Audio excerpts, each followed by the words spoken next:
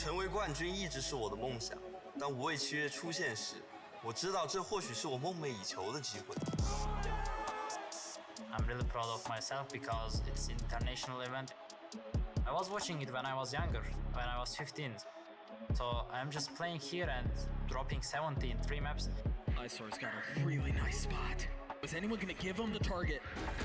Oh, but now he's giving his position away. Now he knows where he is. Meanwhile, Moon on the other side with 4. Isor drops one. Can he 1v3 to close this out? No! The ace for Woot! Insane! Let's go, Woot! 5! 我会全力以赴，精进技艺，力求完美。Kang, we pranked 2 times. He's strong, I know, but we will see in the match. I can just feel crisp and kill you all, so just be careful. Nice! With Valorant, I found my calling. My goal is to be unpredictable. Always changing tempos. Go fast when they expect me to go slow. Go high when they expect me to go low.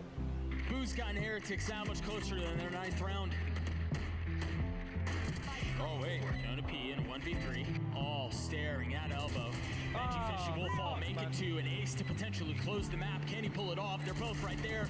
The spam onto the first, they're both weak. He's gonna connect it all! And Joe to P aces his way to take G2 to playoffs! Honestly, I wanted to win this game extremely bad, and that's what we did. I want to play my best and be the best team that I possibly can for my teammates. Especially for Icy, it's his first event ever, his rookie year. I just want him to experience being on the big stage. Now that Jing is back, W Gaming is back to work, we feel complete again. Since you chose us, you better be very prepared, because if you lose, we're gonna air you out on Twitter.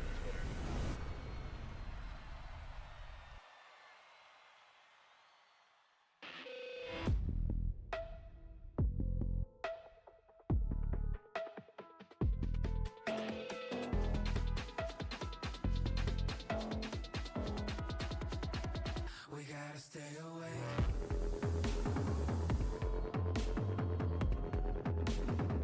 We gotta stay awake. We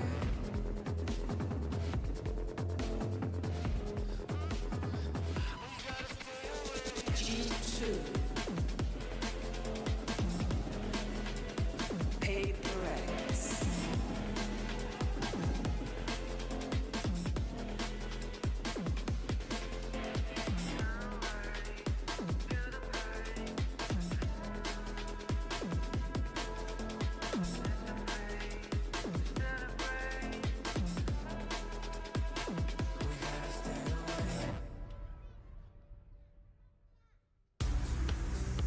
Here we go. PRX versus G2, our second day of playoffs, and it's going to be a clash of styles. You're going to have the G2 heavy prep work versus W Gaming on PRX's side. You couldn't have asked for a better way to kick off our day here, Mimi. The last time we saw this match, G2's core was a young team. It was their first international event. They got eliminated by PRX there. But now PRX has picked to play them in the playoffs, and they have a chance to make an upset happen. And as we look at the maps, we're starting off on 2 maps back-to-back, where PRX is playing into these double duelist comps. I love the fact that Split is going to be the first map.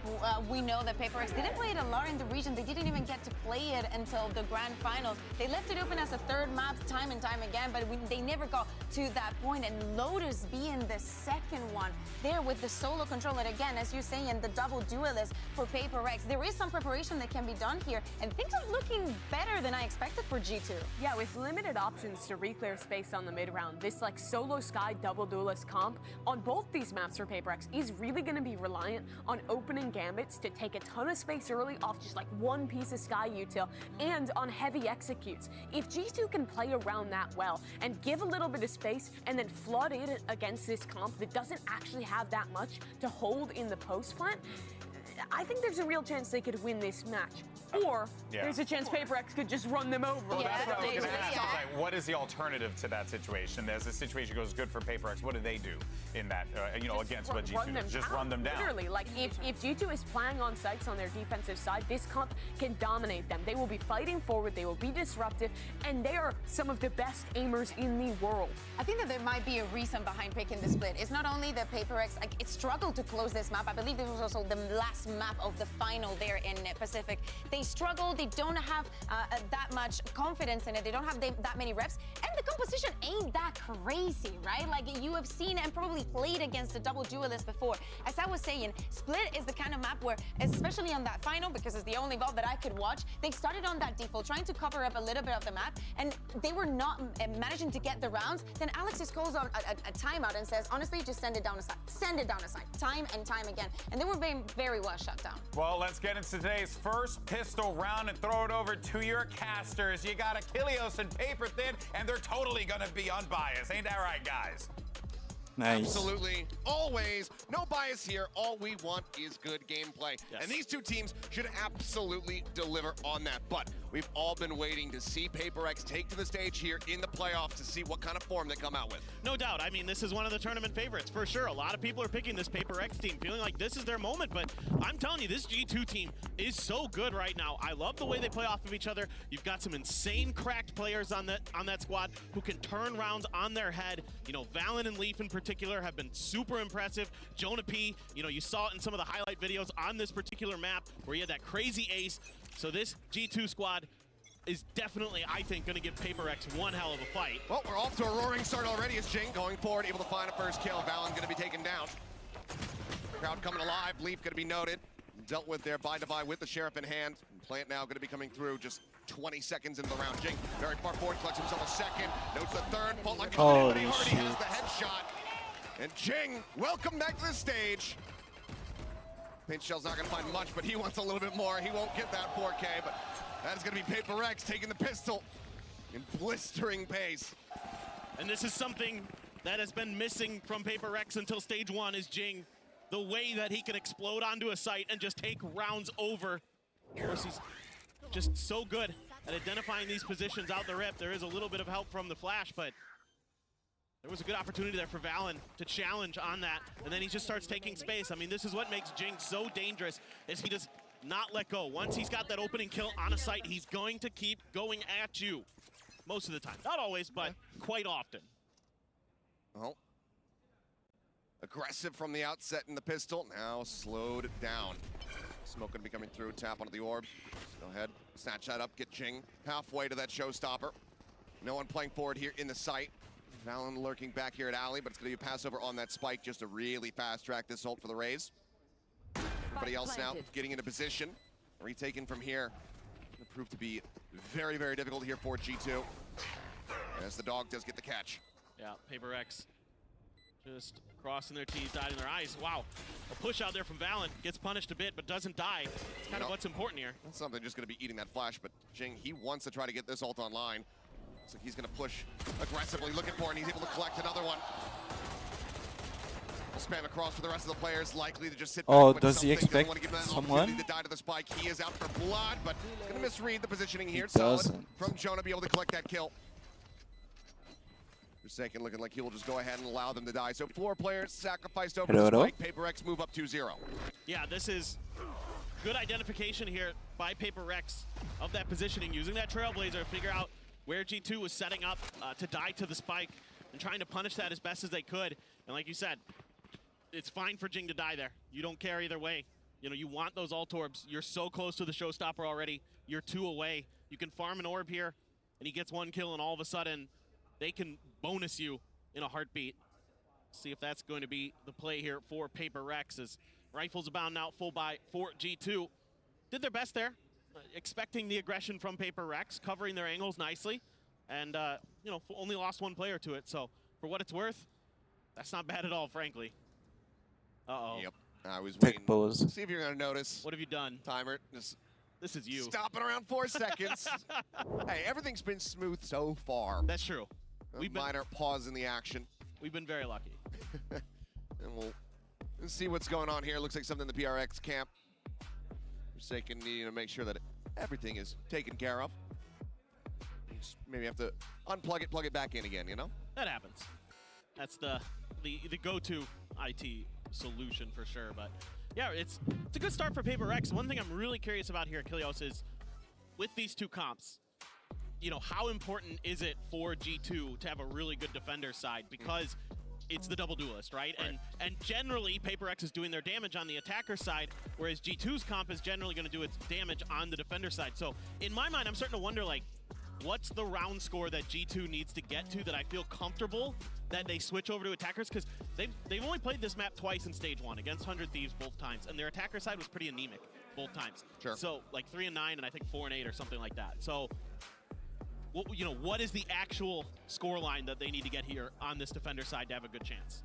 I mean, you'd want it to be as many as humanly possible for the G2 camp. Sure. And we'll see if they're going to be able to get one on the board as we do get ready to go into that bonus round here.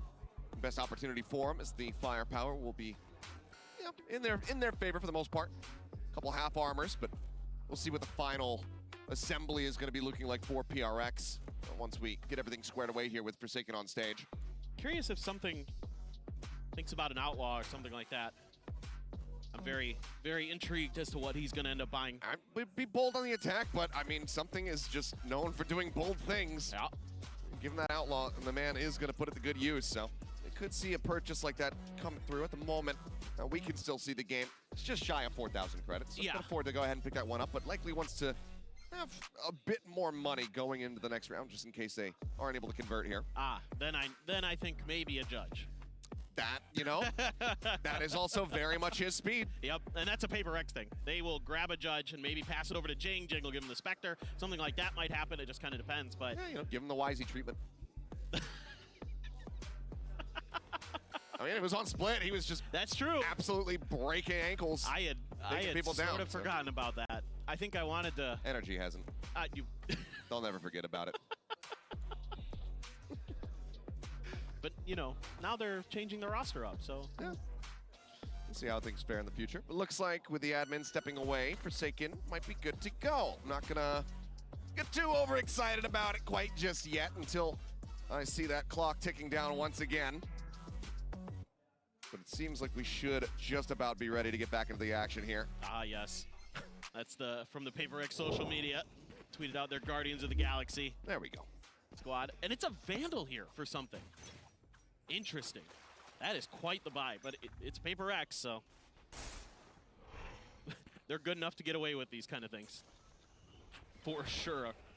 So Hawk to check. Doesn't get any info.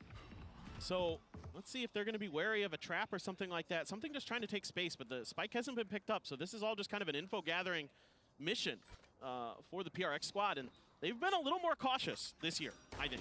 Jiggle peek out there from Icy. He's spotting plenty.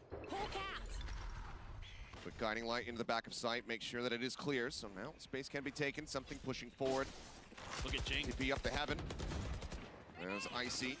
Trying to force them back. Something does get tagged up, and the paint shell keeps him at bay here for the moment. Mind Freak setting up another smoke, trying to keep himself protected, but Icy's able to find the headshot. Does get knocked down to 21 HP. As Jing lurking away. Has he missed this one? Oh, now noticing it. Takes down Leaf, and that's going to be a weapon recovered. Middle now in hand for him. Clear out of the haunt. Boombot to try to get himself pushed up here into heaven. Something finding one. And Jonapi coming one apiece, but now something. Picks up a second kill. A 2v2 here. It's Forsaken. Clearing out that Prowler, but cannot steady the aim.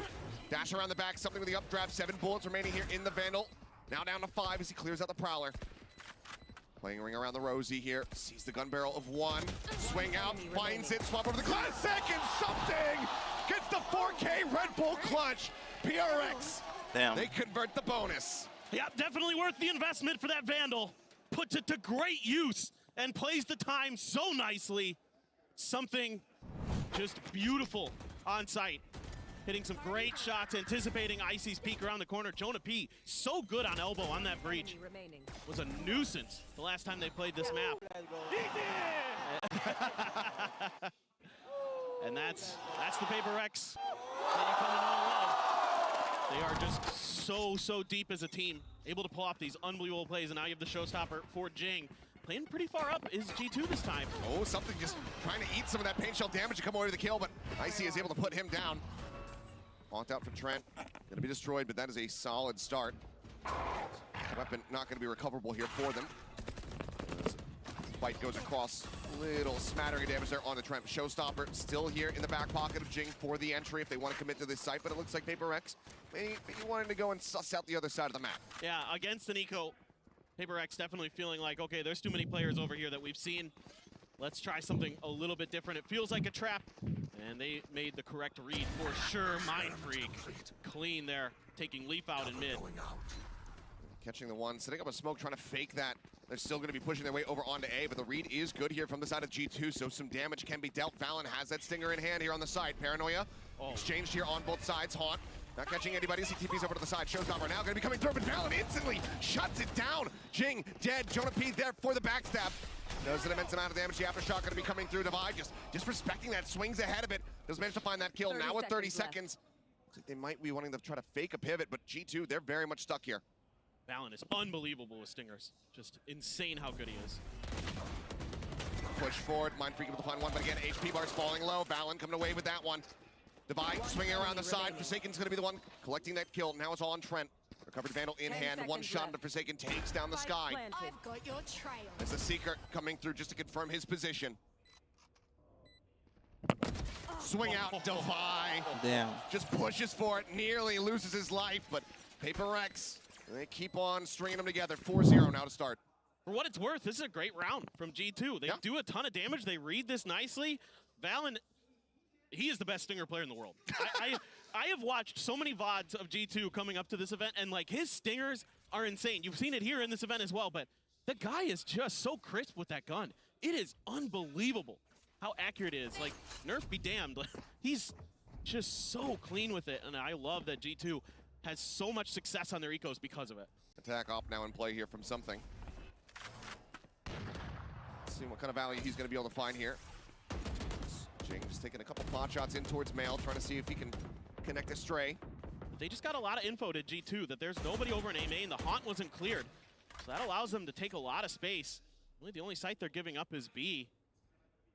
And PRX is actually going to be rotating in that direction, but no real trap setup with all that attention in the mid. That's drawn both Jonah P and Trent over along with Leaf. So PRX has an opportunity to maybe get through. They can get this opener, but something going to be leading the way with the operator. I see such a deadly position here.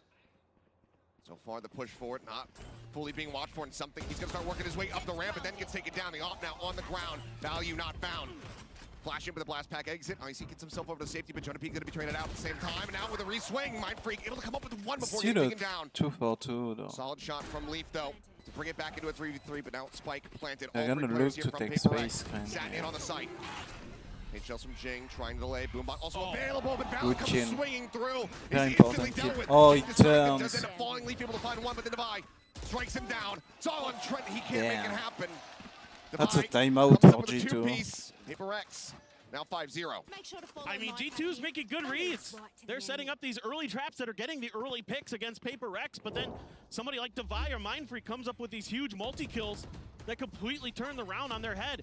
Give it even numbers advantage for PRX. I mean, just so good this year has Mindfreak been. He is just so crucial to the success of this team. Him and Devi both absolutely just disgustingly good. Being asked to play Sentinels and Controllers in this roster that's full of cracked duelists, and they hold their own, and more than so. G2 They're timeout. oftentimes like the top fraggers, the top ACS guys going up for this PRX roster. Now timeout. Unnecessary call here, given the deficit. And like you said, the reads have been good. They've been understanding the way that PRX are going to be rotating around the map and getting themselves in a position to intercept. But the trade outs here, the shots not fully connecting. It's consistent damage being dealt in these rounds and not getting ran over, but they're just also not finding those wins. Exactly. I mean, look at PRX's economy. It's not the best.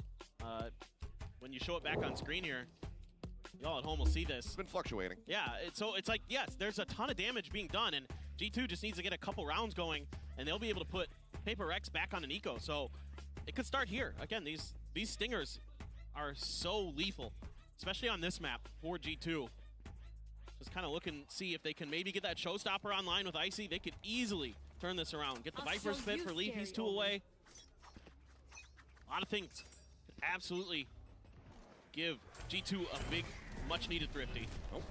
Quick swing in and a swing out. They don't want to mess with that stinger again. Yeah, I wouldn't either. No damage dealt. Able to back away. Icy now. Looking to try to reinforce this mid position here. Got Leaf tucked away in mail. And for now, looks like Paper X is going to be more than happy to just leave Devi here. Let him linger. The rest of the team turns their sights back over in towards Garage. Valen's repositioned though. They're pinging out, expect him to be back behind the box, but he's actually just rotating around pillar. And Paper X really taking their time with this. There you go.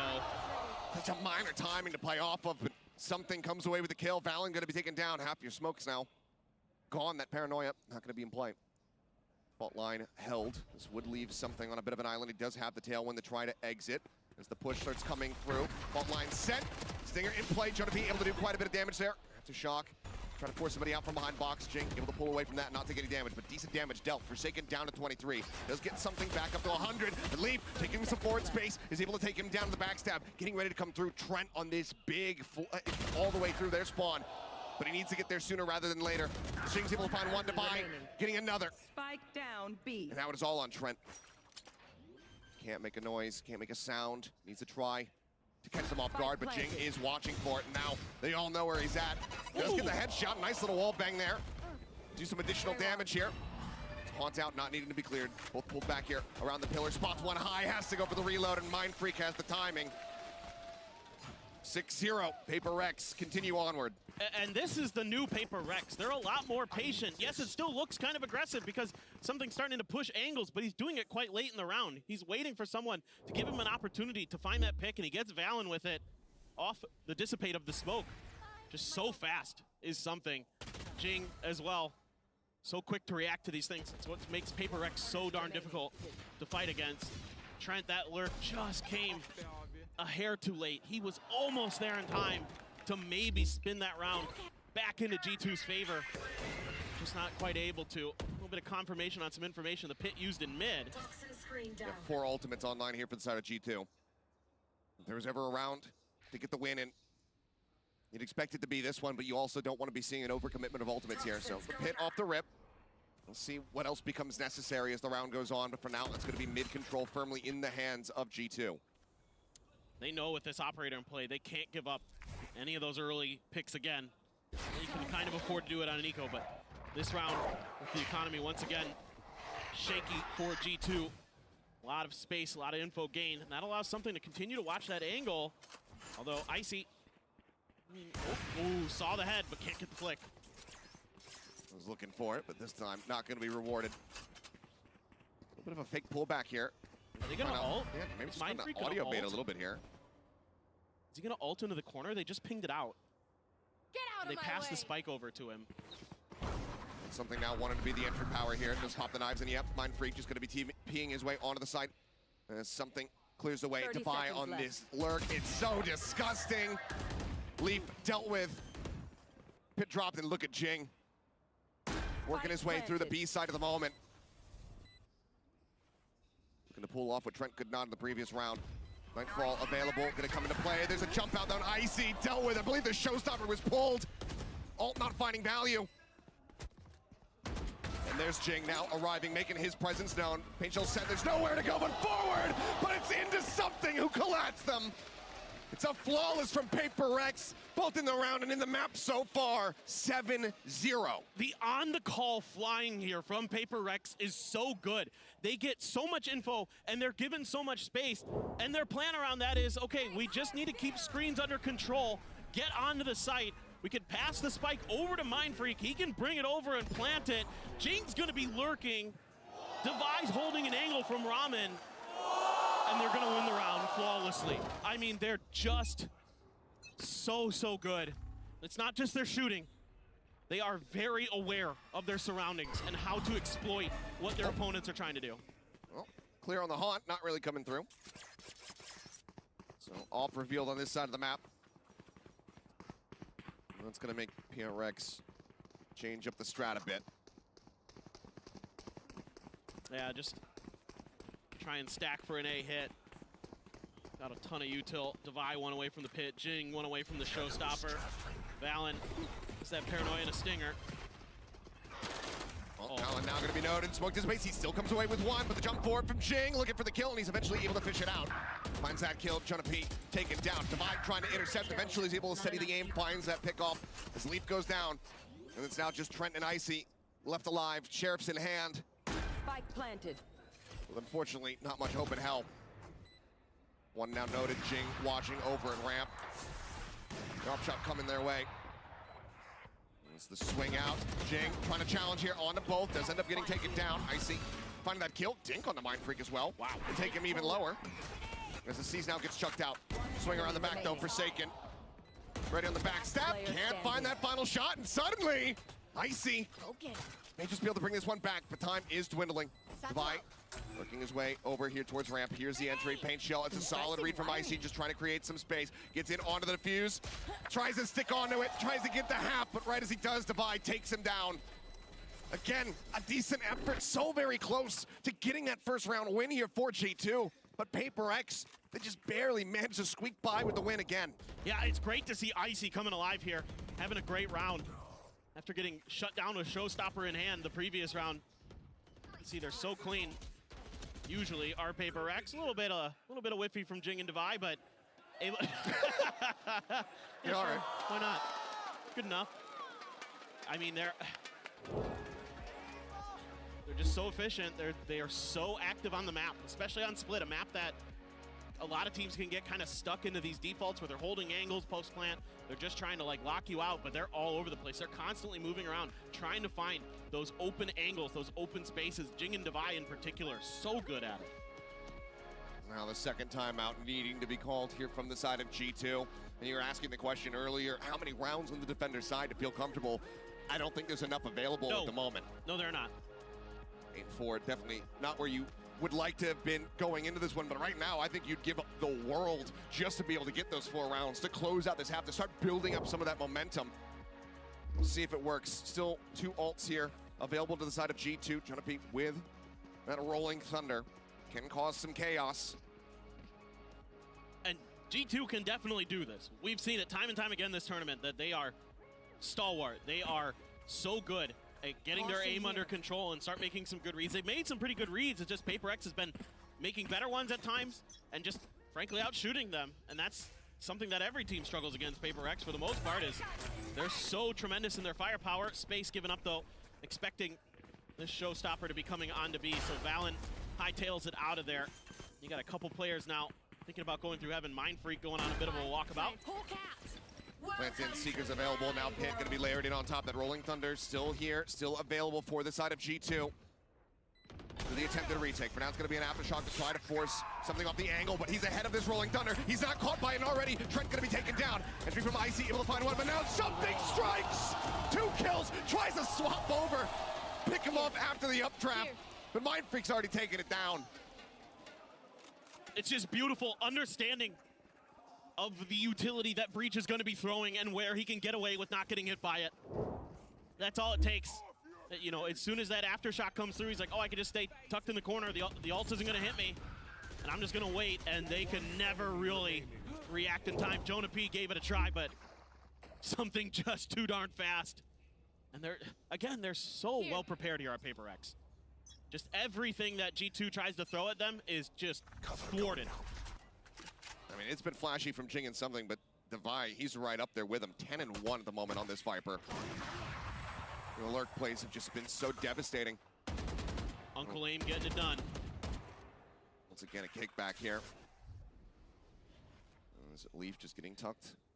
Once again, right as that smoke gets ready to dissipate. Something pushing forward.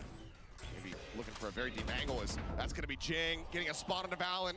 The aftershock doing nothing to dissuade him. Look forward into the poison orb there with the shorty in hand. Something really wanted to take this forward space, but look at this. He's got the read. He's got the spot. That's going to be Icy taken down. The slow creep forward. Jonapi now noted here on the site. They're so methodical. And you even had Divide there to cover just in case that went south. Bolt line to try to slow him up, but the spot out on the 2.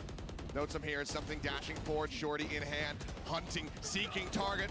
Can't find either of them. They're already dead as he swings around. Now it is once again all on Trent. See if he can just stop this from being a flawless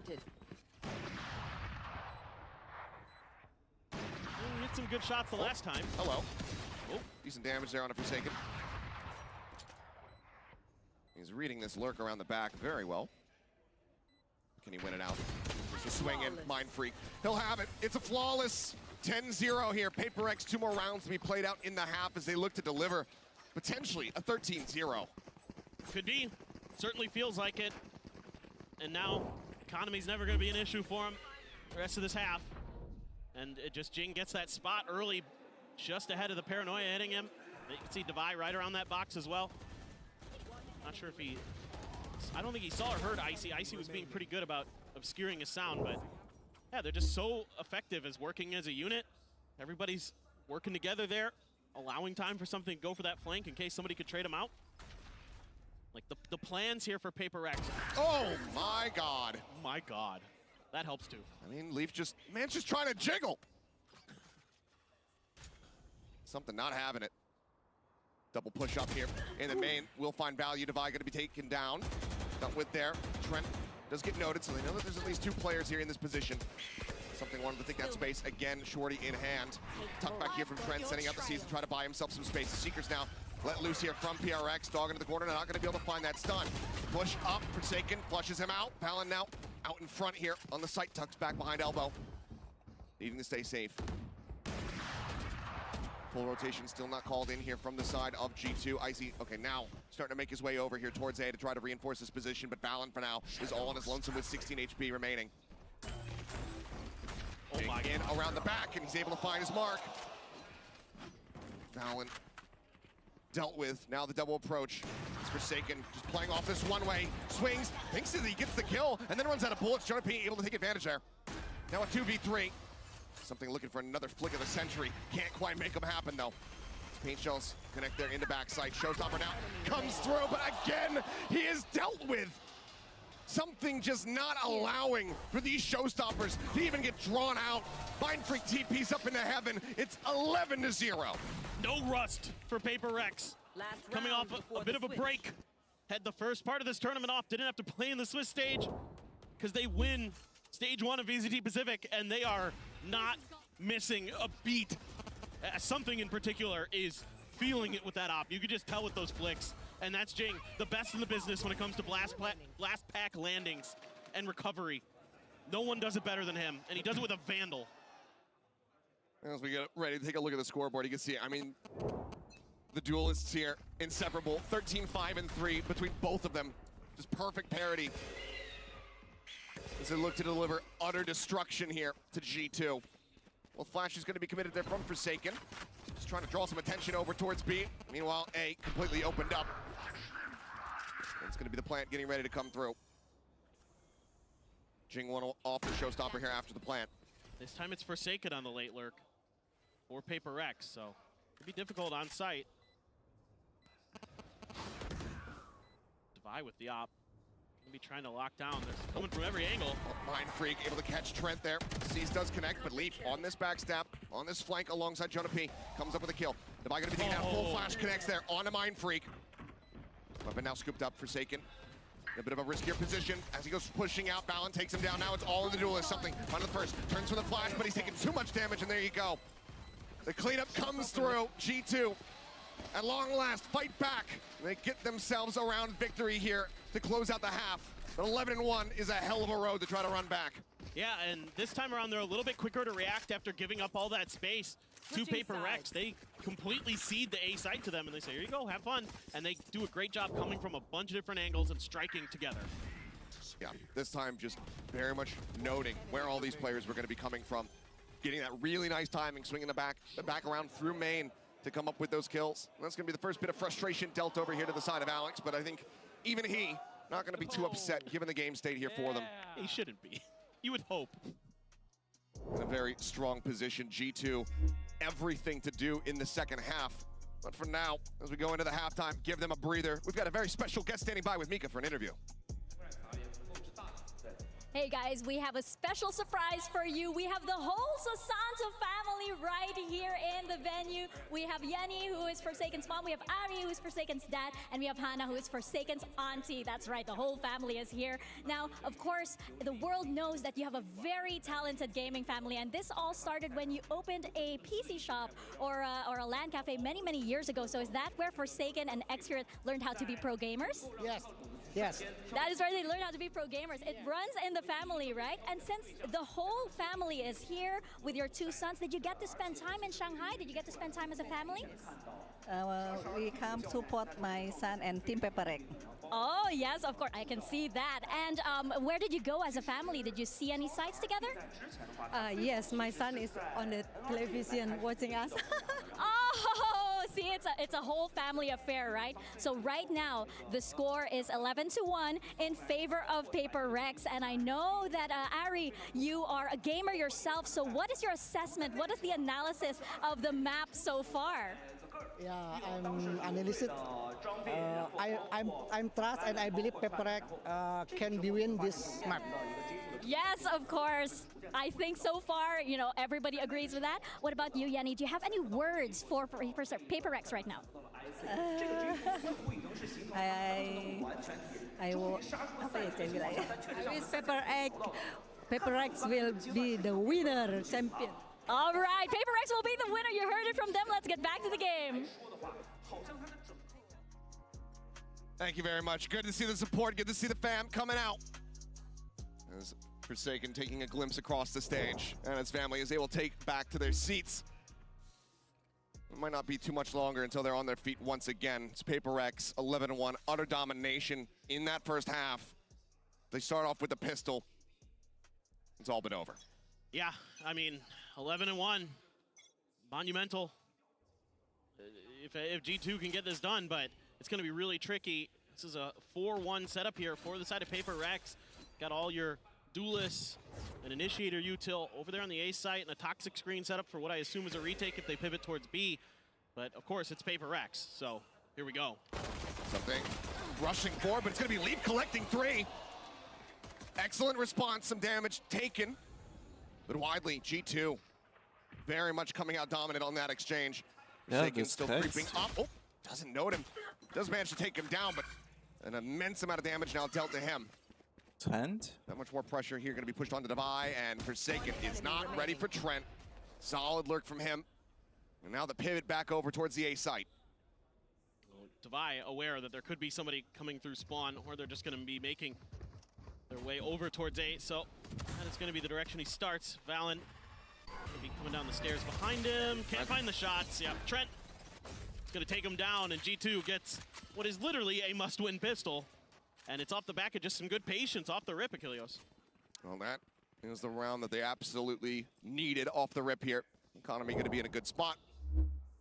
PRX, of course, going to be respectful, not going to be seeing any kind of force-ups here.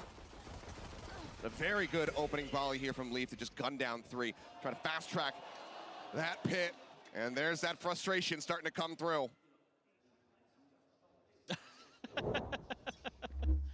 Couldn't even find one, I think is what he said there.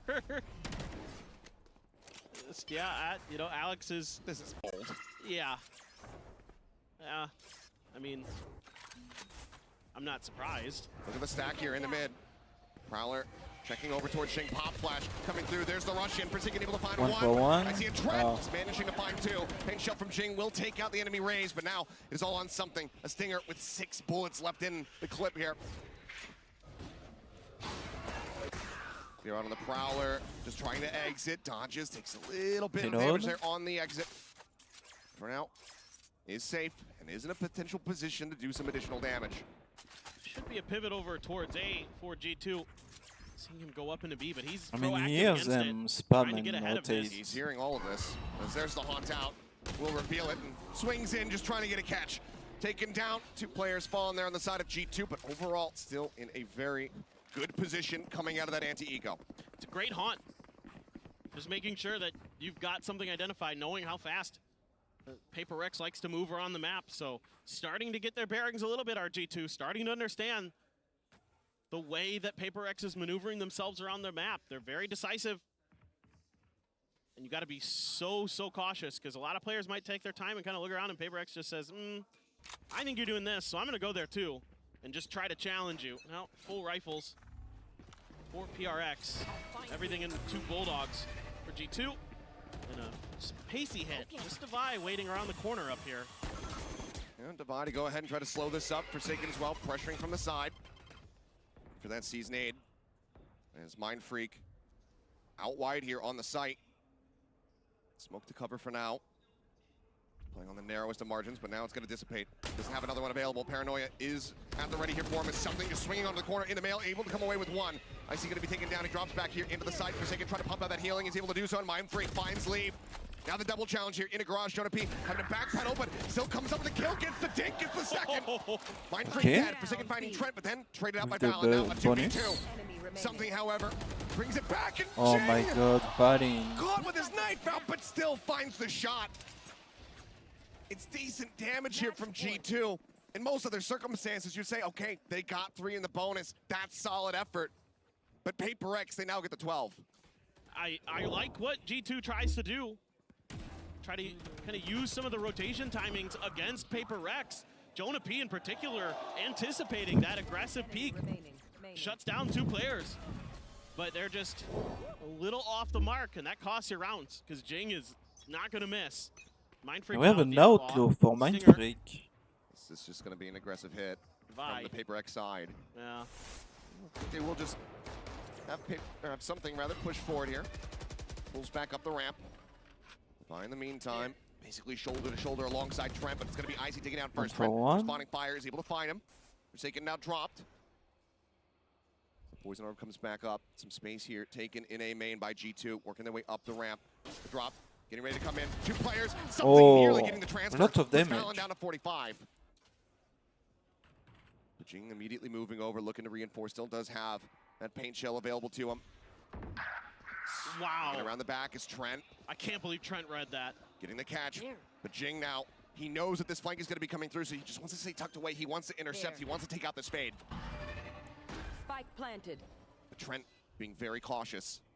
Turns back, knows that they haven't seen this raise. He's uncertain about his position.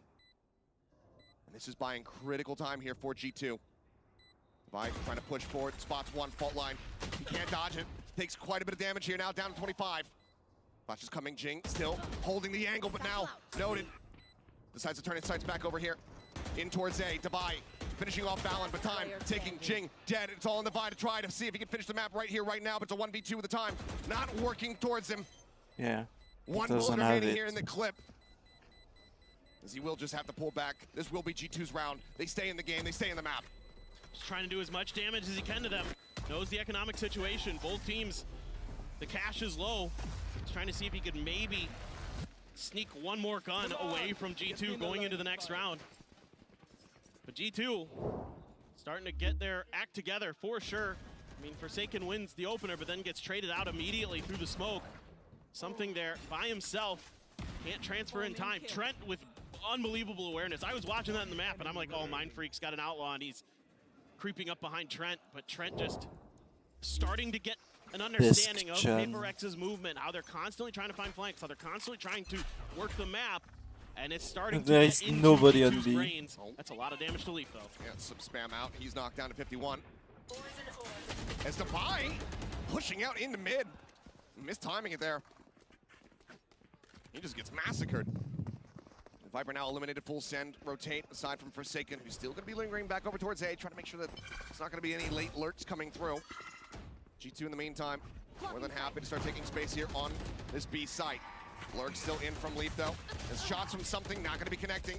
Icy able to take him down, now Mind Freak going to be dead. Jing, smattering of damage dealt there. With the Spectre looking for a kill, is able to find one, but now he's between a rock and a hard place. Leaf up above, Icy swinging. Finishes him off. That's going to be G2 now getting the 5. Yep, now they're starting to get the feel. And they've got a showstopper. They've got some ults to work with. Nightfall, Rolling Thunder. They can keep this going. It is obviously going to be very, very difficult. You have no room for error here as G2. But it is starting to feel a lot more comfortable. The way that they're anticipating. It's just the early economy and the map. Able to shut them down in mid early in the round. Have a good fast PRX hit. are gonna close the Not game. really give any opportunities. for any of those utils or player swings to find any value there. There's Jing with the 1. And now you've got so many alts to work with. Yes, there's the Seekers for Forsaken. But that's the only tool, the big ultimate, that PaperX has to work with. Some information gained. Just Trent, though, and he's kind of been on his own in mid. Curious to see how PaperX wants to rotate off of that.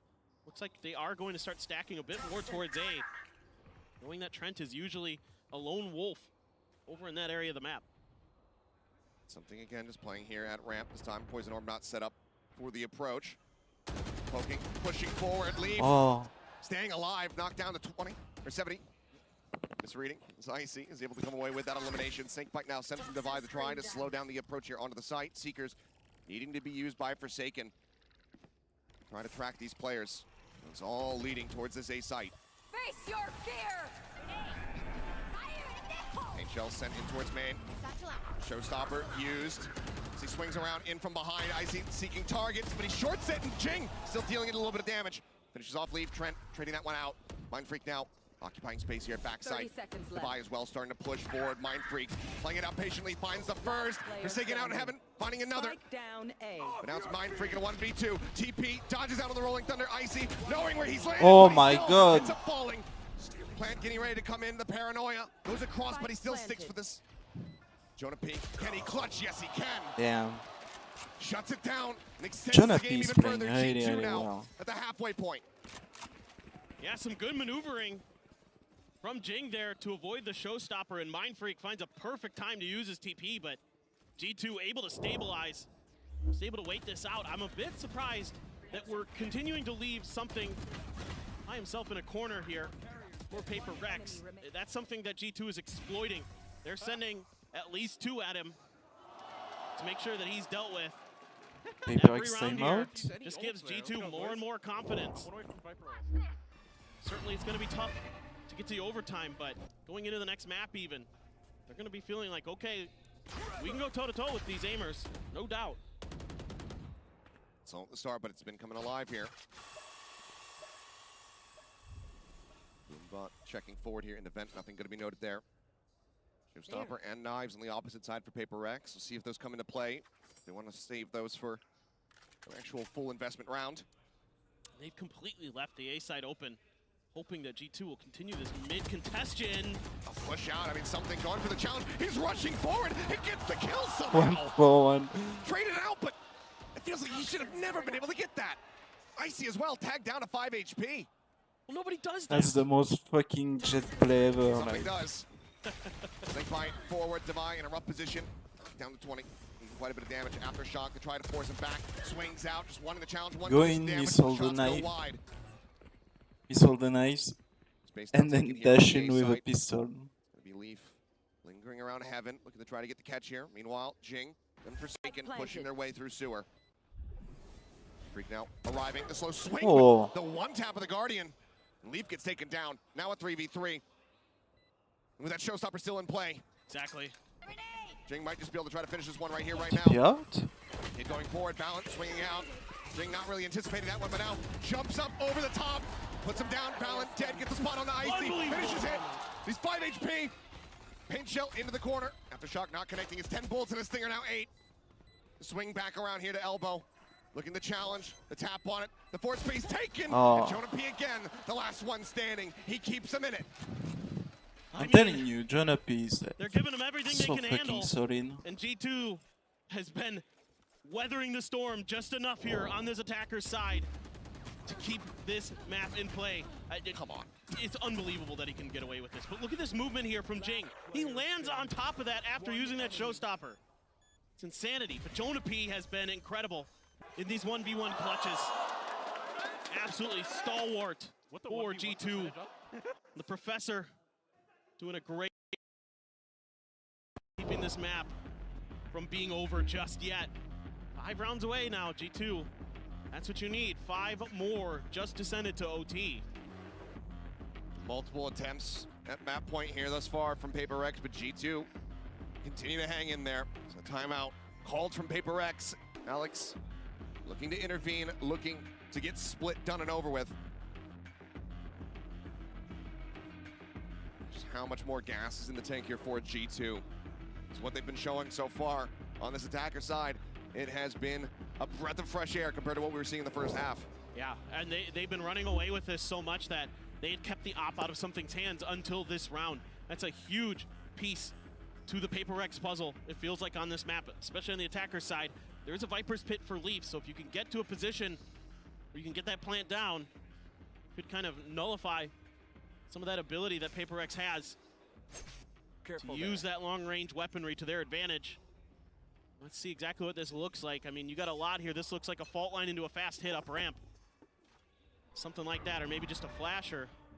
Flash at the ready. Yep. Get ready to push forward. Trailblazer just going to be cleared out, but taking a decent bit of damage there, down to 51, but Icy as well tagged up. Op now right out in front of main. Gets the spot, gets the kill. Icy taken down. A lot of the entry power now out of G2's hands. Now they got call everything. end up being. Yeah. Oh, this is insane. He's going to go pushing forward. Oh my god. Just a bit too aggressive, and Trent is easily able to deal with it. Fault line being sent off the back of the Prowler. Just look at the chase. Jing does get caught, but not forsaken. Going to be taken down. Eliminated. Clear out on the haunt. That's a big entry here for G2, who now have the site, and now they have the pit. Leaf cutting off all access there through screens to Vi. Lurking forward into that position. Find value from here, trying to find the round win. PaperX feels nigh impossible. Good luck. I mean, Devi's going to try to push this. He might catch Leaf off guard. Waits out the Prowler time, and he finds him. The pit now dropped. Does it check it? Push down, Jing, getting Valen. Just Trent and Jonah P now left, and Jing. Jonah P dead. Trent, last one standing. 1v2. Time on his side. Quick little jiggle peek. The double face. He finds one, but he cannot get the second. Mind Freak will be the last one standing as the defuse comes through. Plenty of time to spare. It's PaperX taking split, 13-7. I mean, after 11-1 start, to ring it back to 7-13, a hell of a performance by G2. Very much is. That's just the first map. We've got Lotus coming up next. PaperX's pick. We'll see how G2 fare there when we come back to the break. People die. All I care about, right? I have PaperX winning though. People gonna die. If people not dying, I'm gonna call tech boss. Like. Jason, we talked about this. Like this.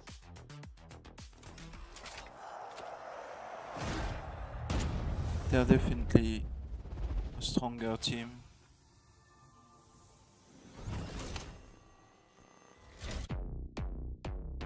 I also have Heretics winning.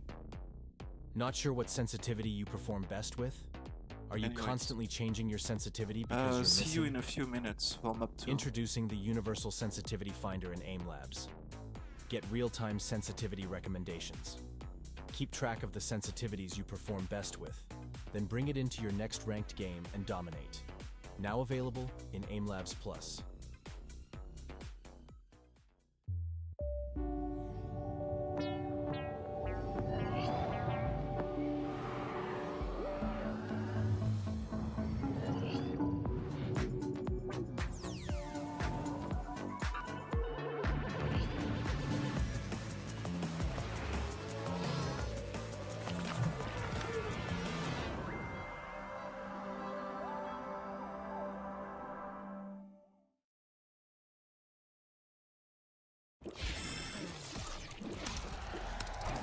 Red Bull gives you wings. I leave a stand on everything that can't take the spot. Now we up. Talked to guy yesterday, said it's more on the way. I done made a lot of money and it's more on the way. I done got a couple plaques and it's more on the way. I put a lot of people on and it's more on the way. Lego popping up. If life a marathon, I got no choice but run amok. I've been sliding on these tracks, my haters need a salt truck. And it still won't melt the ice, and it's black. And I'm back, you talking down, what is that? Bro, you act like we ain't blessed or something. God ain't flexing something. If you want me on your set or something, cut a check or something. We been bringing dreams to life like Freddy Krueger, we ain't done. I've been moving on this blind faith from staring at the sun. Just when it sound like they don't see it, let alone what it feel like. Dog, why you worried about them? Go get your own life. Counting everybody pockets like you work for Levi. Oh my, that won't get you nowhere. I came way too far from hiding, seeking from the police. But it came way too far, my gang was sitting in the nosebleed. Praying down on my knees, then got back up, we in the floor seats. Yeah, looking at full court games, like of course we had to go steps on full course meals, now it's more on the way. Why would I stress about these bills? I got more on the way. I'm still a winning politician, more on the way. Pull up deep, I'm never solo, and it's more on the way. I done put a lot of people on, and got no thank you. I ain't saying I'm God or nothing, but I'm Allen Iverson. When I talk about crosses, I ain't trying to break your ankles. Tell him I've been stepping for so long, I got cankles. Wanna make me mad, try to come tell me what Jesus can't do. Make me mad. Well, you better be glad you ain't no villain, Jesus saved you. Better be glad. Everybody used to be like, what's that smell? Jesus bathed you. And the real ones always recognize me cause I'm fake proof. Every time I'm lit, I don't get bit cause I'm snake proof. Had to tell that sin, I can shake you. And I told Goliath, it's a 30, I can take you. I came too far from living dirty. Ayy, gave me no respect. Lonely on me neck. Zeros on the check.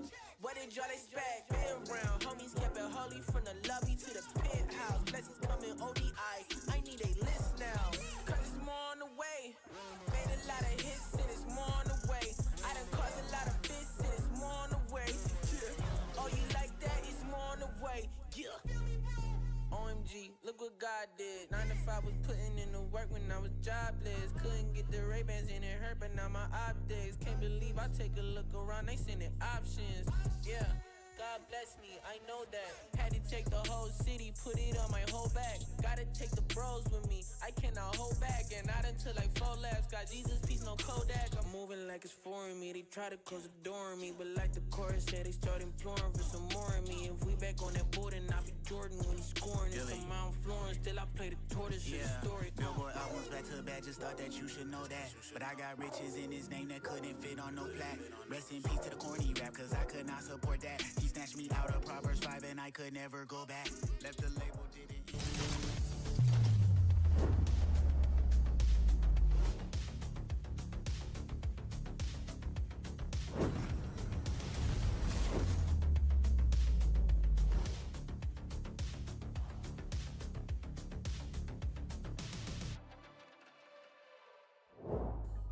Hey guys, I'm here right now with Coach Alex of PRX. Congratulations on that first map. You mentioned that you were a bit relieved to be coming into Shanghai with some more downtime than usual, especially since you weren't playing until today, this very day, right? So how did PaperX spend their time off? I mean, we came to Shanghai, I think we spent a few days just trying to relax a little bit, start a bit, trying to figure out like how we can practice. After that, it was just practice as per usual. We tried to spend like maybe 8 hours a day practicing, I think that's what we did. Paid off, I guess. I guess it does. I guess it does pay it off. Let's see if they can close out the second map. Indeed it did. PaperX come out of the gate swinging, oh my word, with an 11-1 half. And even though they dropped a few rounds in the second, really didn't matter all that much because they were so far ahead the entire time, Mimi, that at that point all they needed was just 1 or 2 and they were in. Or actually, they literally just needed 2. The outcome is crazy to me. Math is hard. It was crazy to me because I actually felt like G2 had a solid read, the read I kind of expected them to have coming in. This double duelist comp has really strong executes, but this isn't actually that great at like holding in long post plants. So they were setting up to play flood retake pretty much every round, but in these late rounds, PaperX's players were just unfathomable. The things something was doing in the post plant was disgusting. Yeah, actually, speaking of something, it's going to bring us to our Verizon high-speed moment of the match. I don't know, pick a round.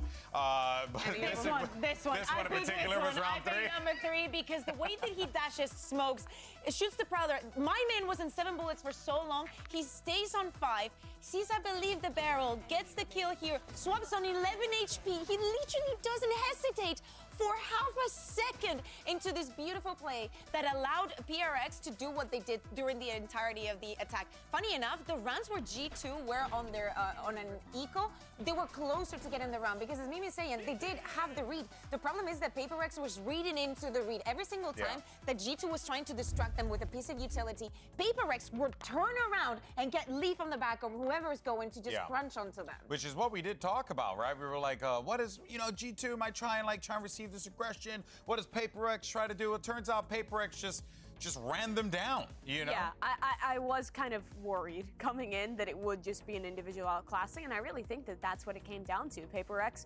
They played some really nice post plans. They have great synergy between their players, and they just have some ridiculous shooters. Something played incredible. Jing played incredible. There was rounds where people were double swinging into Mind Freak, and he was getting both kills. Like, all of these guys on any other team would be the #1 talent that everyone talks about, but they are all condensed onto this single roster, and that's what makes them so ridiculously hard to play against, because even if you have the right macro read, they will just dominate you with their incredible micro. I felt that there would be an end to something using the operator the way that he did, but what he did on the attack was filthy. We were seeing Icy on camera. The fact that the 2 ults that he was gonna shoot, something is on the other side with the operator. He doesn't even have a chance. Yeah. He barely even finished the voice lines. Like, it's just crazy Do you to remember me. the round? He was literally in the open, being like, come at me, come at Where me. he whiffed with his blades in mid, and then updraft dashes bottom in with a classic, and he gets the kill. He's committed. He's It's a not catch. fair. It's simply He doesn't not have fair. commitment issues. He's a catch. All right, I love this team. Let's go ahead, and though, I hate them. And I love them. pivot over to our Aim Lab shoot-around. We're going to check in on Leaf, talk about G2. Now we're going into Lotus here. Listen, I mean, you got to call a spade for spade in this situation, right? Or spade a spade, rather. This is not a good situation for G2 to find themselves in here, because now you just got PRX'd, and you're about to get PRX'd again in Lotus, because the way that they play with reckless abandon. Yes. But it's like coordinated reckless abandon. You say that in the late rounds look like it, but I think the mid-rounding and the early rounds from PRX was really on point. But Paperthin was talking about this a lot in the cast, but I feel like this is a PRX who takes their time a lot more, who's really actually quite thorough in the way that they're calling these rounds. And then it's the late rounds where we get the more classic PRX, chaotic individual moments. But there's a lot of detail ahead of that as well that you have to give credit to this team for. They've really stepped up. Again, but it has to do with the attack. I agree with that. Like, they found the right merge of like being super aggressive and just sending it to like getting a couple of players, trying to force some rotations. I think that it was beautiful to see, but they will need to keep it up in Lotus. And now with them starting on the defense, it scares me a bit. Yes, the results that we saw from G2 were not the best on the attack against Heretics, but I do think that was on Heretics. Like, the utility usage that they had in Lotus was not allowing them to perform evenly. But hear me out. If there's an operator on the game for something, it's just so complicated to play against. Oh, there goes your agent select there. Nothing really all that crazy. How does I mean, G2 get PRX's themselves out of comp this? is standard, but it is still weird, right? They're giving Standard up for the them. Viper, so they have a lot less I mean, they stall. did change it for playoffs. Yeah, and they have very little stall on this defensive side because no Viper or Cypher or Killjoy to really hard hold a sight. And on their attack, they don't have that Viper wall to condition. So their attack sides can be a little bit more telegraphed, but I still really feel like it's going to come down to the individuals and how well they perform in the late round. PRX is just unbeaten in that respect. Yeah, exactly. And for the stalling utility, I'm looking at Forsaken. We talked about how he is a flex god and he needs to show up in this defense if they want to take this home. Well, let's find out if G2 can manage to make this series go the distance. Send it over to your casters. Here's Clinton and Paperthin. Who? All right, changing it up after yesterday, I see. I don't know. I don't want to be either. Oh, no. Come on, man. I'll be Paperthin. Come on, man. I'll be Paperthin. You can That's be unbelievable. I took Seth. Which one? Okay, fine. Whatever. You know what? You know what? This round is you. You go ahead. All right. Roger that. Well, let's go ahead and get ready to jump into the action. Lotus once again for the side of PRX. Talking about, how do you get a read on this team? Teams have been able to do it on this map in the past. You think about Gen G going up against each other in that grand final. This is one of those maps that Gen G was able to take away from PRX. So while they still are incredibly strong on it, there are weaknesses that can be exploited. Well, I mean, this is, again, just like Split, a very important side here for G2, because usually on their Lotus, which is very, very good, they're 4-1 in stage 1. It's this attacker side that gets it done, like most of the world. However, going up against PRX, they're tricky. They love to isolate fights. This lurk from John is absolutely gorgeous. Forward at Mound, something not ready for it at all. Fantastic headshot coming across. Now things very much slowed down. Silence here. As PRX do have a 3-man stack over here towards A. They hear the Prowler checking back Rubble. Ping's coming down, but G2 seemingly not satisfied with this, so they themselves also going to drift away. It is a bit hard on the early part of the round to read off of just killing something. A lot of times it's going to be like Forsaken or Divide backing him up. So you got to be worried about that. If something gives it away over on this A site. And so therefore, they've got enough info. You know, Leaf's able to sit there behind Mound long enough, doesn't get any other attention. And he says, guys, I'm pretty sure C is open. Let's make a try. And they read it correctly. Nicely done here by G2 to start this pistol. Competition now coming through, but do they read Leaf's position at the moment just outside of B? Tucked away. The spike plant comes in. Looks like they're starting to swing. They're starting to watch for it, but he still puts one down. Forsaken, taken out. How much more damage can he deal? The double push coming through. They're able to flush him out, but out. Trade back as Jing ends up falling. Mindfreak finding Jonah P. Paranoia not going to be connecting, but door still has to be retapped. 2v3 with Icy tagged up. PRX look to try to retake this C site for themselves. Mindfreak wary about the corner, sends it there, but everybody playing on the site itself. Push up over the top. Trent find the headshot, takes out Divine. Mindfreak being encroached upon as Icy comes down over the top. Kill's gonna be found, and that's gonna be G2 picking up another pistol. Phenomenal mid-rounding here from G2. Kind of understanding some of the lack of information that they're getting and putting the pieces together to know that they can make a go towards that C site. And it all starts with that opening pick by Jonah P. This is a huge win. I don't think something really anticipated that he had already gotten to that side of the mound. He's kind of got caught with his pants down a bit there. And yeah, it's gonna bother Alex. I mean, you and I are used to seeing that. That's a common occurrence in Pacific. For anybody who hasn't watched PRX, in which case, welcome to Valorant. They've been here for a while. This is normal. Yes. You don't have to be concerned. Might have to be concerned though, as that's going to be a double kill coming through here for Icy, down to 20 HP, but still solid value found with that stinger. 2 solid picks as Jing still just sat back behind the box just outside baby door, frenzy in hand. See what kind of damage he can really deal. Something wanting them to push over towards him. But Trent just banging through the box, gets the headshot, gets some follow-up damage there on a Forsaken, setting up for the easy kill for Jonah P. Now it's just going to be an orb take here for something, see what kind of damage he can deal, but still a turret, noting him. I don't know exactly where he's at. Dash at the ready as the plant will come through. Icy going to be getting himself just past the halfway point towards that showstopper. It's so good from G2. They're so well coordinated with pushing and pulling, taking turns to trade.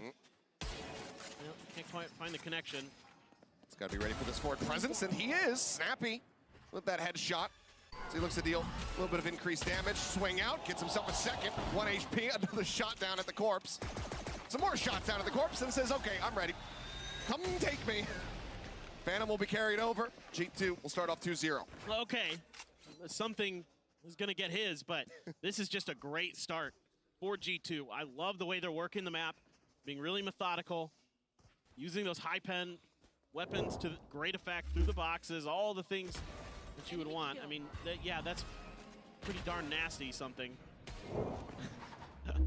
But it's clean with it.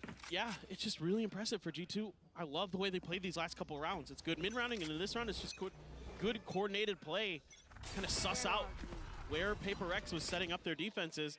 Now you don't get much attention over at A. And they're going to try to make a push towards mid. Oh my God. Making so much noise as PRX. Yeah. Swing out, nothing spotted. And then G2 swing their way back in towards B. He's retaking this space.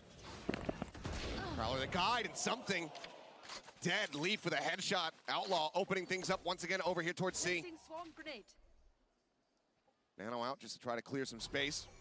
There's no real util you have to be worried about. Not playing KJ on the opposite side.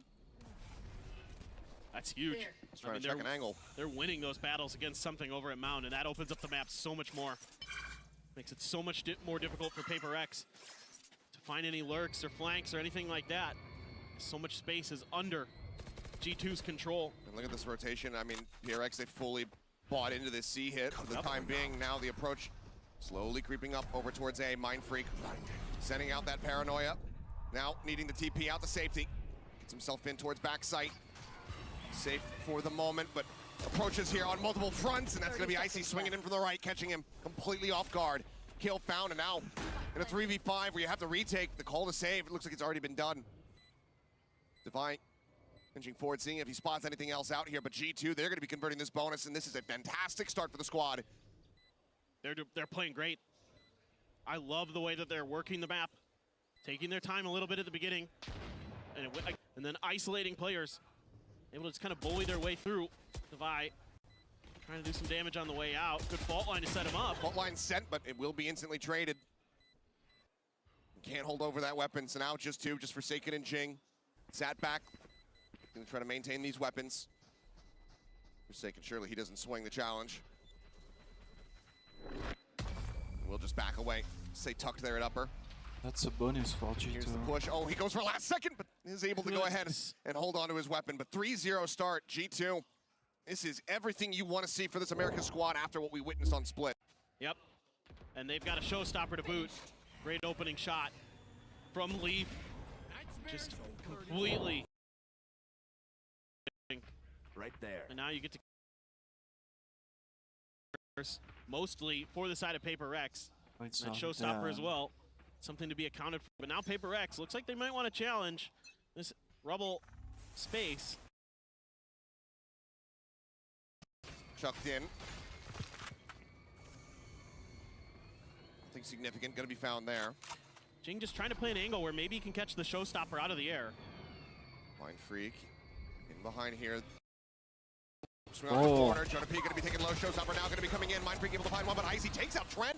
Some friendly fire to be found as the flash coming through. Divine trying to steady the aim. Eventually he's able to find that headshot. And now Leaf arrives.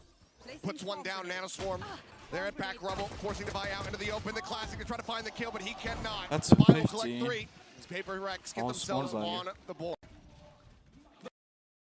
Oh, what the fuck is happening? Rubble and pays the price. Fix your shit, util Riot. coordination from the Breach and the Omen makes it so difficult behind that. And it's just Devi so aware. Gets a good flash for himself as that Sky.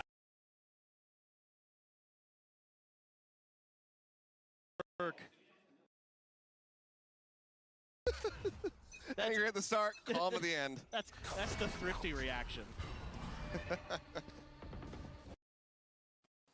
Again, big presence here towards A from G2. Slow creep up towards this orb. Survivor Seekers at the ready. On the way from the Nightfall here is Trent, but looks like they just want to contact up into the site. Swing on the corner, Jink spotting. Paint Shell sent to try to slow them up. Paranoia going to be sent through Divine. Oh shit. Playing off the back of that fault line, catches Valen. Jing now all the way in behind Rubble. Takes out Leaf, takes out another. Looks to try to find Trent, but Trent will finally put him down by dead. Entry coming through. Forsaken not ready for it. Mind Freak able to get one. Now, two duelists getting ready to duke it out. 30 HP here for Icy. Needs to have the headshot. Needs to be snappy, but he can't quite make it happen. Still, solid damage dealt here. G2 damn near taking away every single weapon from the PRX camp, but they will be able to find the second round win. I mean, Jing is just unreal. The timings that he'll take on those blast packs is just, it's otherworldly. It's ethereal. The way that he finds these openings and can recover so fast. And he's just so snappy, almost gets a third. And then something had a very weak Icy to deal with just a Guardian. An opportunity for Icy potentially, but very tricky situation.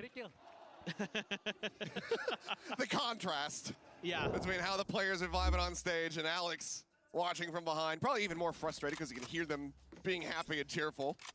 Yeah, and Forsaken's like, Jing, you got 3 kills, good job. And Alex, meanwhile, you're making mistakes. So Jing looking for more. Very aggressive space take there from him. Does pull back. Now sight's going to be turned over towards B. Quick clear here on the Prowler. He's just trying to check that forward corner. Make sure that no one's going to be tucked away. Yeah, G2 looking to see if they can maybe isolate a fight or set up a 2v1 against something. Has to back out because of that haunt.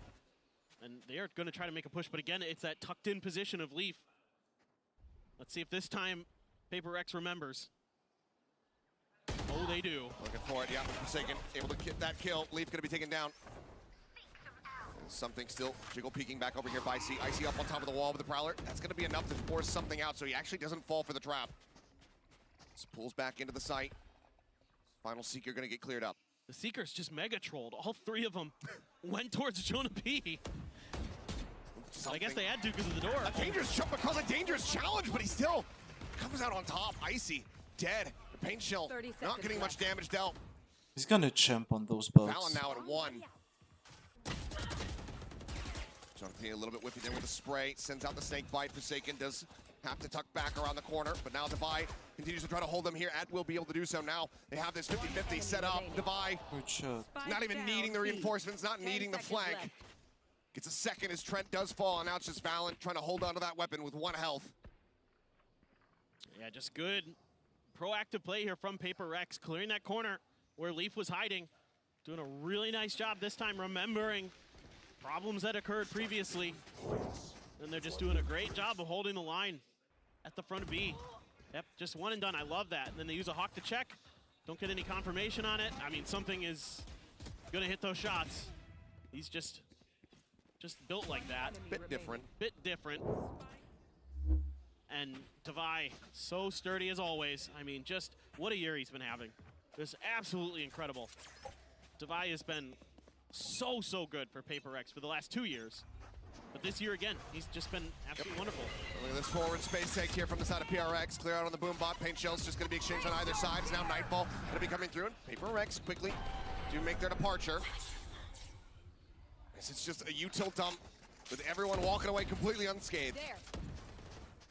You don't get much out of that Nightfall. You do get another orb. You still have the lockdown. Flash out, Mindfreak pushing on the back of it, is able to collect one, but Icy Trent responding in kind. Trent gets himself a second. Jing trying to push forward. It's getting shut down now. It's all on something.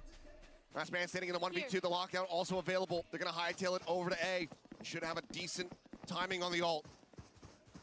Something's reading this, knows where they're going to be headed. But can he clutch it out? Oh, it's going to be stacked against him. Leaf playing that first contact, staring in towards stairs here.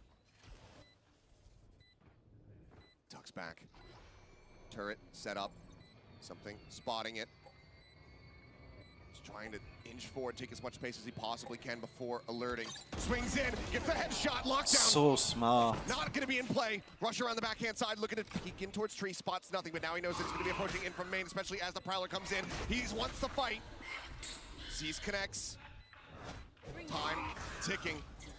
He wants this kill before he goes for the defuse. He swings in. He's able to find it. Something clutches it out. And PRX will take the lead. Unbelievable. Let's go. I mean, this is just a straight aim duel on Mound.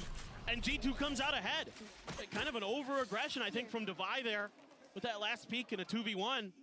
But that gives something an opportunity to go to the other side. He's so quick with the rotation again.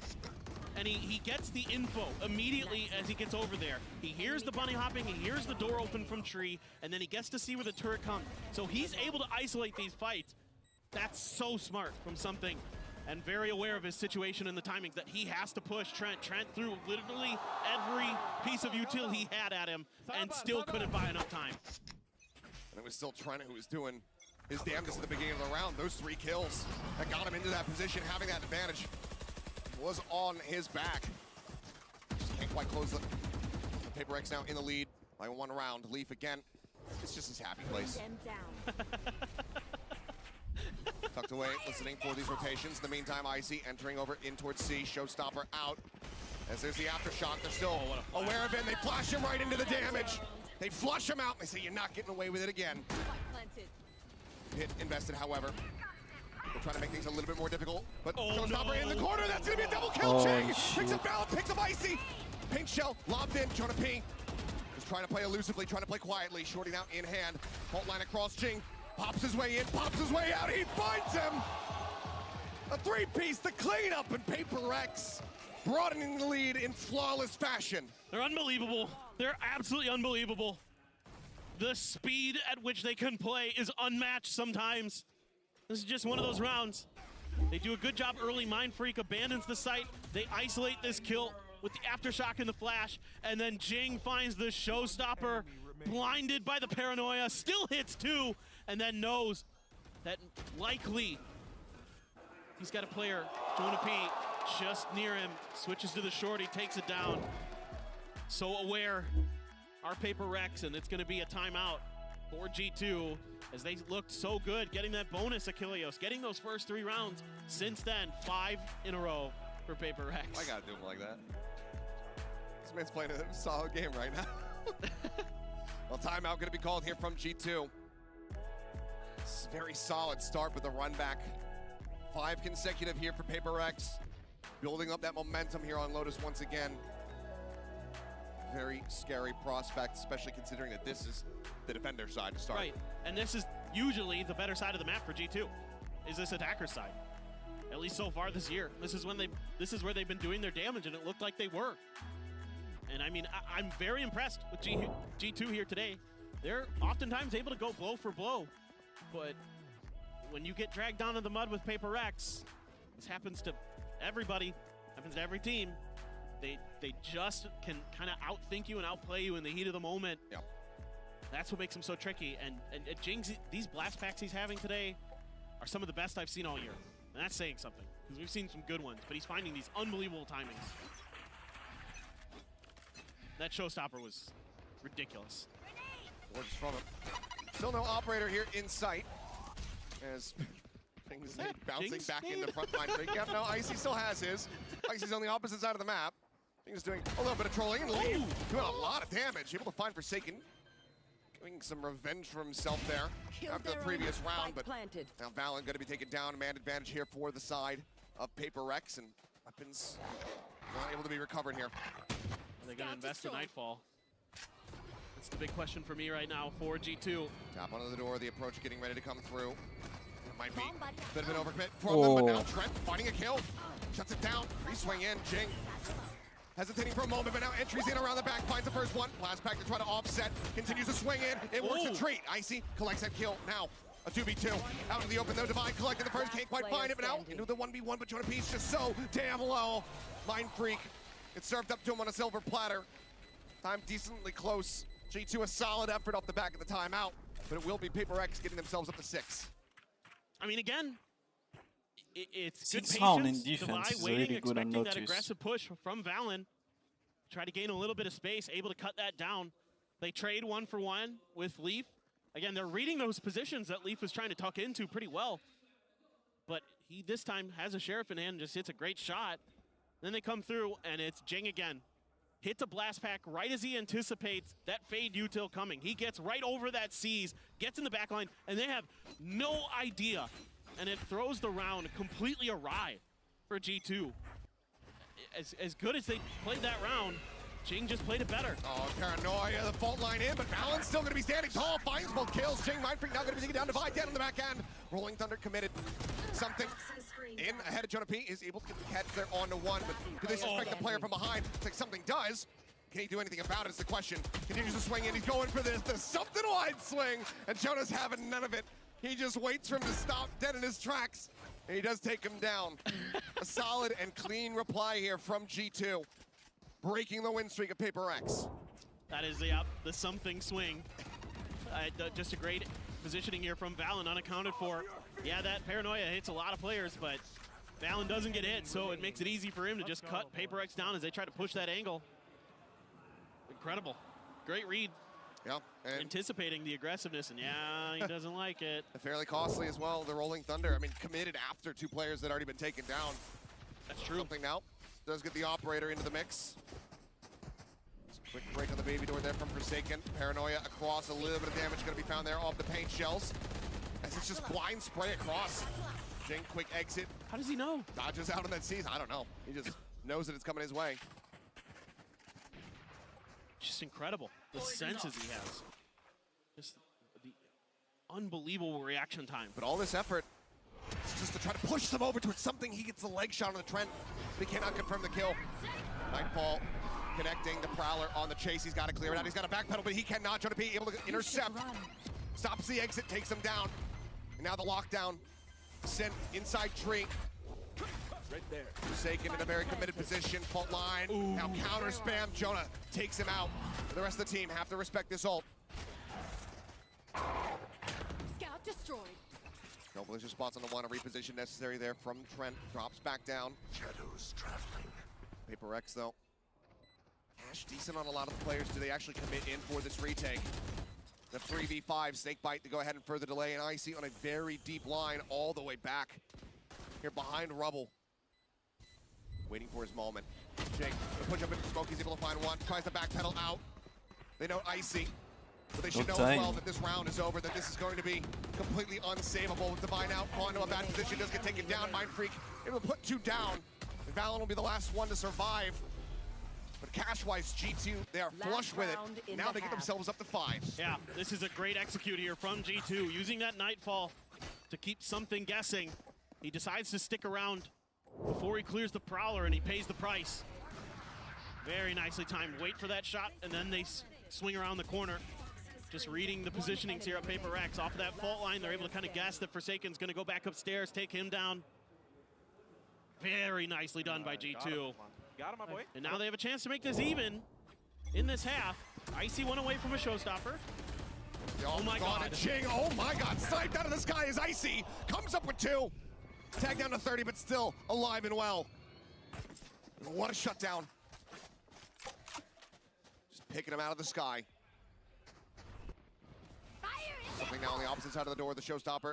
Just escort them forward here onto this B site. Tap of the door. Icy dead, but finds himself another elimination.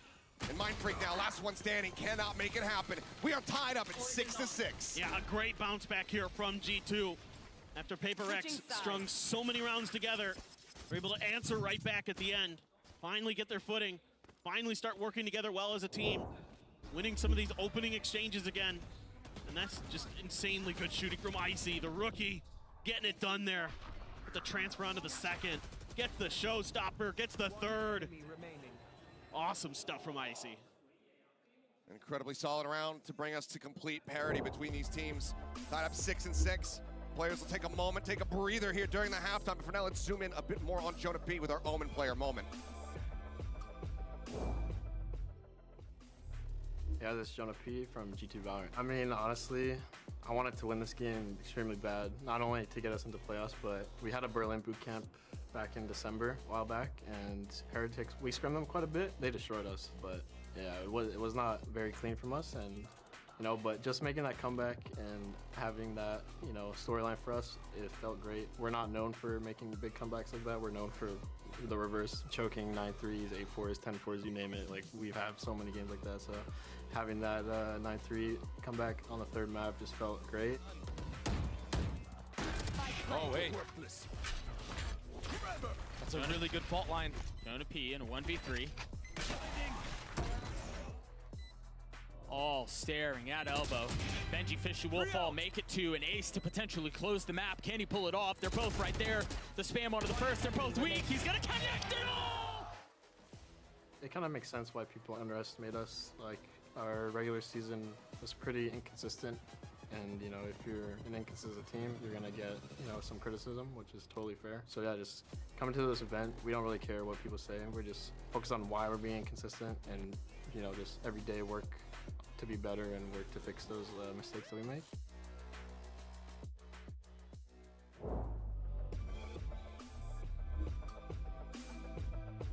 Working on the consistency, working on getting better, and right now we've been seeing that in real time, from the run back on split to now being dead even on PRX's map pick of Lotus. They'll swap sides, but this is where they need to be the most prepared. That attack half getting ready to come in here from PRX. And they had a solid defender side against Heretics despite losing the map. They went 5-5 before it was closed out by Team Heretics. So certainly G2 can get this done, and you know, with that extra Sentinel there, gonna give you an extra layer of defense. You know, is PRX gonna be able to clear it? It's not like they're unfamiliar playing against this comp. It's what most people run. Here. MDA site, the turret to alert here, and now a triple push out of B main. No, double back here. Is Valen not gonna be joining in? Third recall, the alarm bot. Still set up. Look at this flank. Are they gonna be ready for this crunch from behind? Shots coming across. Trent is giving up the game, and he can't confirm the kill. Just a minor amount of damage dealt there. Something noting one. Spotting out Icy back over here towards the spawn. Swings out wide. Valen trying to get the kill. Wow. He can.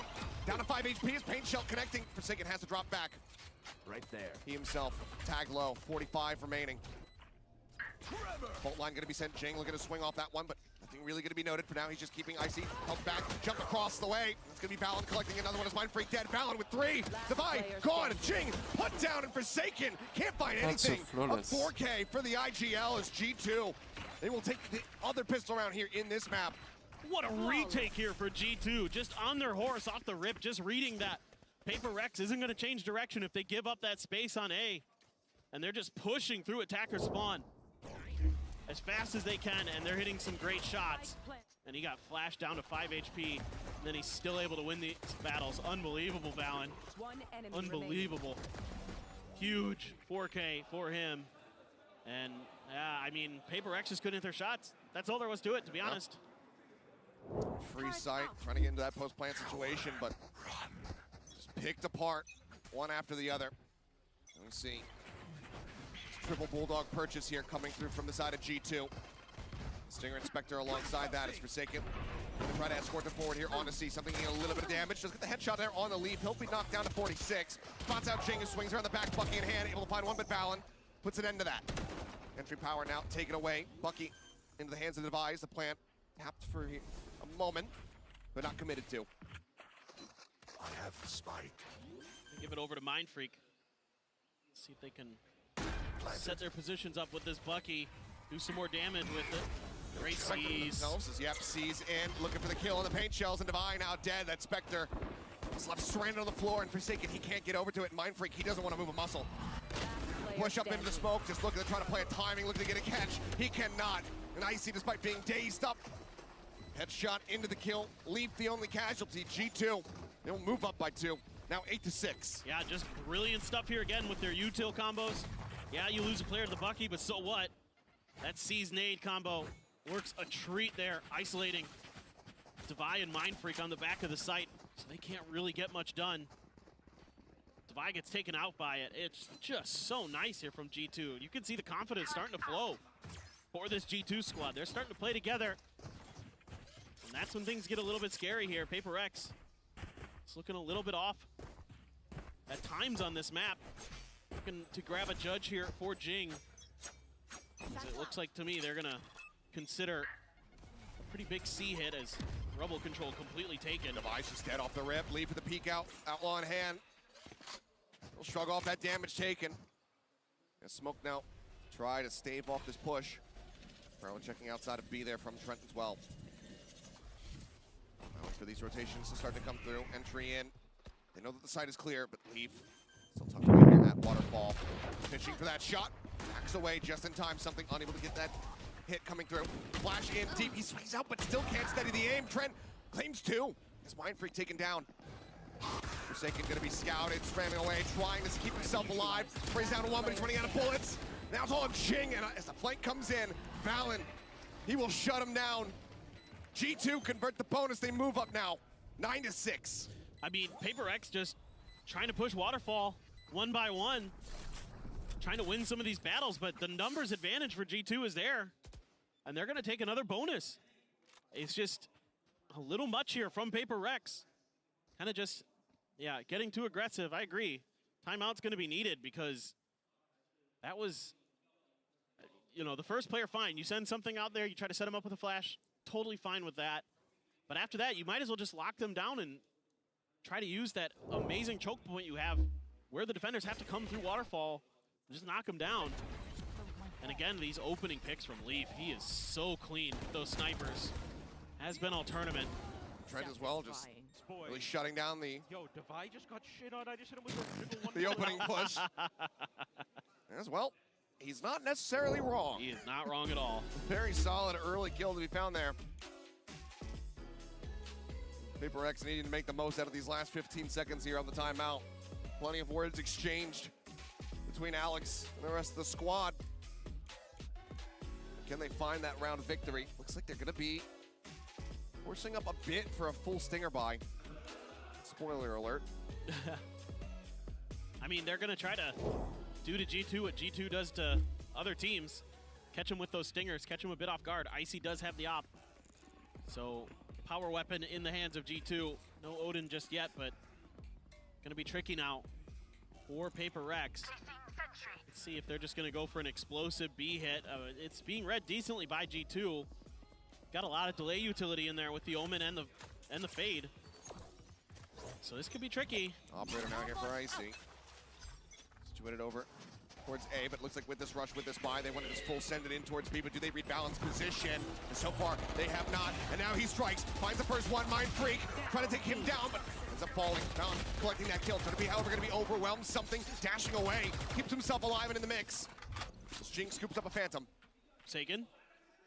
The lurk towards the spike. It's being watched behind the box by Leaf, and he's making noise. Noise made, and Leaf able to find that kill, and now they are in such a dire position. Prowler in for the check. Just keeping their spots up. Making their positions known. But G2 confident. They know that these players on the other side are so very low, especially with something taking that damage. 12 HP remaining on him. One enemy remaining. Just legs just absolutely swept out from beneath him. Something falls, Jing marked. Looking for the reveal. The Prowler up over the top, gets the bite, and Trent will find the kill. Only 2 eliminations found. Spike not planted. PRX not getting that bonus cash. And G2 get to double digits. Yeah, G2 just reading this hit very, very nicely. Valon's positioning, knocks 2 down, and that's about it. That's basically round over. I mean, yeah, PRX scrappy as heck. Trying to do what they can is something. He gets 2, and then he's able to dash away, try to buy some time and space, but never really able to get comfortable, as coming from just about every angle possible. RG2. One down. They look very clean right now. PRX is struggling to get anything done on this attacker side. I don't even necessarily know if they noted the operator, because Icy was just on this A side the entire time. The rest of the team, they were the ones dealing with PRX. Do they know that he has this? Right now he's sat up just watching in towards tree. Gonna try to reinforce Jonah P's position here. Door will full swing shot, re-tap on it. Trailblazer checking forward, but not scouting him out. Something rushing right into the spider's web. They've got a great read. G2 is just all over everything PRX wants to do. Paranoia. Yeah. Not sure if that got the catch on to both of them. Either way, slowed up. Plant now, getting ready to come in. Jing needs to try to hold here. Outside the baby door, checks close with that. Connection not gonna be found. Jonah P in the meantime, caught. Mind Freak coming away with that kill. Swing out, dink in, Divide, able to find Leaf, finishes him off. Just tucks away, eats a little bit of damage there from the paint shells. Fault line now crashing across. Valon gonna be taken down. Jing able to find that. Mind Freak still lingering, still lurking. Finds Trent.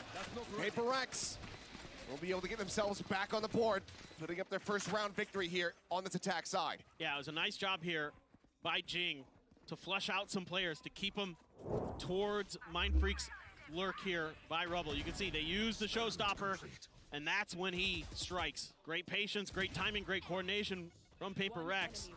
And this time around, they're able to get their feet planted, get the crossfire set up, get this post plant in their favor, find that lurk.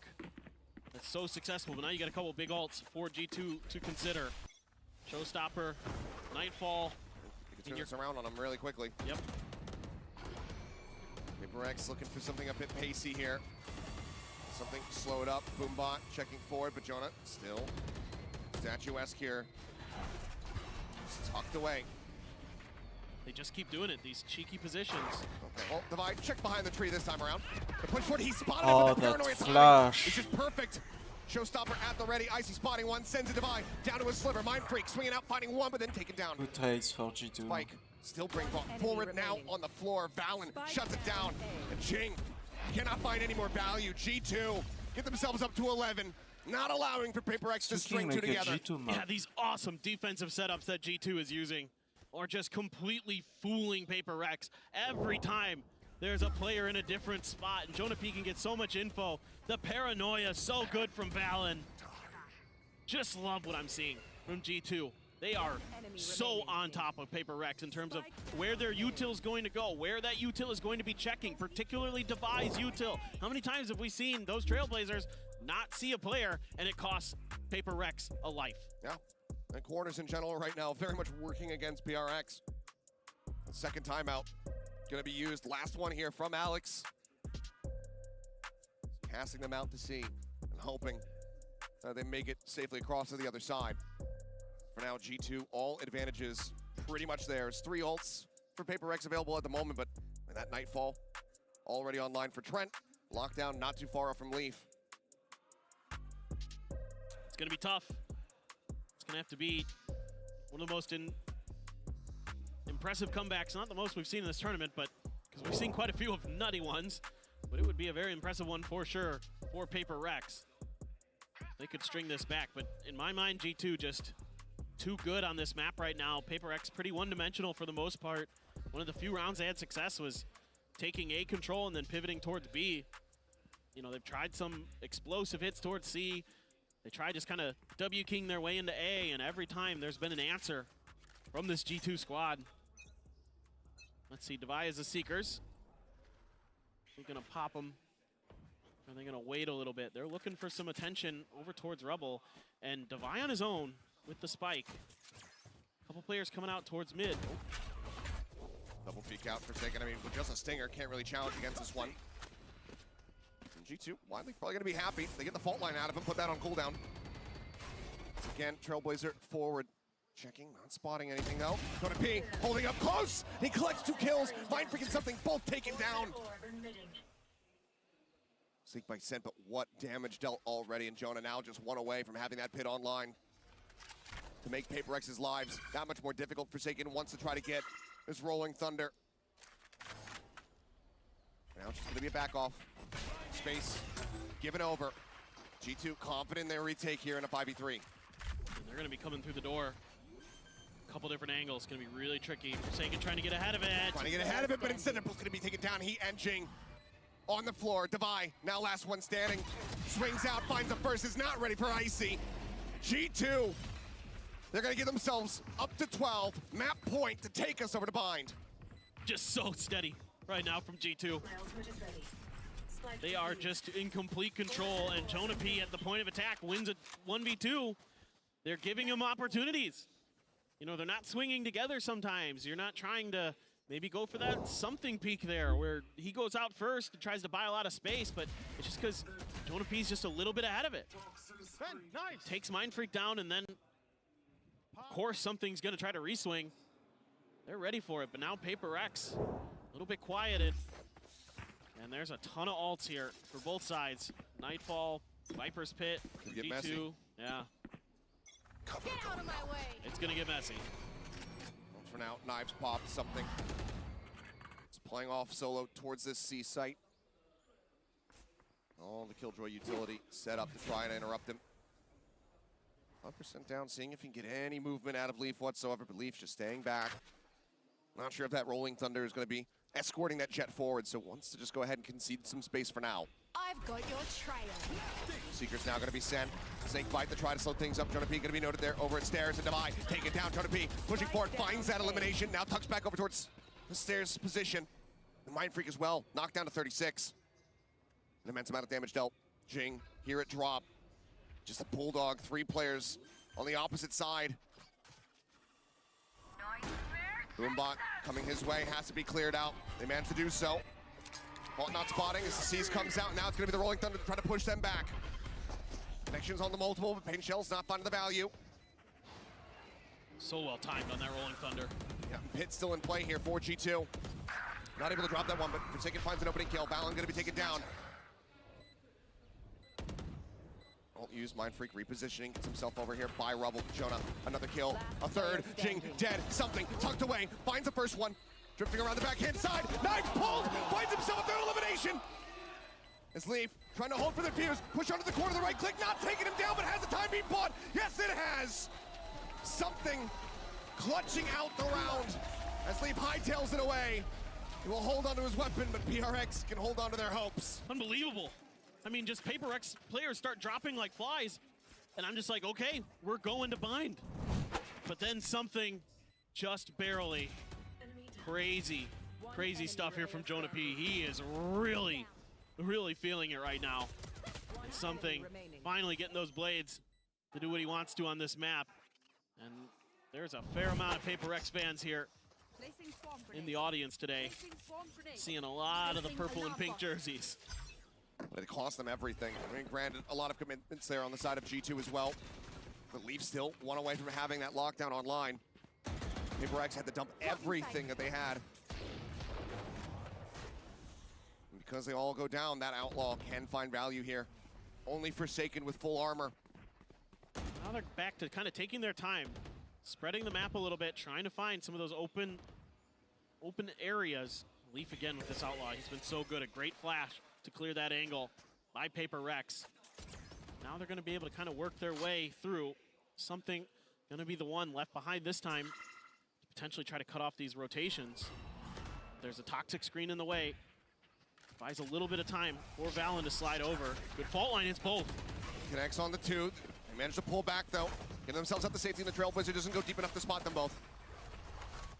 Oh, they reposition aggressively forward here. Just jumping, see if he can spot anything. Knows that Mind Freak's gonna be playing up on top of that box, but Mind Freak not giving the time of day, not giving the opportunity. Not gonna be peeking out. If he spots a pixel out of place, Leaf could absolutely devastate, and he has. Forsaken, dead, lockdown, now online. And there's the investment. Sent through the paint shells, they've been committed. Can't just send those through. They have a tiny little corner to try to tuck away in, but that's gonna have them all corralled together, and Leaf finds himself a second kill. Something now, dead, swing forward, Divine Mind Freak answering back, Divine finding another Jing! Closes out the last 2 kills! And lockdown beat down to PRX. They stand their ground together. And they keep themselves in this map. There's nobody but PRX. I thought that round was done. I thought, again, that we were going to bind. Great shots from Leaf. That angle he takes to give himself that lockdown. Then he finds a second onto something. Able to just see over the lip of the sight. But Jing so snappy. And now you got a showstopper for Jing. Now you got an opportunity to do some damage. The economy here for both teams. A little bit starting to dwindle for the side of G2. PRX is in the gutter. Oh, Forsaken. Ready for the push. G2 not going to give it to him here. Trailblazer instantly cleared over by A. Divine just sending a pop flash, trying to make his exit. Leaf in the meantime, swinging out wider here on the site, seeking target. Showstopper now, the chase through, Jing finds his mark. Leaf gonna be taken down, Forsaken, trying to hold 2 at bay. Prowler cleared out, but the Paranoia now gonna be invested. Just spamming here into the corner, nearly finds the shot, but can't quite make it happen. Trent at 27, still gonna be alive as the plant comes in onto C. Trying to set up for this, coming from a bunch of different angles. Love these retakes from G2. 2 on the site. Caught the cloak, rotating back around. Nobody else to try to play off the door. It's just gonna be basically a full send through Waterfall. Mind Freak looks to try to hold the line, pushes out, finds the first. Confirmed presence on the rest. He's decayed down to 1. He's waiting for his moment. Trying to TP out, but Jonah takes him down. Swing onto the corner though. Jing still standing here alongside Divine. And Jing once again will put him down. A 3-piece for the Rays. PRX and themselves also up to double digits. 2 more rounds for overtime. And timeout for G2. Yeah, and G2 has been giving up a little bit of extra space. I mean, part of it is also that in the round before this, the util from Jason, from Forsaken, was really good. And he was able to kind of clip 2 players with that breach fault line and buy some space to get them their plants. But the change up from PRX that I'm liking is they're not over pushing. They're starting to hold angles. They're starting to funnel players What of a G2 weird Lotus into game. choke points to take them down. They're doing a good job of accounting for the lurks that are being attempted by G2. That time they tried to send 2 in towards B pillars, but it's read at least by Forsaken, and that causes the wrap where they have to try to go through Waterfall. G2 feels like if Forsaken's there, you know, this flank probably won't get what we want to out of it, so let's just try for a death ball retake of sorts, and doesn't work out because now PRX is starting to really hold the line nicely once they get this spike plant down.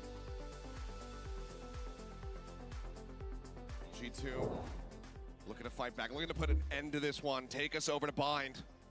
So get focused up on that final map. PRX can continue to persevere. See the purchase coming through. Money's a bit all over the place here for G2. Same with PRX. I mean, they have to invest in a Guardian and an Outlaw. That Outlaw for something could. I mean, he knows that they're going to be half arm on the other side. Exactly. Or at least heavily suspects it. They could buy all the way down for it, but with the weaker weaponry, very much is expecting to be able to get some one-taps here. And do they give him the time of day? Jonah P, once again, sat back here at stairs. Ping comes down. PRX cognizant. Just expecting another one of those hidden players around a corner. It's going to pop out and kill him. This time, Jonah P's pushed a little bit further back. Smoke coming through.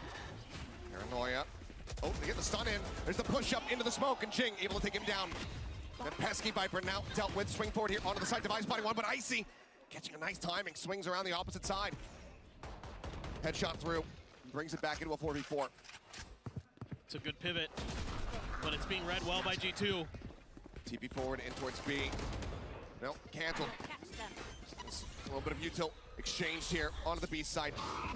Decay gonna be expiring. Jing taking some very aggressive space, but he's only able to find one. Showstopper now here from Icy, spotting not something, but only gets a smattering of damage. Cannot confirm that kill. And Icy tagged down to 15. Boombot right into his face. Manages to clear that one out. Something he wants to play this aggressively. And I can't believe that he's going for it. Leaf manages to put him down. Now a 2v3. Tap onto the spike. Some spray across. Swing out, Forsaken. Gone to the fuse. It's Being over. held. Paint shells in. And Leaf will get the final kill. Okay, G2, finally. the timeout works a treat. They take down PRX on load. It's 13-10. We're going to bind. Awesome stuff here from G2. Really starting to feel themselves against PRX nicely. Solid warm up here. Solid run back from G2. Not allowing PRX to push this all the way into OT. Now bind. The final map to determine who's going to be walking away victorious, who's going to be staying in the upper bracket. Bro, I can't see shit without my glasses, so if one of them shit talking me, can one of you let me know? I never see anyone because my monitor is so high. Oh no, I just want to know to smile. Yo, Nate, Jing just stood up. That's the one guy I wouldn't believe. Forsaken I can believe, Goodbye I can believe, but something in Jing are like too like wholesome. I've waited my whole career to get revenge on these guys, bro. The emotions are gonna make me insane. That's for sure.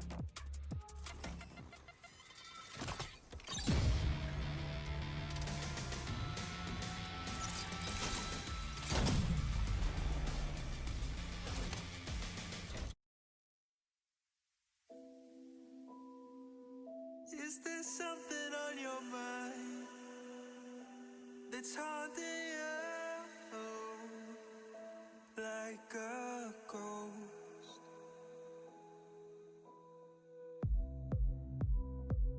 Am I the one that makes you cry or keeps you so high? There's no coming down. I lose myself when you're not around, like it's something real.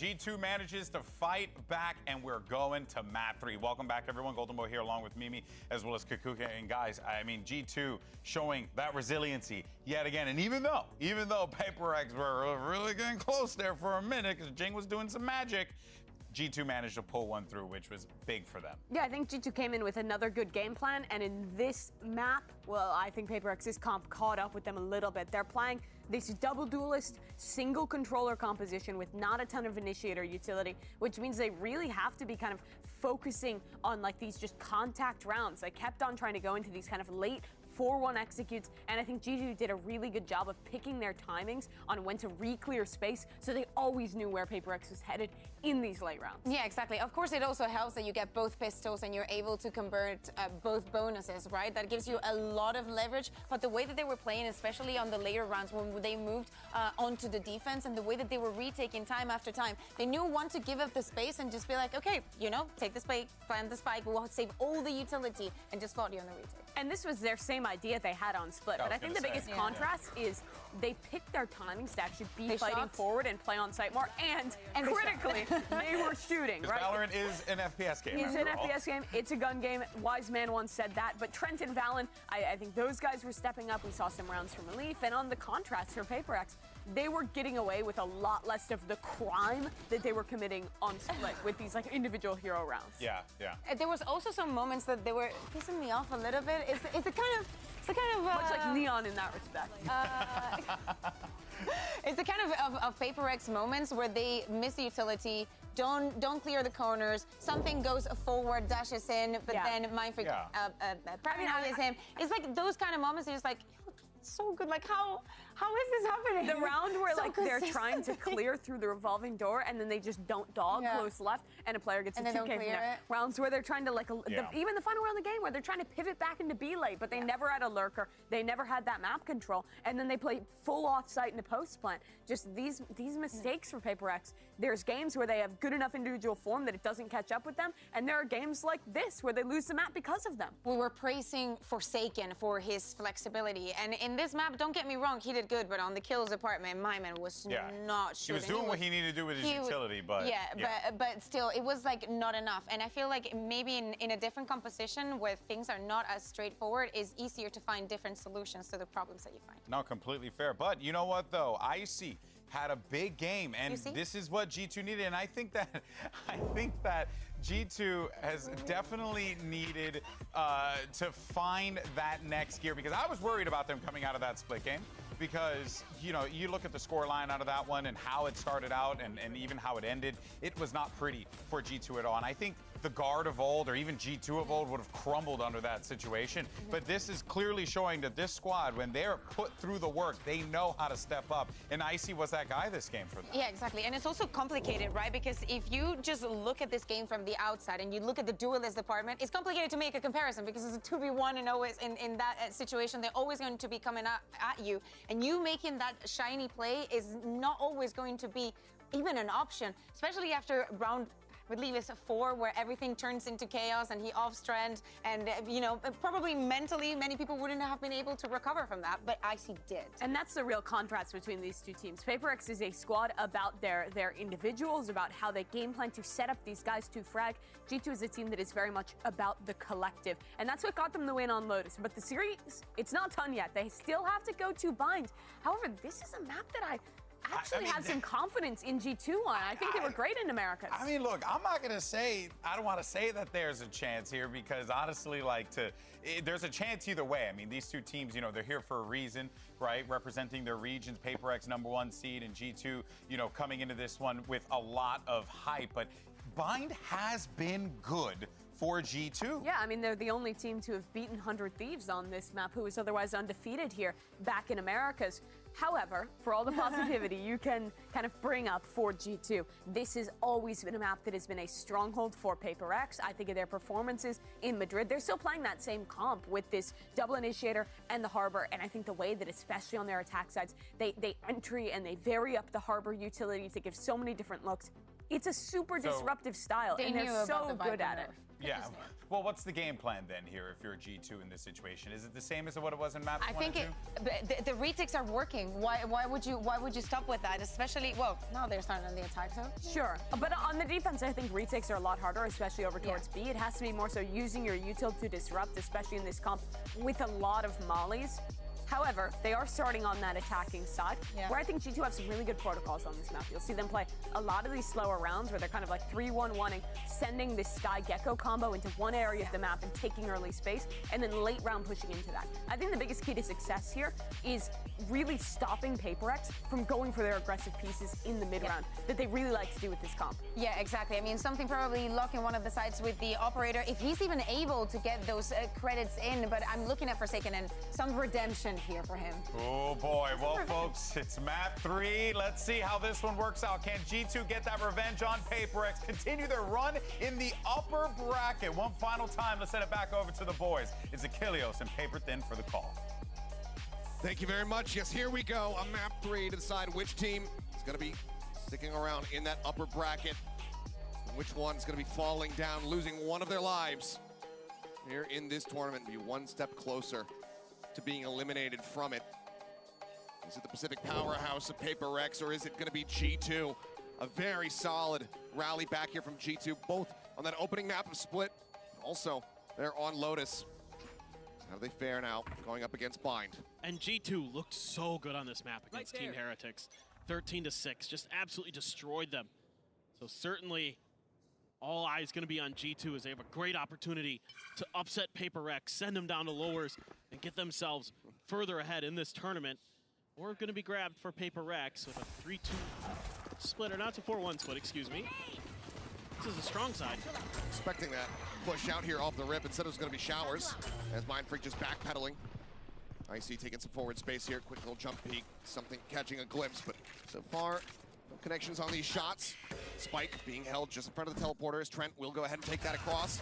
And now Forsaken tagged up, down to 13, having to make his exit. Icy will get caught up. Mindfreak able to find that kill. Takes him down, gives the man advantage over here to the side of PaperX, but Plant's going to be coming through. G2 very much entrenched in this double push coming through. Forsaken finding one before getting taken down. Lethal will spray across. Jing going to be tagged up a bit. Falls to 50. Heal's not available from Devi here in the pistol. Got a couple smokes though. Dizzy at the ready. Wingman as well online. Quick little bounce out. Nothing going to be spotted. Jonah just sat here on top of the spike just about. As Trent wants to offer up some covering fire there from Hookah. Oh, Jonah P. Just sat here. Within the poison for now. The push forward. There's the first one. Trent getting Jing as well. Wingman going to be cleared out. Jonah P re-wrapping around through tube. Cuts back. Looking for his timing. Looking for his moment now. It is all on Defi. He doesn't know which way to look. G2 taking another pistol. They're just so good at mid-rounding right now. They are keeping PaperX guessing and not giving them opportunities to do much against these post plants. I mean, Jonah P the whole time tucked in right by the tube. So snappy. Yeah, there are a couple good kills for PaperX. These pistols are starting to get worrisome for the side of PaperX. And Alex is definitely starting to get frustrated. After such a hot start on Split, it looked like this was going to be all PaperX all day, but G2 fighting back. Just amazing resilience. You think back to the words of them, talking about coming into this series, saying, yeah, we played against them in the past, but we're a much more mature team. We've learned a lot. We've grown, and they are putting that on full display round after round. Dominant these pistols so far across the series. 4-1. Wingman leading the charge, looking for the plant. Drop down out of Hookah, but Dizzy. Blind does greet them, but that's going to be the interrupt. As quite a bit of damage goes across here. Forsaken and Something both tagged up. Good early damage found. Try to snipe across. They try to find that kill, but King going to be taken down. Allen just pushing his way forward into the site, able to collect 2 kills. Something will get one more as a parting gift, but widely the weaponry going to be carried forward. Just grabbing up the Bulldogs here. As G2 start things off 2-0. They bait out the util really nicely. They get a lot of flashes, a lot of mollies thrown at the front entrance there outside of Garden, and they just absorb all of it. They just wait it out, and then they take their turn. Use that mosh that cuts through the tube to clear out Jing. He was stuck. They had so many players identified by the time they were ready to make their execute. They just do a great job pushing through, knocking players down. And a buy round here for PRX. Starting to feel like they can't afford to drop any more of these. Forsaken has to use the Cascade to get out, stuck in the corner. Sends it, decent damage dealt, but Jonah just gonna go ahead and be able to push Trent back up to 100 here.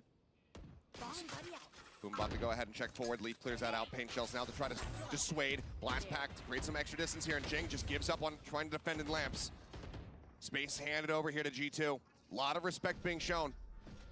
Is now the TP across. Something forward here at the shower. Flash at the ready. It's going to be a delayed pop on that one, but something still able to find the first one. Now Mind Freak getting involved. Picks off Trent. It's huge. Smoke is Valen going to try to lurk his way forward. Mind Freak is reading this. Smoke's down. He is. They're expecting another layer to this. This is where the spike is at. Could just rotate back around towards the front if the rest of the team are able to open things up. And Mind Freak does pull off the angle for a brief little moment, but continues to have his sights trained over on Showers. Wingman checking back over here on the site. Leaf going to be stunned up. Mosh creating some additional space as Valen starts creeping his way forward. The time dwindling. 25 seconds remaining. And the entry is looking great. Valen just swings the corner blind. Takes out Mind Freak. Jing dead at the same time on the opposite side as Leaf comes up with that kill. But Boombot now scouting across, something having to talk back in. Valen, another shot, another kill. Something just trying to delay.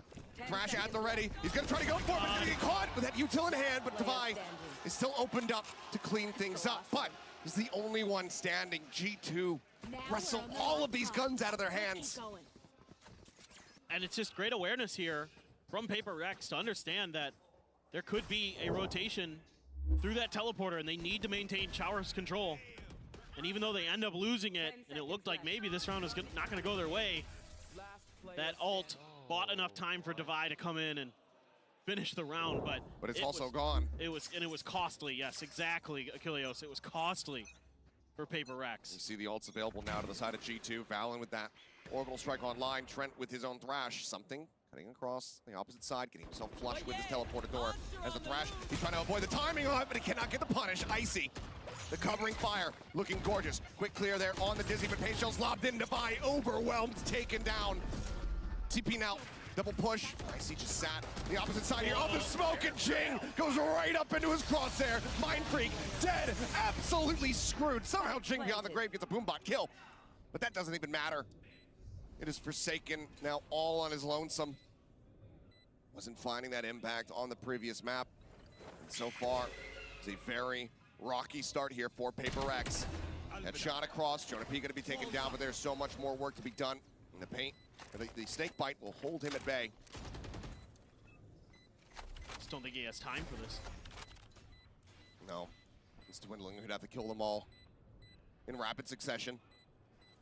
Instead, looks like maybe just wants to try to deal as much damage as we possibly can, but Leaf will be left standing here at the end. 3 players alive. Cash starting to build up here for G2 as they move up 3-1.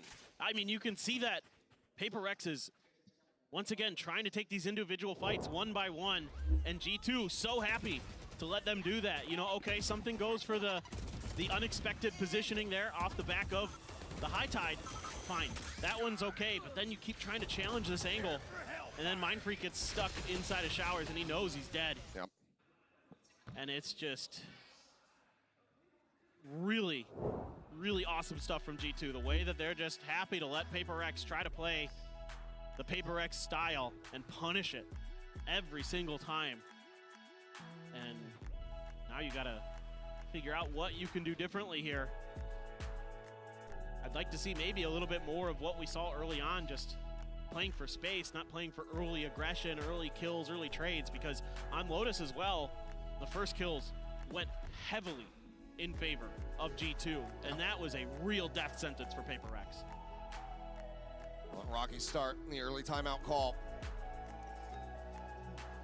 Opportunity given, of course, to G2, though, to just take away their own observations, what they've seen, what PRX has been trying to do in these opening rounds, and then just continue to really compound and layer the anti-striding on top of it. Yep. It's like a stinger here for Jing. Showstopper, they're in his back pocket. Let's see if that comes into play here in this round. For now, 3-2 fan out from PRX. A 4-man stack outside of Showers here for G2. Feel like they want to maybe just up the tempo. Right here. push over, try to get those orbs online, because if they hand this over to Jonah Pete, that would be the Seekers ready to go. They're going to try to push this space, and this isn't going to fool, I don't think, G2 at all. There's the push. Forsaken able to find one, tucks into the corner, sends down that cove. They try to play a little bit more elusively in the Dizzy now. It notes him and takes him down. Trent able to play off that one. Showstopper now through, and they're so ready for it. Trent instantly headshotting him. Jonah P, he does end up falling. This is still significant damage dealt. You look at their HP bars now. Locked within the teleporter room. The spike now getting ready to be planted. And Devi all on his lonesome. Recovered Phantom, see if he can try to deal any ounce of damage. A couple shots there on the Leaf. The bite lobbed in, forcing him even further back within the confines of this prison. Time is ticking. Nothing more realistically for Devi to do other than to try to take some of these weapons away. Force them to buy once again, but G2, they are stagnant, they are statuesque, they are not looking to move a muscle. And on the swing out, he will finally fall. 4-1. G2 continuing this upward trajectory. Yeah, I mean, it's an attempted crunch play from the side of PRX, but it just takes a little bit too long to get going. By the time that Jing decides to TP through and go for the showstopper, it's already over. He's a little late. They try to use the Trailblazer to set him up, and look, they're just waiting. They know. That Trailblazer came through, and they're like, we know they're coming in. And they're just so aware of all these trap plays, all these aggressive maneuvers that PRX is trying to make. And shutting it down so well is G2. They get the showstopper out of him. Something now. Picking up a judge, sat over at Hookah, but it's a lot of attention paid towards this A site here by G2. Once again, just 4 players moving forward. Now the Thrash back online for Trent. Building these up so very rapidly. I've got your trail. All going up towards him, diving to the back, looking for that detain, and it has been found. Gets a spot onto both Mind Freak, taken down. Forsaken just backpedaling. Reckoning is at the ready, but realistically, do you think you can even try to make this one happen? Dizzy over the top, blind onto a couple players, but G2 now getting themselves into some solid post-plant positions. Scout destroyed. Sequence of chase, Trailblazer cleared. Thrash back online, there's the Reckoning now coming through. It's the Fish this time, not gonna be able to get much done. Push up here, just not aware to fight, take it down. The judge does get some value, something. Cleans up one. Forsaken now noted. The challenge coming through. Jonah P able to find that kill. And something swings forward on towards short. He gets taken down. One by one they fall. One by one, these rounds get racked up for G2. And off the rip, PRX is playing back, expecting these ults. But that gives enough space to get the Thrash right out of showers and connect onto Mind Freak. And it's a good attempt by Forsaken to try to use the Cove to save him, but it comes up just a half a second too late. Oh, man. Frustration now for Alex. And then PRX just gets completely caught up inside a Link. Just trying to get through. The Seekers are there. All the info is there for the side of G2. Look at this read. Yeah. They just know. They know when the aggression is going to be coming at them. They know where the aggression is going to be coming from. Forsaken setting up a wall, setting up the Cove, dropping down, but I mean, he's got this Bucky in hand, but he's just dead to rights. Everything, disjointed everything, falling to pieces as G2 continue to just read them like an open book. They're brilliant right now. They are so on top of PRX. I love this. You have a showstopper still for Icy as well. If things get dangerous, a couple stingers here for PRX, but they just cannot do anything right. Every time a player is found, there's util to shut them out by G2, make their lives that much easier. Everybody just sat back, waiting for the spike to erupt. Nothing else to be done. It's going to be a flawless here from G2. It would seem as, yep, Jing unable to trade that one out. Devi will find one, so flawless not obtained, but Devi still taken down. Leaf narrowly escaping the blast radius. 6-1 on the attack side from G2 already. This is just devastation. It is, and they've already forced out a timeout from PRX. There's already been one taken. So, you know, now Alex has to rely on his players to kind of figure themselves out. But it's been a struggle. I mean, 2-7 Jing, 2-7 Mind Freak, 3-7 Forsaken, 5-7 something, 4-5 Devi. I mean, the gunners here, the shooters for PRX, are just getting smothered with util, not able to really find opportunities to shoot back. And even when they do, they don't seem to be able to connect nearly as cleanly and as efficiently as G2 has. Sure, you've got an op for something on the Gecko, and I think G2 here pretty aware that they have to be a little bit more cautious, reading the economy of PRX, knowing that they want to get to that op as soon as possible. Boombot out, something's backing away, but he'll get tagged by it. Wants to try to keep his operator obscured, but he just ends up beating the damage. Misreading how the Boombot was going to bounce. It's just everything falling apart right now for PRX. These little mistakes, so impactful. Losing that much health at the beginning of the round forces you to play a little bit more defensive usually. This is over the top, quick clear, showstopper coming through. Forsaken able to get a catch, does intercept Jonah P. As Showers, Icy wanted to try to clear it, and clear it he has. It's a little bit of damage there onto himself, but it's the kill that he was looking for. Mindfreak gonna be taken down. Spike planted. Thrash on the hunt, nothing getting spotted. Jing trying to push up over top of this mosh, trying to disrespect it, trying to find a timing. They are prepared for it, they hear him coming, and they deal with it swiftly. Forsaken with another one. Second kill here in the round. Taking down the opposing Rays, but there's still so many entrenched players, and Leaf is one of them. Picks off the Vi. The Showers pinch, still gonna have to be a concern, and now the pit invested just to ensure success. Capital the spike, Forsaken found, Leaf on with 3 and something, just needing to drift away, to hold on to this operator, to hold on to any ounce of hope that he can. G2 not stopping, not showing mercy, 7-1.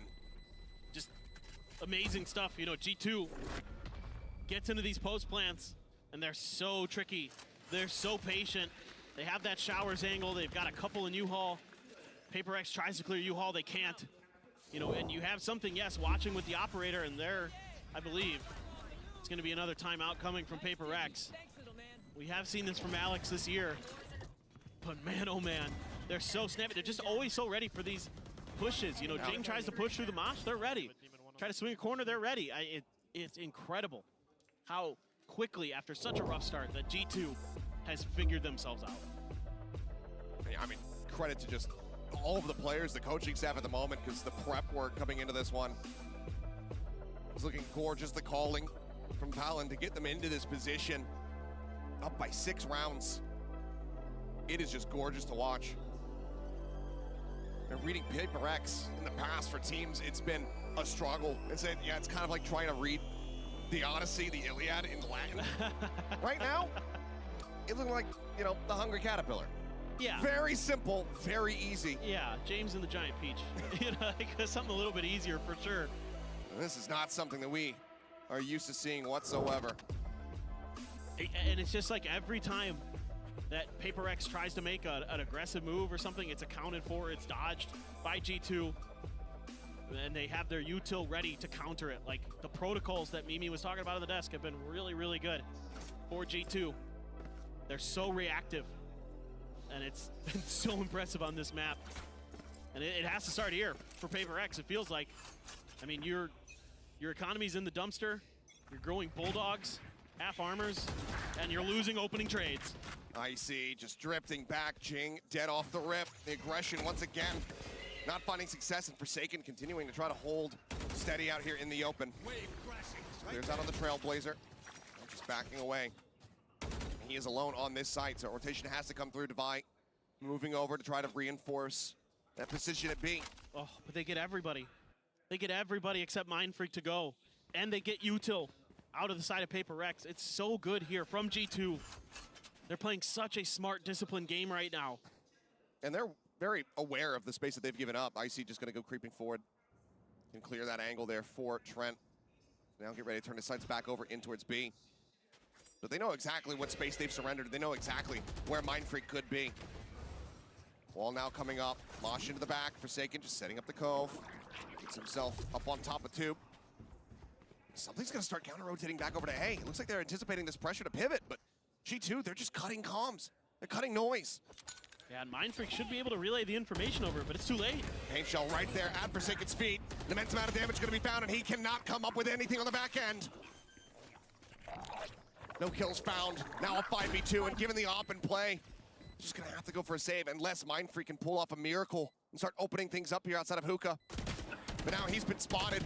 Swing out wide. Jonah P saying, you know what? You like the wide swing? Here's how it feels. Shot gonna whiff and something now noted. Nothing to go on the run. And look at the hunt coming through here. The rallying call from G2. They want this operator out of his hands. Oh, he's screwed. There's no way. Gonna take some fancy sniping, but he's not even gonna get that single shot in. Valen delivers the headshot, the death blow. Is everything PaperX do, none of it is sticking. No. Every time they try something a little bit different, there's just so many players. That flash maybe went a little too deep as well from Devi. 30 seconds left. They're just so clean, so aware right now. Being so patient, getting util out. Singular, they had 4 there. And it's awesome to see. And the heartbreak on Alex. You know, they knew coming into this tournament how important, how good of an opportunity they might have to potentially finally get a win, not just for themselves, but for Pacific. And G2 was having none of it. Certainly not. Crash into the back, gonna be dodged out. But an immense amount of space given up here to G2 as the plant gets ready to come in. Forsaken on the corner, does he want to try to swing out and clear it? The answer is gonna be yes, but he cannot. Instead, it's just gonna be Icy taking his head clean off. A minor amount of damage found there, but Leaf boosted up over the top, able to spot out Jing. Strikes him down. Molly coming through. Mind Freak with a nice little one-tap. Will be able to find that elimination, so Leaf goes down. Damage across on the Jonah. Push up in the smoke. Icy finds himself another. The defuse started, interrupted. The Molly to buy further time. Divine Mind Freak with everything to do. Mind Freak does manage to find 3, but catches a stray, swinging back in towards the site, and now is all on Devi. A little bit of damage found. He cannot stabilize the spray, cannot find that extra little kill. G2, 9-1.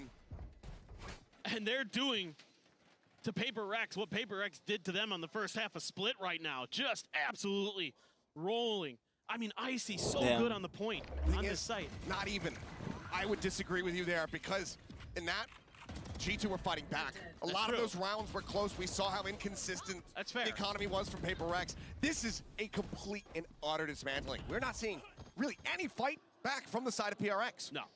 No, you're absolutely right. I mean, Mind Freak there in that round with the Guardian got 3 kills, but, you know, these plays just aren't working, and they're getting aggressive again. They're going to use the Cove and a bunch of flashes, but they're ready. They're playing anti the an whole opener game. once again! Says, throw whatever you have at me! I will bear through it! I will shut you down! They played anti the whole way, Achilleos. As soon as that Cove came out, everybody just backed around the corner and waited. And those blinds caught basically no one on G2. And Icy, these last couple rounds, has been cold. Living up to the name. What a breakout year for this guy. Absolutely astounding. And Jing now just trying to see if he can find some value. Picks up 2 kills. Starting to work his way forward here towards the site. See if he can fish for a little bit more. Try to take away some of these weapons, but it matters not. The cash, the damage is already dealt. G2. With only one more round to be played out in the half. There's no real damage that you could deal. The showstopper's already online. And the economy's gone again for PaperX. Continuously on these ecos. So he has to save this Vandal. So they can afford a little bit extra coming into this final round of the half. But just look at the way they play it. They just wait it out, and then just great repeaks from Icy. And then he's using his util so well to just smother Mind Freak in that corner. Boombot into the blast pack. Just making it so difficult for their opponents. G2, man. They are so strong on this map. And then they obliterated Heretics, and now they're about to obliterate PaperX as well. Fairly different fashion. It's looking like, again, more aggression to be had as Showstopper over the top. Not going to be able to find the kill, and Trent turns back, finds one. Icy taken down by Forsaken, but then he's traded out. Valen coming away the elimination. Teleporter used to get themselves out away from this orbital strike to safety, but Seekers still chasing, and Leaf doesn't swing the angle. B site now opened up, plant coming through, back site. The man advantage once again here for G2. They even have to thrash for this post plant. Oh yeah, monster on the loose. Sent to check. Scouting around the back of elbow. Nothing going to be spotted there. Trailblazer forward. Does suss out Jonah Pete forward at 2. Oh, Valen. Just holding the smoke, ready for it to fall. Something does manage to find the headshot, brings it back into parity, but time is still getting away from them. They have to get themselves onto the side here if they want the second round. Mind Freak with 1. Jonah Pete trying to stay alive. As that is going to be the cleanup coming in. They have to wait out the orbital, get themselves in onto the spike. Time going to be close, but I believe they just have it here. And that's going to be PRX finding themselves with a second round win. A 10-2 in the half. G2 so far out in front. Yeah, the guns come alive at the very end here for PRX, but it's hard to imagine that that's enough. It's hard to imagine that 2 rounds is going to get them over the line, even as good as they can be on their attacker side. It's so impressive what G2 is able to accomplish. Comebacks of this magnitude, just rare sights for us. This one here becoming more and more common as this map continues onward. There we are at the half. We'll have the analyst desk break down the action for the first half. Well, here's the thing. We tried to tell you the G2 is pretty darn good on bind, and that's exactly what happened. 10-2. Yeah, the read that they've had on PRX throughout this one is incredible. PRX, I think, playing a lot of these rounds where they're trying to like hard anchor on site and fight forward, and these G2 executes with this double initiator composition have really been on point. Yeah, exactly. And if we take a look at some of those rounds, we were talking about maybe a little bit of this uncoordination on the side of PRX, but as the defense was going on with all the utility that they have under it, everything is so out of place time after time, and that only it's feeding into G2's confidence. Yeah, and Icy has continued his momentum from the second map of this series. Yeah, I mean, he's been set up so well on these executes. These Gecko Sky combos just haven't really been broken consistently by PRX, which means he's able to run them over on the site, and then G2 with this really heavy molly comp late round is winning every post. I love the fact that he's feeling so comfortable and so confident. So many openers in so many rounds that you're saying, so very well set up. I feel like also Trent is doing a great job. But to me, the biggest highlight has to go to Valen. Like the read that they have on them, how they're reacting to every single thing the PRX is trying. Yes, we're going to the attack now, but honestly, mentally, how can PRX still be here? The one round they went for an aggressive play, G2 was ready, tucked from the flash combo, then broke the dizzy, swung back in and dominated them. G2 is playing incredible right now, and their composition is great on defense. Watch the way that they're going to use these mollies to perma-stall out any A execute that PRX wants to throw at them. If they want to make a comeback happen and stay in the upper bracket, they need to make a massive comeback, and it has to start on this pistol round. Not a lot of people had G2 absolutely shredding on their bingo cards. Let's see how this plays out. Send it back over to Seth, as well as Paper Thin. Thank you very much. Let's see if they can find that run back, if they can find some of that bite that we were seeing from them on that first map. Now, it's not looking likely. Exactly. It feels like they're just not quite in sync yet on this map, or on the, even on Lotus, it didn't look quite as coordinated as we're used to seeing from them. Jing able to take U-Haul control. He's got a shorty. Dizzy Blind coming through, but Icy ready. Right click to shut it down. The shorty, no value whatsoever. Plant gonna be found. Limited util now. Wingman, flash. To try to hold these lines. Forsaken looking forward, plays anti-flash to Dizzy coming through, tries to push up into the smoke, is able to find one. Mind Freak coming away with another. But now a 2v3, the man advantage. Equalized now. So Wingman pushes forward, gets in to start that defuse, and the clicks coming in from Icy just look absolutely gorgeous. The lob in on the paint shell to hold the Bay to find the elimination. It's a 4-piece from him, and he will not be denied. He has the victory in his sights. Icy is playing out of his mind. Imagine you right first now, pick G2 and you lose to them. over. This is the Holy duelist shit, that PRX. G2 has been talking about, that they have been preparing us for, and now we are seeing him come alive. He is reading these plays so well. So much good util. I mean, previously with the boom bot into the blast packs, and then this round with these paint shells and the blast packs to try to buy a little bit extra space. I mean, he's so with it right now. And a well-earned Vandal paint shells for the check side of Lamps. Go over the top. Oh, Genius is landing on his head. Something does collect that kill, trading it back here as both raises get taken down, but spray across something. Nearly eliminated is now the teleporter having to be taken. Leaf going to be passed to flip across to the opposite side of the map, though, to look to try to intercept. Got the wall raised, and look at the spray! Mind Freak down to 3. Scout A 4v4, but HP in tatters. And Mind Freak, the first line of defense here in Hookah. Planted. Plant in, flash in the back. Mind Freak still able to come away with 1. Valen, quick to reply.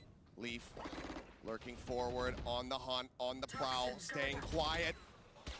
Now opens up, tries to find the shot. Forsaken, come away with 1. Wow. Then he gets a second. Leaf, now dead, and Forsaken swaps to the classic. 2 players left alive, the force buy from PRX. It ends up working a treat. And this round probably goes G2's way if Leaf doesn't beef that shot against something. This probably swings their way. Almost certainly. Yeah, I mean, the Cove landed on him too. That's supposed to land on top of the truck, and instead it landed just behind it because it bounced off of Icy. And that caused some confusion and chaos, but, well, they got the win. Messy, but a readjustment there. It's good mid-rounding. 1 step of many. You can see here, even with the full purchase, everything being invested, weaponry still going to be a little bit weak on the opposite side here. G2, 2 Sheriffs, otherwise classics. So for now, Jonah P just clearing out the boom bot, sending out a flash, but nothing confirmed. Orb take here for Jing to try to get the showstopper online. Quick bounce on the pain shells. Check close. He's going to enter all the way around in towards elbow. Just hold Jonah P at bay. Plant now going to be coming through. But look at the lurk, the long rotate here from all the rest of G2. There's no one in Hookah. Yeah, it's going to be tricky. Second tagged up. They keep swinging, and eventually they are going to be rewarded with that elimination. Wall comes up. So they take a peek out over towards that defender's spawn. Having seen nothing, it looks like G2 widely going to look to just sit back, go down to the spike. Yep, try and do any damage they can on the way out. Something is going to give them an opportunity for it. Next, the right side, the creep forward, but it's a 50-50 setup here for him to try to clear out. Spots the first one. Silent, though, is Leaf. Finds that kill, gets a dink on the Jing. Puts him down to 28, and now he's got to reroute for his own exit. Paint shell sent. It looks like he's just going to die no matter what. As the rotation's coming through from the opposite side. Icy now contained here into the corner, getting whittled away at, getting taken down. Devi will collect it. 3 players left alive. PRX, they get themselves a 4th round victory. Yeah, and sure they get the win, but it's against an eco, and it still looked a little bit labored from the side of PRX. G2 really making them work for every kill, for every exit, for every moment. Trying to just shut them out. Take the lights out here for PRX, and yet now you've got the op, you've got the Thrash for something. Trent also has his Thrash. Economy a little bit wonky for a few members, though, of PRX, as they have a Bulldog and a Spectre to make sure that they can afford this operator for something. And he's just going to try to maintain long control, but already very wise to it, it feels like. Yeah. RG2. Playing back, not wanting to give him the opportunity. They know that he's very much one to pick this up. Trailblazer to go ahead and try to scout out. He's going to try to stay tucked away, but does get spotted. And the op now confirmed. Push forward the Leaf. Getting suspicious after not having heard anything. Inches forward, ends up falling. Thrash now starting to work its way up through Garden, but will get cleared out by Jonah P. They're not liking what they're not seeing over at Hookah. Everybody just cutting over here towards Long. We're going to enter in through Garden. Trent waiting, his own ult online. Showstopper goes in towards the back. Jing able to find one, but then it's going to be cut down as Trent. Comes up with 2 kills. Devi finally able to displace him as flash for flash coming through. But Jonah P, he's outdone Devi. Finds the elimination, then gets detained. Quick cleanup kills coming through, however, with 2 players left standing. The off recovered. PRX get themselves up to 5. Well, now they're starting to be a little more coordinated. They're starting to win some of those early battles. Those early 1v1s that have eluded them so often against G2 in these last 2 maps. That could be what they need. It could be the tide swinging a little bit, but we'll see. It's, again, a road very, very far before it feels like there's much hope for the side of PRX. And okay, now they're starting to get the coordination, starting to get that speed underneath them that we're used to seeing when they can really thrive in those high-speed, high-intensity moments. Now they're going to make a different change. They haven't really made a push towards showers just yet, so we're going to see if they can catch G2 kind of being a little too aggressive with the free space they had been given previously. Not wanting to tap on the orb. It's going to be a slow creep up. Icy holding the line, finds the headshot. Something going to be taken out and swinging from Valen. He does it again with a singer. Down A. 2 kills scooped up now. The man advantage here for G2. Long rotate. Going to be necessary there from Jonah Pete, making his way all the way across from B. Out at Fountain as Mind Freak catching a quick little glimpse there of Trent. Swings out a little bit more, but tag not going to be found. Blocking fire. Got both ults here for Forsaken and Mind Freak, so a lot of delay, but Forsaken, dangerous. Lobbed in, Jonah on that jiggle. Forsaken now noting it, but still wary about Lambs. Orbital strike. Gonna be sent. No one getting caught by that. Look at the patience. No one far enough forward. Flash now, sent. Forsaken looking to try to challenge, looking to try to find that kill, but there is the ult going across. There is the cleanup. Mind Freak dead. Off the detain. And Forsaken now, the last one standing. The spike unplanted. The rotate over, he'll grab it up, but shot still being spammed across. A tap, a check towards short, but it's a rotate over into the shower. Jonah now with a phantom in hand. Teleporter gonna be taken, does he have the time for it? It's gonna be so damn close. He doesn't have time, does he? Oh, no. Reckoning sent, but he's gotta get the spike planted. I think he might have just been a second too late. Just a hair off as the push coming through, and there is a thrifty. Trent delivering it. As G2 get themselves up to match point. Match point. It's another mental mistake for PRX that hurts so much. I mean, at least get the plant down. I mean, yes, it's looking really good for the side of G2, and this stinger for Valen might as well be a rifle with how good he is with that gun. Just shutting him down in the detain, setting Leaf up, and just a little bit too long. And all Alex can do at this point is shake his head, as they are 1 round away from going down to the lower bracket. The momentum was starting to build, but just like that, a MasterCard thrifty to take it away, to get G2 up to map point, match point. Now Trent takes Jing's head off once again. A dive forward here onto the site, something trying to lead the charge, snapping with a headshot, manages a find, and displays the enemy. Jonah, good for 1. Showstopper in, Icy not getting that kill, but draws down with the Vandal. He picks off Mind Freak, and now it is Devi. The Sultan, the uncle, the last one standing. A 1v3 clutch necessary. And right now, this is all G2. Has been since Lotus. So much to do, he has no util. It's just gonna have to be gunplay.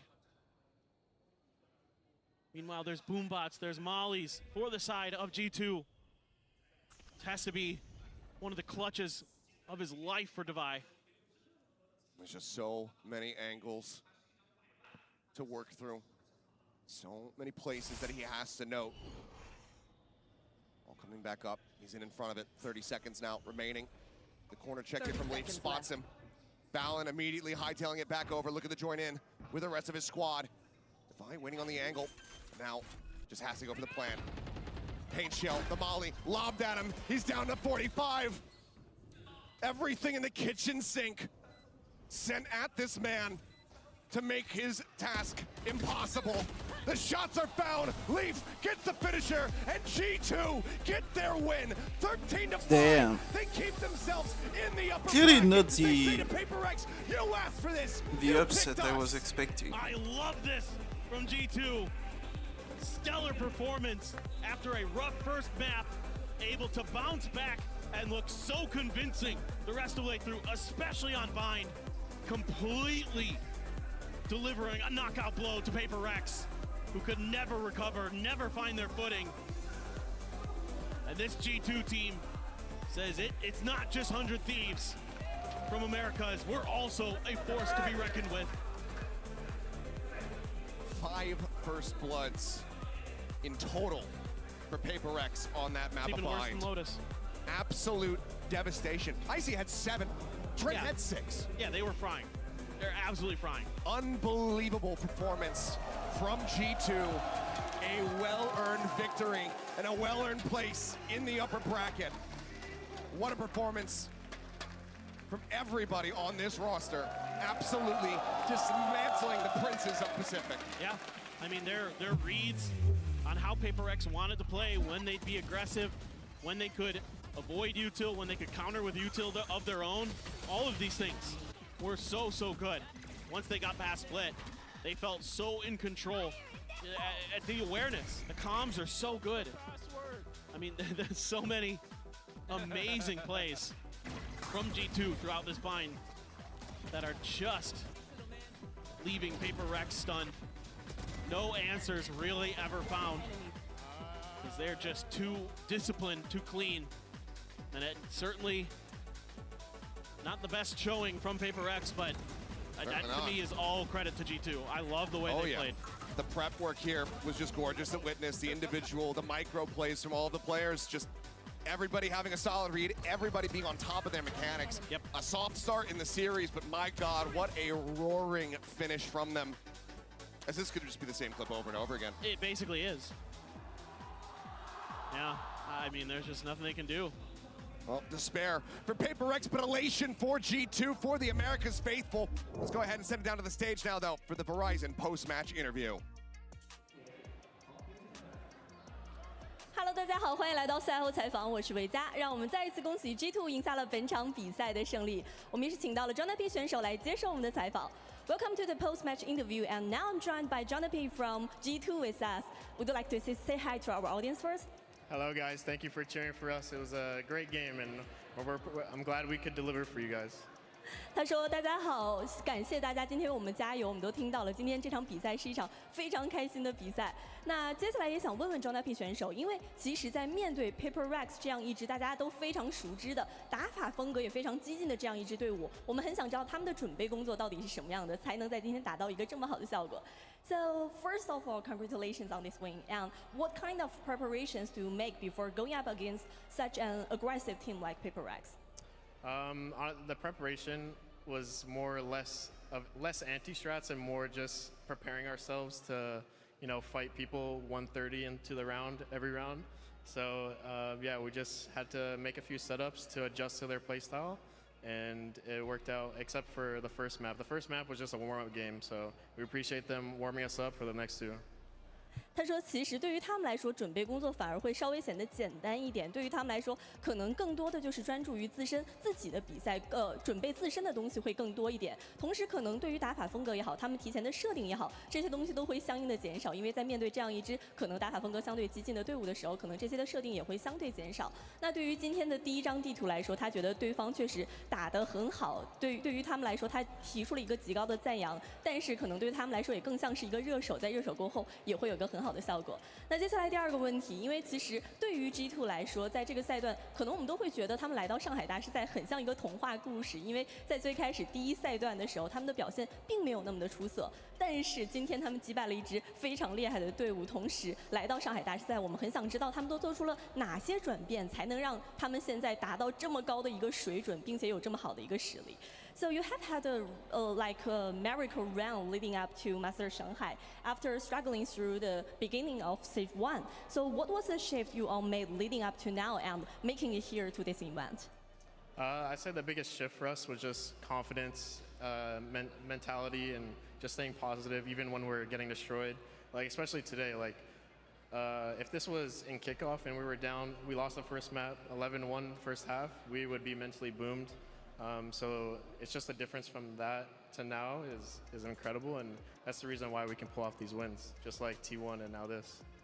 他说，其实对于他们来说，更多的可能还是变得更加自信了，他们的变化，而且他们的心态变得更加稳定了。尤其其实是拿今天的这张地图、今天的比赛来做例子，在第一张地图，他们可能是一个极大的劣势，11-1。当时这样的劣势结束的时候，当时他可能会觉得，如果回到了在起点赛的时候，以他们的心态，他们可能当时就会觉得，完了，这局比赛我们是赢不了了。但是在现在，他们可以更好的调整心态，更好的调整自己的状态，从而达到一个更好的实力去结束比赛。我们在今天也看到了。那最后，今天献上了这么一场精彩的比赛，在场的观众们能不能再给一些掌声给 Jonathan 选手呢？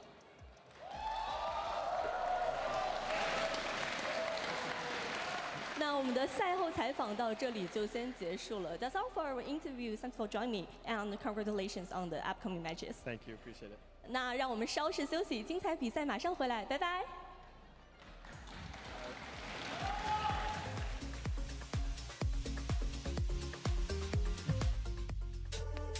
He Here we go. PRX versus G2, our second day of playoffs, and it's going to be a clash of styles. PRX has picked to play them in the playoffs, and they have a chance to make an upset happen. Self pushed up here into heaven, something final one. Playing ring around the rosy here, sees the gun barrel of one, swing out, finds it, swap over the classic, and something gets the 4K Red Bull clutch. And there's Jing now arriving, making his presence known. Paint shell set, there's nowhere to go but forward, but it's into something who collapsed them. Entry from Icy, able to find one, but now something strikes. 2 kills, tries to swap over, pick him up after the updraft. It's PRX taking split, 13-7. Jing now all the way in behind Rubble, takes out Leaf, takes out another. Looks to try to find Trent, but Trent will finally put him down. Now Divide dead. Entry coming through, Forsaken not ready for it. Needs to have the headshot, needs to be snappy, but he can't quite make it happen still. Oh my God. Jing, oh my God, sniped out of the sky is Icy, comes up with 2. Icy dead, but finds himself another elimination. In towards B, but do they rebalance position? And so far, they have not, and now he strikes, finds the first one, Mind Freak, trying to take him down, but something falls, Jing marks, gets the bite, and Trent will find the kill. It's a very aggressive space, but he's only able to find one. Boss, swing out, Forsaken, gone to the fuse, being held, paint shells in, and Leap will get the final kill. G2, the timeout works a treat. They take down PRX on load. It's 13-10. We're going to bind. Allen just pushing his way forward into the site, able to collect 2 kills. Something will get one more as a parting gift. Here's the push. Forsaken able to find one, tucks into the corner, sends down that cove. They're trying to play a little bit more elusively in the Dizzy now. Trent able to play off that one. Showstopper now through, and they're so ready for it. They're gonna use the cove and a bunch of flashes, but they're ready. They're playing anti finds that opener once again. Says throw whatever you have at me. I will bear through it. I will shut you down. Now opens up, tries to find the shot. Forsaken able to come away with one. Wow. Fake is a second. Leaf now dead, and Forsaken swaps to the classic. Oh no. Reckoning sent, but he's got to get the spike planted. I think he might have just been a second too late. Just a hair off as the push coming through, and there is a thrifty G2 get their win, 13-5. They keep themselves in the upper bracket. They say to PRX, you asked for this, you picked us.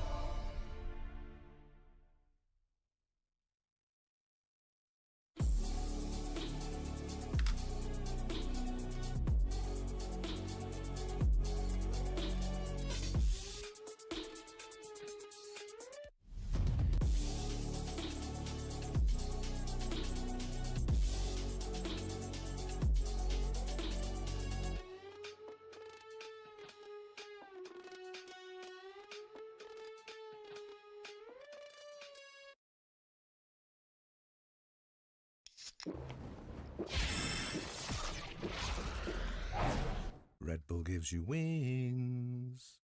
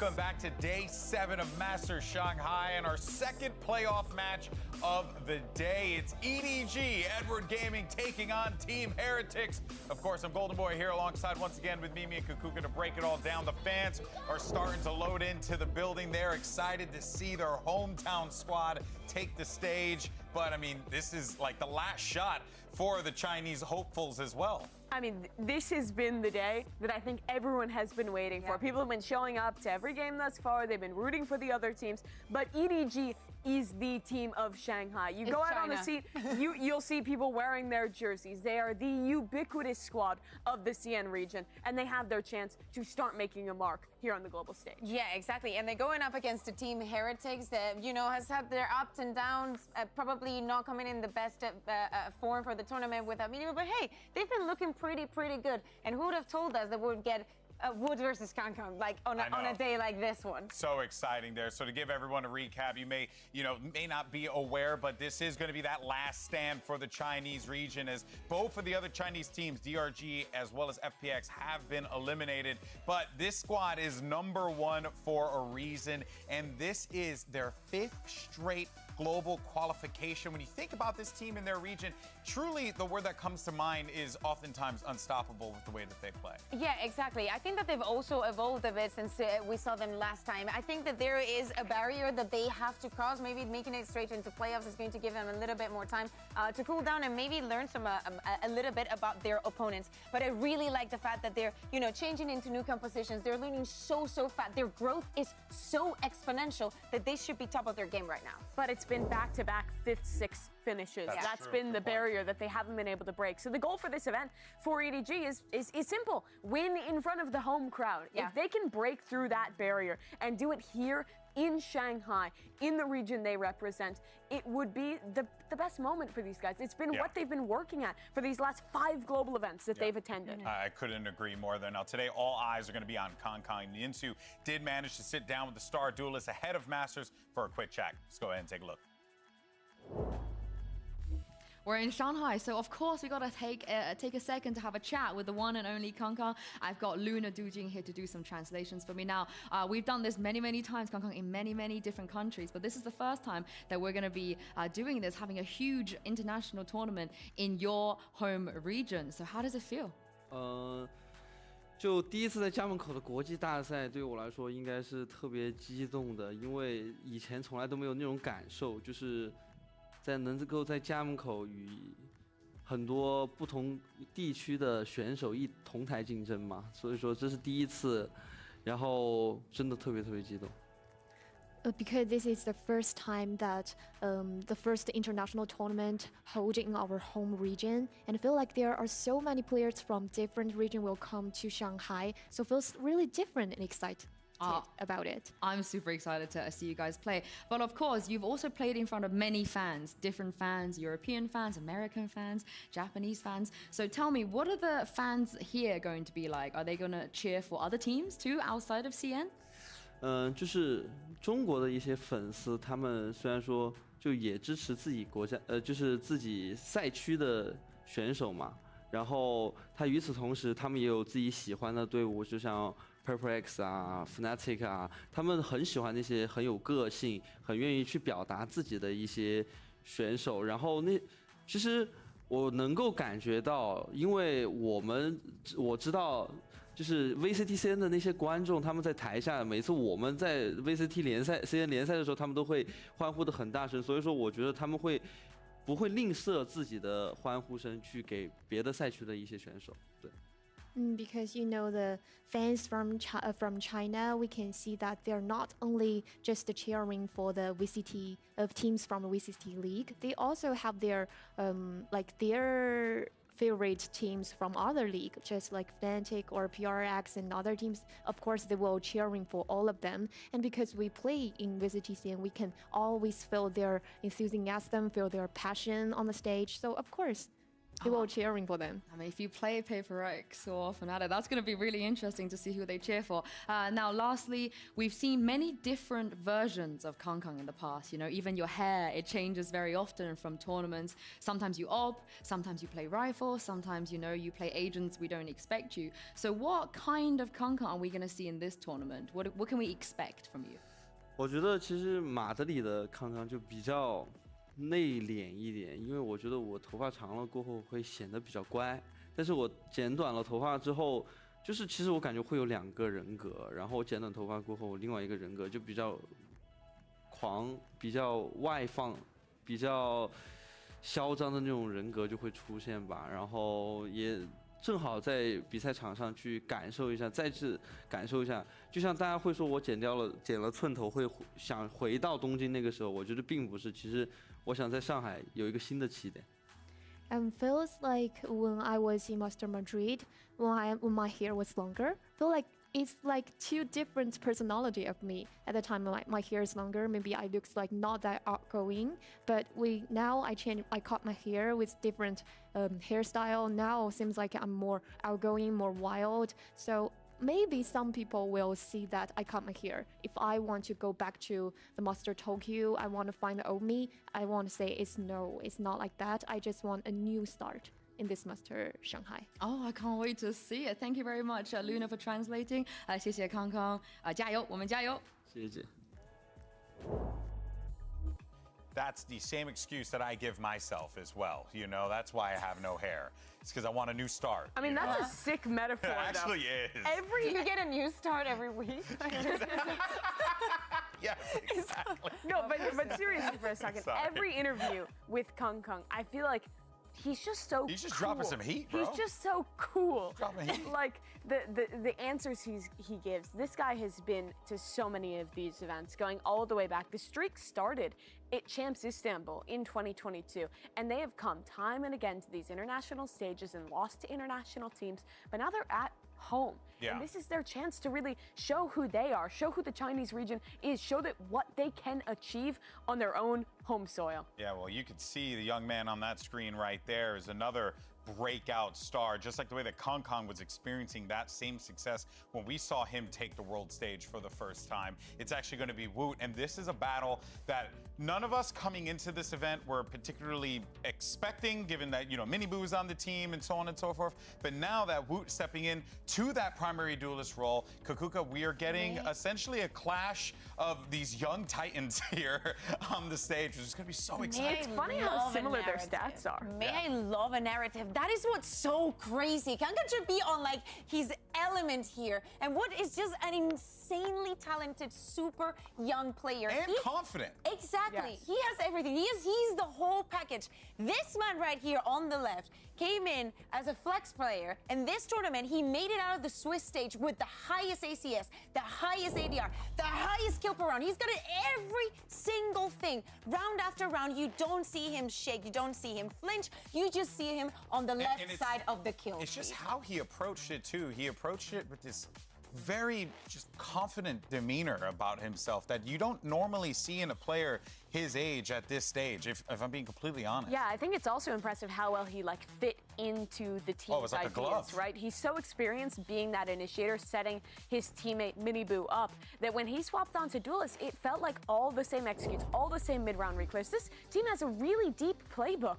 but despite that, despite the fact that he's slotting into a new role, it just has seemed seamless for this guy. I mean, I'm just surprised of what they're able to pull out. I think that also some other player that we need to talk about is Rians. I think that he is playing beautifully, and he's probably one of the reasons why Woot is playing like this. Not to mention Patty Tech, like the impact that he's finding in every single round for Heretics. It hasn't been easy, right? There's a lot of support there for him, right? There's even been some support of his teammate online, the guy he's replacing. Yes. Mini Boo's even come out online and talked about it. He's like, hey, Woo, by the way, buddy, you can just keep playing it if you want. Yeah, exactly. What are you gonna tell him, right? Also, just remember, right? It's the first time that he's actually in the global stage. Yeah. But he's all right. He'll be fine. Yeah, I mean, this is the tweet right here, as a matter of fact. Yeah, Woo, you just play Duelist fully. Sometimes sometimes you gotta concede. Sometimes you gotta give in. my guy is just so humble. He knows exactly what the team needs, and the team needs more Woot in their life. They do. Just like his name. But there's still a lot to prove. I think a lot of their games have been very defined Does by. he need to prove it as a duelist? No, Woot absolutely not. He's proven it game after game. I mean, the last match they played, I think he was plus 28 to pull off the win against FPX. He's insane. But we have seen some trouble with this team. Against G2, they crumbled. They start making some mistakes. Like, it's still not the team that I'm in like the full form, ready to say that this is like a top 4 squad at the event. But you see the moments. You see the coordination. You see good reads. You see Woot playing the way he is. Team Heretics is the ultimate team with potential that could go on like a dark horse run here. Yeah, exactly. And do not forget, after the result that we had on the first match, only 100 Thieves from the first seeds has managed to win their first encounter. That's crazy. So just, you know, I'm saying that all the stars are aligning. Hey, it could very well look that way. Maybe not. We'll find out. But for now, though, let's go ahead and hear from Woot himself as Mika standing by. Hey, I'm here right now with Woot of Team Heretics. Now, last week, Woot, we saw you debut as duelist, and you did amazing, but now you will be up against potentially one of the most popular duelists, and it is going to be on his home court. So how are you feeling about that? I'm really excited to play against Kang, but I think it's a good chance to prove myself, and I will prove myself in the game. Well, good luck. We're excited to see that matchup, too. Literally the response. The eye contact with the camera. He just, like, what? How does I love he do how that? everything's being analyzed like he does. I am very happy to go up against him. I'm ready. My boy is cold-blooded out there, man. Training this guy. I mean, when I was his age, I was way more pimply and did not have the confidence he had. Yeah, that too. I was not very bright kid. How old is he? It's like he what? just turned 18. He couldn't even play in the league. Yeah. That is, I had forgotten about that because he's just playing so well. But literally, that's why they didn't have him at Madrid. Across the globe, talking about all these players, and he was watching from home because he hadn't even finished high school. Like, he was just 15 watching. Wild This stuff team there. is so young. Los Niños. They're like all these new players who have stepped up in the last few years, and Uncle Boo on the team. Uncle Boo, the best one.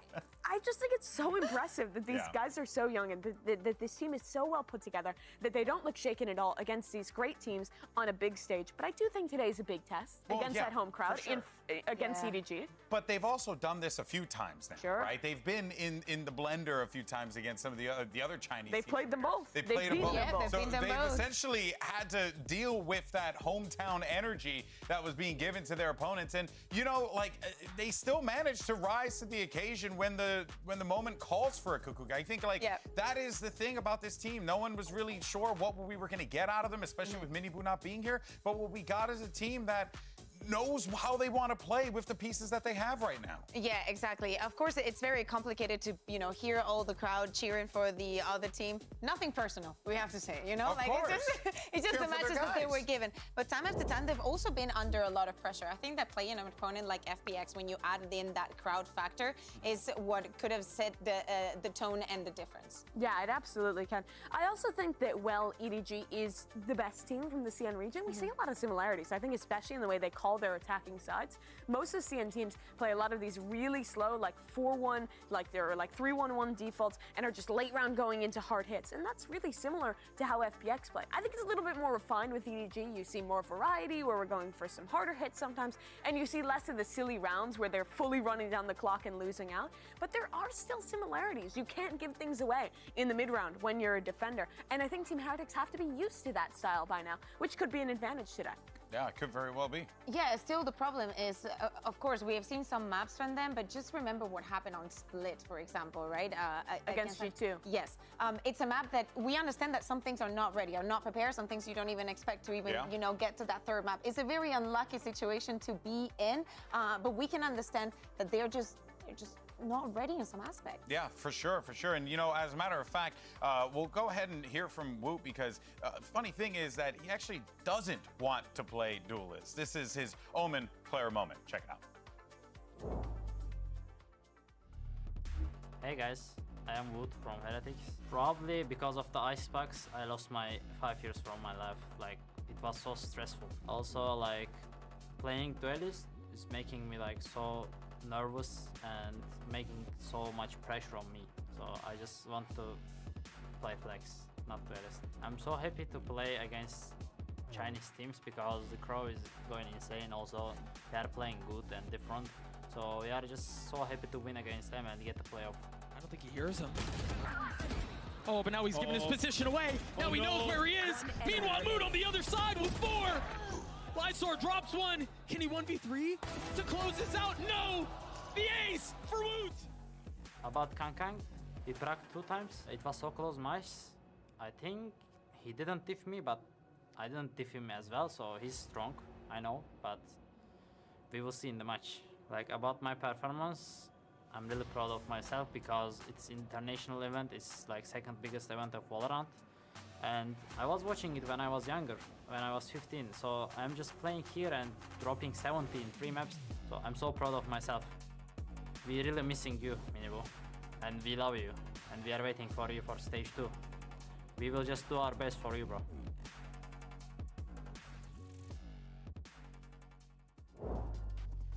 Of course, the team playing for their teammate, but again, it's just that confidence from him. He was 15 when Valorant was out? Yeah.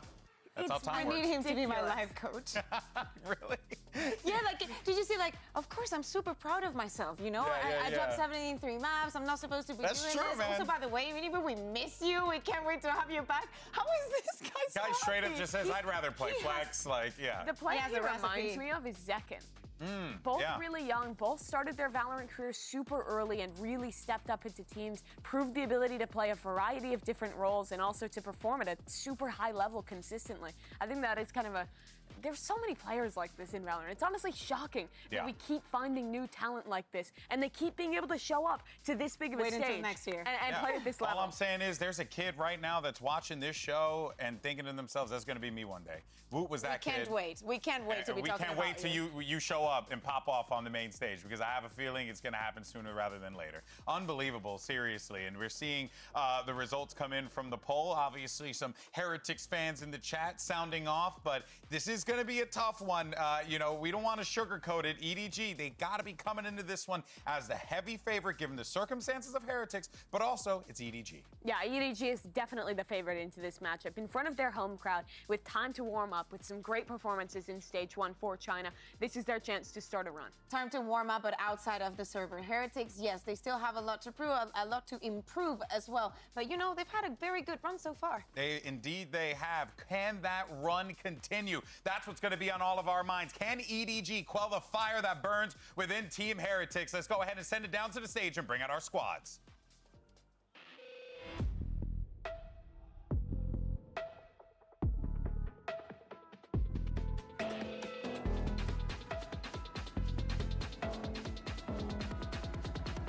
We gotta stay away.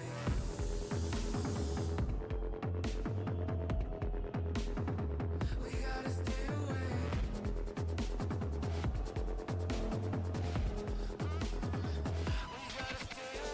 Team Heretics. Edward Gaming.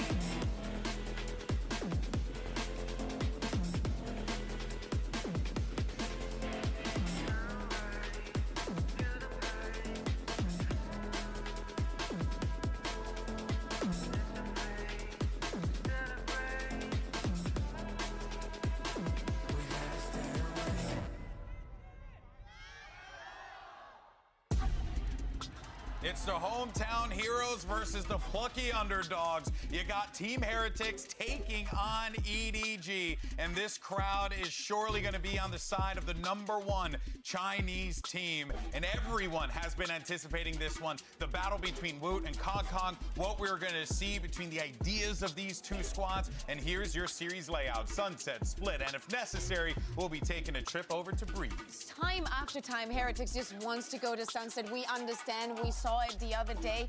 It's the second one that I'm extremely concerned about. I understand very well why EDG wants to go into this. Yeah, the last time we saw this from Heretics was against G2. 2, and they really fell apart. I think Patatek on the raise and kind of the ideas between the teams, it looked shaky. It looked on the fly. It looked unpracticed, and that shouldn't be a surprise.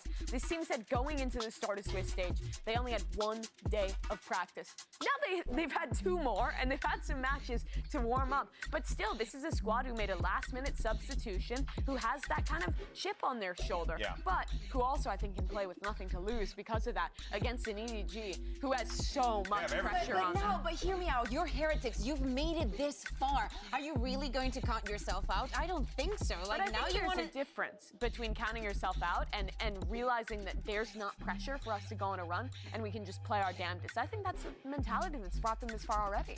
I think that that they can see themselves as winners. I mean, they most definitely could, right? I mean, look, everyone's here in this competition for a reason. These are, from stage 1 to now, these are the best teams of the stage. They have fought tooth and nail to get to this point, right? But I think that at the end of the day, when you break down both sides of the field here, Heretics, they're going to be playing with house money, right? They've made it this far in this tournament, to your point, Mimi. So they can't just keep going with that more. I mean, that mentality won champions for EDG last year. We've seen it before. And I really think that this tournament, when I'm watching EDG, is about managing expectations and managing pressure. You have this massive crowd. People have been waiting for you to come and step up, and they're starting on a bang. It's a comp change for EDG. They're taking a page out of their compatriots FPX's book and going for a double controller comp with an Astra and an Omen.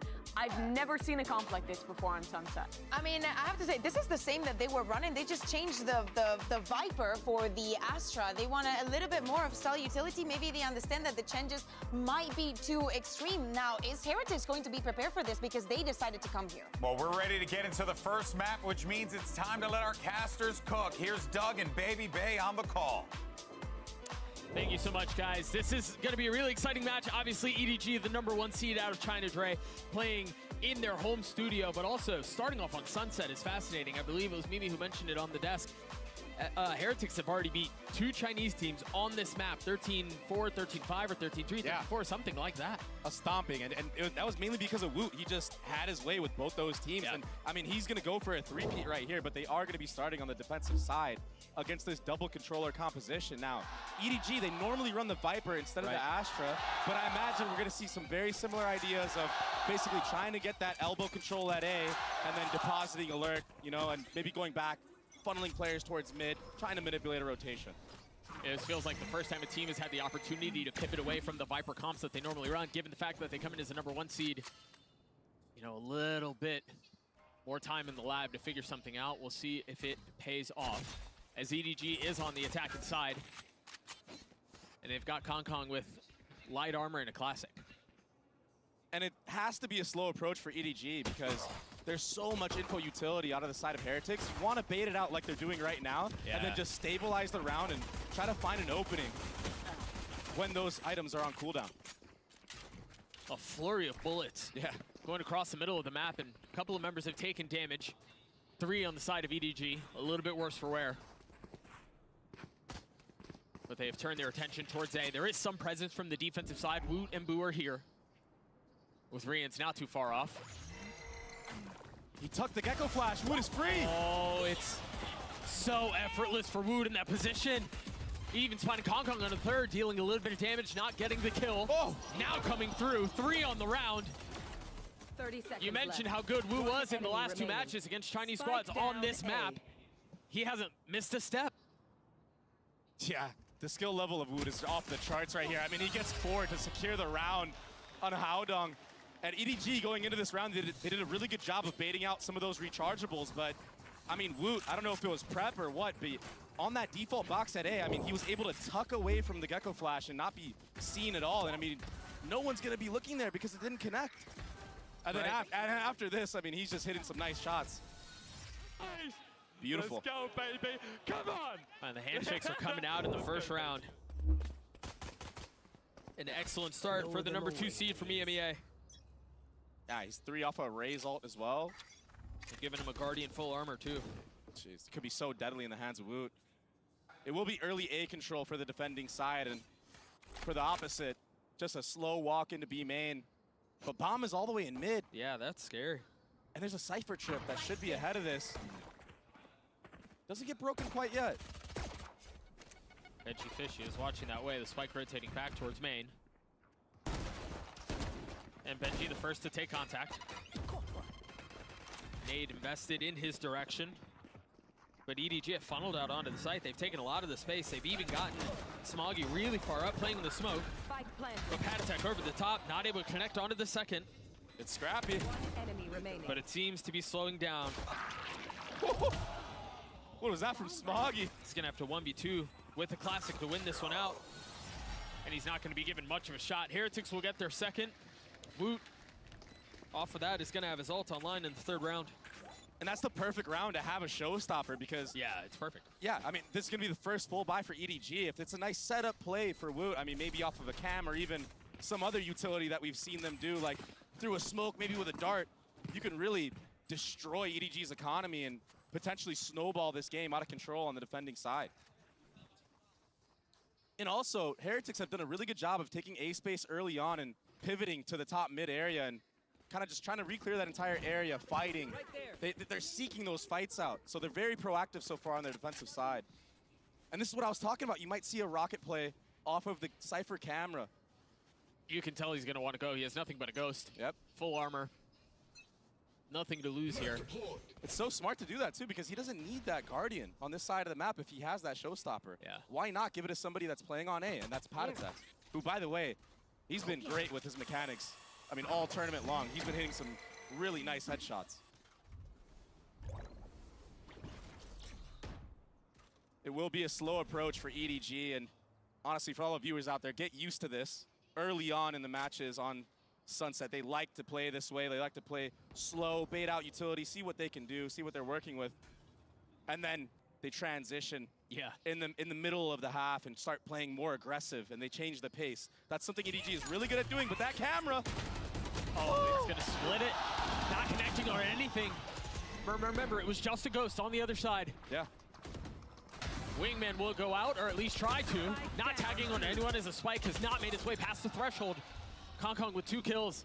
Chi-Chu weak, but a little bit of space for the attack. A nade in his hand, too. And Patatek right now, he's just waiting for Buddha, link up with him, and potentially start the retake. But Kong, oh, the nade misses, so he's gonna have to hard clear the close left. Hitting an awkward little crevice. That's unfortunate. So Omen Flash will be the cue for the retake. Patatek gets the entry. I spoke about how he's so good at one-tapping players. And all of a sudden, that freeze that EDG did, it's working against them. Smoggy has the tank, tries to get the spike, and he will fall. The bonus the way of Heretics. What a start. That was a huge impact from Benji to get that trade in B main after Woot missed that showstopper. But yeah, I mean, we saw in full effect what giving the gun to Patatek does in this scenario. I mean, he made full value of it. And I like EDG's approach of slowing down the round, waiting for a mistake from Heretics, but the time just clocked down too low, and it ultimately worked against them. I mean, they hard froze. Yeah. And all of a sudden, just like that, you're on another eco round.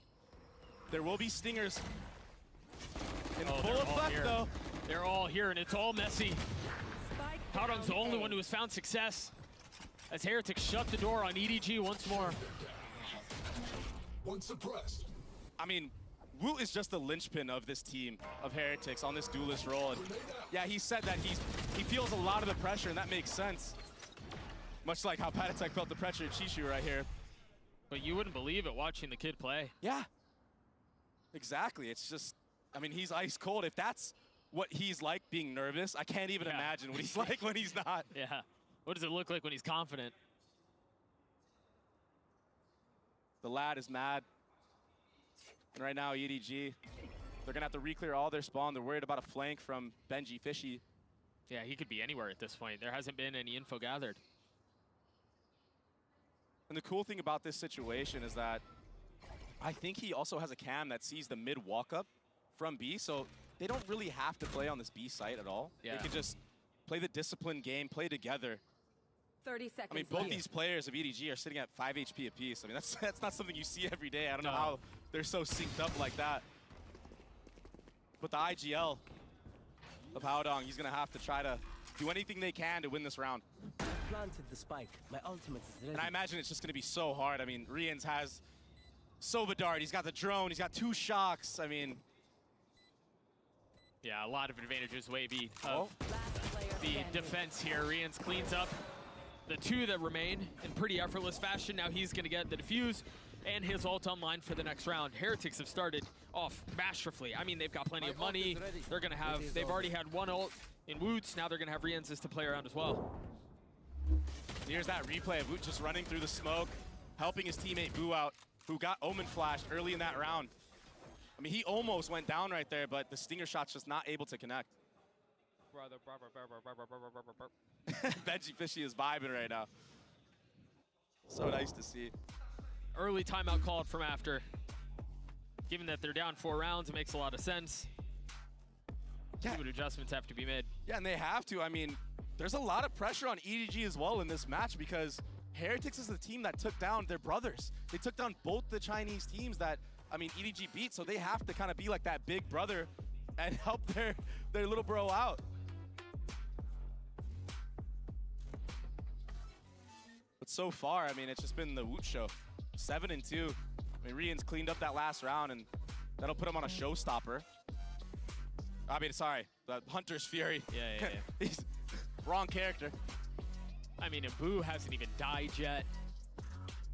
It's just looked really good out of Heretics early on. I think, obviously not phased, not concerned about who's playing on the other side of the stage. They look really comfortable. They look great. And this is kind of to be expected. This is Heretics' map pick. EDG, the last time they played it, I mean, I think they may have won it in overtime. It was like 16-14, but it wasn't pretty at all.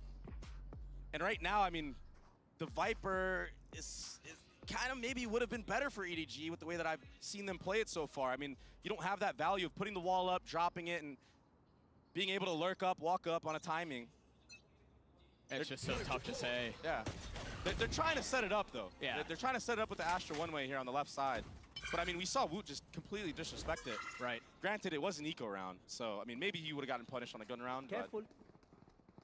My guess is that's not the last time he's going to try to push that smoke the way he did. Yeah, and look, I mean, Heretics are already instantly backing off of A, ready for like a mid-crunch. Nobody with this Thrash online. They're going to have to deal with some of the Cypher util again. But this is why you see Heretics playing off the site. They don't want that Thrash to get value. Right, and they have Rians' ult. Yep. So as soon as they realize where the hit is, he can just pop that thing. Yeah, I wonder if they decide to flood in. Ooh, that knife hitting. I think that was intentional. Mm-hmm. So nobody gets tagged by the knife to suggest they're staying B, and you see it on the minimap, they're all rotating back A. Yeah, it keeps a couple players from Heretics staying. Exactly. No rotation towards that A site. This should be a free hit, potentially even a kill, a punish on the Boo here, who hasn't dropped yet. That noise should be cute. Instantly, Woot starts to rotate back. Oh, yeah. 30 seconds. And now the Thrash invested, you see him funneling away, giving the space. Boo not wanting to reckon with that. Manages to avoid it. No tags found.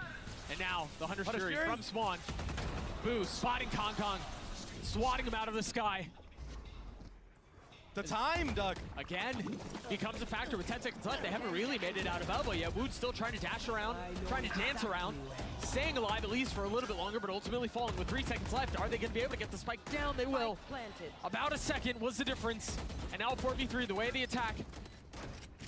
Heretics patient with their approach, patient with the attempt at a flood. Benji will fall. Patatek and Boo left in a 2v4.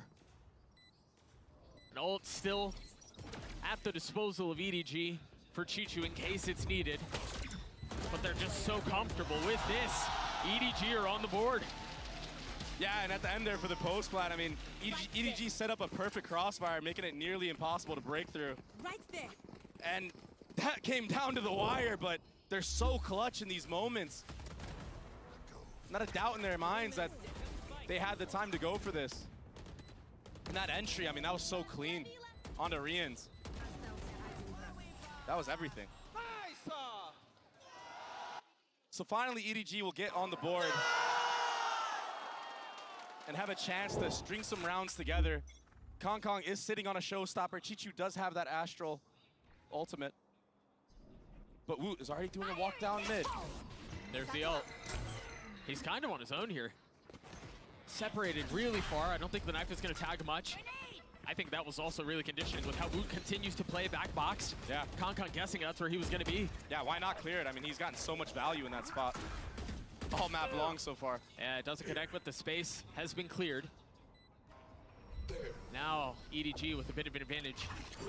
What a good molly. Yeah, and a nade. Gosh, both of them. Nobody unable to survive the spam. Incapable of staying alive. Concon playing up close as the cage goes down, so does he. EDG again have been picked apart. This was a 2v4 though. If they can settle, they've got it close, but Smoggy and Haodong fall at the worst time. That was a very convincing retake for Heretics. I mean, yeah, there's only 2 players alive, but the initial fight, that initial exchange against the 4 players in that A lane, it just went their way. Their spacing was perfect. The trades were on point. The utility to flush out a kill for Boo in the beginning, and then he's just sitting on top of that box that could see over the smoke. Very well played from Team Heretics on that retake. Especially with how the last, retake went. EDG had such good crossfires this time. Not exactly a crossfire onto that lane area. Oh, I think you're right too. You mentioned the spacing and how good it looks for Heretics. Even in that fight as the cage goes down, the ability to trade every single member in case it got messy. And as an attacker on this map, now you have to be worried about all that discipline. It like kind of soaks into your brain. You're like, oh, if I really do go for a random peek, there's gonna be 2, maybe 3 guys holding me. It's kind of hamstrings the way you want to approach the situation. Cosmic Divide, invested B. Oh, they're ready to fight this though. They're getting ahead of it too. They've got the dart, they've got the cage to cover and then spam if anything connected, but nothing through. Spike still planted though. They've invested Patatech's ult, but they're playing so close that Shock is up close and personal. 2 members of EDG fall. Chichu and Nobody trying to hang on to the round. It's just Nobody who's here. Chichu's gonna be on a really late flank. Nobody has to play his life, and he can't. There's just not enough time. There's not enough space. The defuse will come through without a challenge. It was the moving death ball approach from Heretics that secured them that round. And yeah, the showstopper doesn't connect from Woot. But I mean, that Cypher ult, that was everything. You just spam Nobody through the smokes, doesn't matter where he is. Yeah, he had nowhere to play. And right here, I mean, Rian's got away with murder with that little wide swing. Dude, I don't know how. He just broke the crosshairs of EDG in that moment. And then let Benji Fishy and Patatech clean it up. Yeah. Feels like they shouldn't have gotten away with it, but 5 rounds now separating these two. EDG have found the tiniest sliver of success, but other than that, it's been all Heretics all the way. And they've tried a lot of different looks. I mean, you've tried doing a fast A default. You've tried slowing the round down, feinting that you're going A, and then going back to mid. Then you've done B main hits, so like nothing is working right now for EDG. Here. And that's mainly because Heretics, I mean, they're playing the map so well. They're proactive after they take A space. Boo is just living on A. He gets out of the site. The only real success EDG has had was with this Thrash towards the A side of the map. That's why you see them funneling here again. Oh! Almost. He almost got the timing. And he's still going to take a little bit of nade damage. The plant got interrupted. It's going to be on Nobody to pick it back up and try a second time. He still has that Thrash, though, for the post plant. Yeah. And they've managed to create a space, so even if he wasn't able to fully commit to the plant, Wingman wasn't. Now they can here we go. Move a little bit more. Thrash going in forward. Haodong the first to fall. Nobody trying to swing through smokes. He's going to spot 2, but only able to connect on 1. 3v3 for the round. TP invested by Smoggy. And where is he going? Just enough to create a distraction. Concon feeling a lot of the pressure. Able to get another kill with 36 HP. That's all he'll find. Rians is healthy. 2 on the other side. He's already spotted the hand of 1. Not able to land the shots. Double swing, surely. Yeah, such a tough position to be in. They're gonna face him here. He's gotten it to half. 9 bullets left though. Even if they try, time is just not on his side. EDG play that beautifully. Chichu gets 3 as EDG find their second. And that's the second beautiful post plan on that A site that secures EDG around. They play those crossfires so well. This time in that A lane, the trades go into their favor, make it a 3v3. And I mean, you saw at the end there, there's just too many angles to look at. And the whole time, Chichu was just playing in the back here, just toying with Rians. That's a very disciplined post plant. I really like that from EDG. Those are good signs. If they can emulate that on the B side of the map, they might have success there too. All right. Really high flash with Wu taking space and the Dizzy over the top to try to keep it back, but it got cleared instantly. That pickup star, it might be conditioning for future rounds. Maybe you'll see some players behind it the next time you see that. Try to catch off Woot or Boo, get a kill, and then that'll open up the entire map for EDG. But this time around, that slow approach that we've seen in the first couple rounds of the half. But even then, you know, you talked, Dre, earlier about how they have tried a number of different looks. They've tried being aggressive, they've tried the more slow, defaulty look. Even this, while it's a little bit slower, much like we've seen in some of the earlier rounds of the half, the way they're exploring the map is different. Yeah, they are. I mean, it's a change of pace for sure. And I mean, the success that they had was, I mean, the 2 rounds was off of that Thrash. But it's like the rounds where they don't have the ults where it kind of just falls apart for them. Right. You mentioned that they need to try to find some success B because it's look good on A. Can they do it here? 30 seconds. They do Before get leaning towards the site, you see the utility already dumped down, but Benji Fishy playing back site, getting 2. Standing ahead. This is going to be such a tough thing to hold to 3v5. I don't think they know that Kong Kong's in this spot though. And nobody's in market, so Kong Kong needs to go huge here for EDG. The Paranoia traded, Kong Kong, oh, he's able to get 1, but the clip runs dry, he's not able to connect anymore. Benji Fishy with 3, Chichu left alone. The lack of success on B continues. Chichu's able to get his 1, Rians holding the defuse all the way. Benji Fishy with 4. Heretics continue to roll. That's all because of the disruption that Benji Fishy and Rians had on that initial B hit. You don't expect just a Sova and a Cypher to do stuff like this. I mean, you had full utility on the site. You have all 5 players alive. The bomb is going down, and all of a sudden you're being faced with this fire of Benji Fishy and Rians. Heretics, their game plan is to disrupt, not allow it to go into that 5-on-5 post-plant scenario. Because that's where the double controller shines. I mean, you can delay so many lanes and kind of cycle the utility. And if EDG baits out early utility from Heretics, I mean, they might not have even a flash to run through those smokes. So that's what they're trying to set up. This time it will be a walk into elbow, but if Kong Kong decides to walk up here without using utility, he's going to be met by a judge. Should be a couple 1 pumps here, but I imagine they might use something. Nothing. They're using nothing other than their bodies. Kong Kong somehow manages to get his 1, but Patatek on the trade. The timing is beautiful. The swing is almost perfect. Bomb buddy out. Even with him getting away with just 1 with the judge. I mean, Heretics are just, they're just destroying EDG on this half, man. That follow-up utility off the contact of Boo, that was some of the most clean stuff I've seen. The flash, the molly, I mean, the dart, it was... And it was in tandem, right? It was like, off of Woot's contact, we have a right-click flash out of Potty Tech. Not only do we have that, but Rians has a lineup dart that lands in the back of elbow, and then he's able to go for even more with another right-click. I mean, this was beautiful. Oh, it tags! That's what happened. Tragic. The dart tag, Kong Kong, I didn't even see that. That is definitely tragic. I was wondering if he had like a lineup dart or something. That will be the second timeout for EDG. They're gonna have no more going forward. And you kind of have to. I mean, 8-2 is a very decisive and convincing lead for Heretics. But just to remind everybody, this is not EDG's map pick, and they did switch it up. This is the first time that they've ran an Astra over the Viper on this map, and maybe that is playing a factor. They're just not used to playing it in a match setting.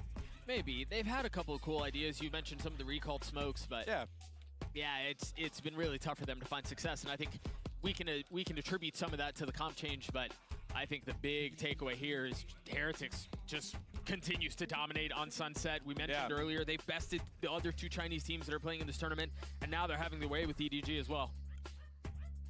And a big part of that is the anchor players for Team Heretics. They kind of allow the rest of the players to be enabled and do a lot of stuff on the retakes. It's like they're running into a brick wall every single time they try to hit a site. Yeah. And the brick wall is sometimes it's Rien's, sometimes it's Benji Fishy, sometimes it's Woot. Like,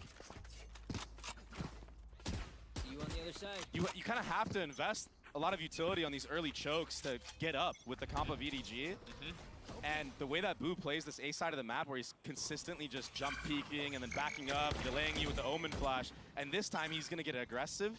I mean, all these things play a factor of him not getting punished and baiting out your own utility. A big round here for the attack. 2 ults online, 2 within 1 point. Pattek getting a lot of info mid there. So confident. And that proactivity, I mean, it makes you have to just seize and just wait.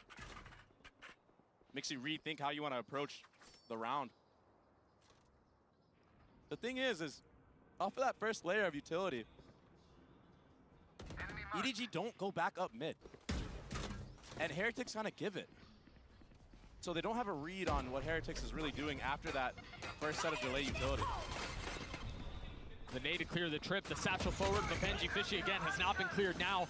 Going down at the hands of Chi-Chi. The rocket not going to connect either. As 100 Fury has been invested by Rien's.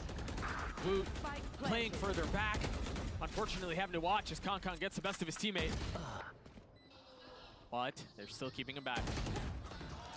Instantly on the trade, a 2v2 as the nade comes back out. How do Pattek and Boo get back in on this? The Paranoia only connecting on one. Smoggy over Kong's shoulder, delivers the shot. Leaving Pattek alone, a 1v2, a tap of the spike, the swing coming through. Not able to connect on the shots. Kong with 3 as EDG get there as well. Kong hyping up the crowd with that 3K. Brought his team back into it. Heretics did a good job of re-clearing the lurk in mid. But the answer back from Kong, that was huge. Look at this right here.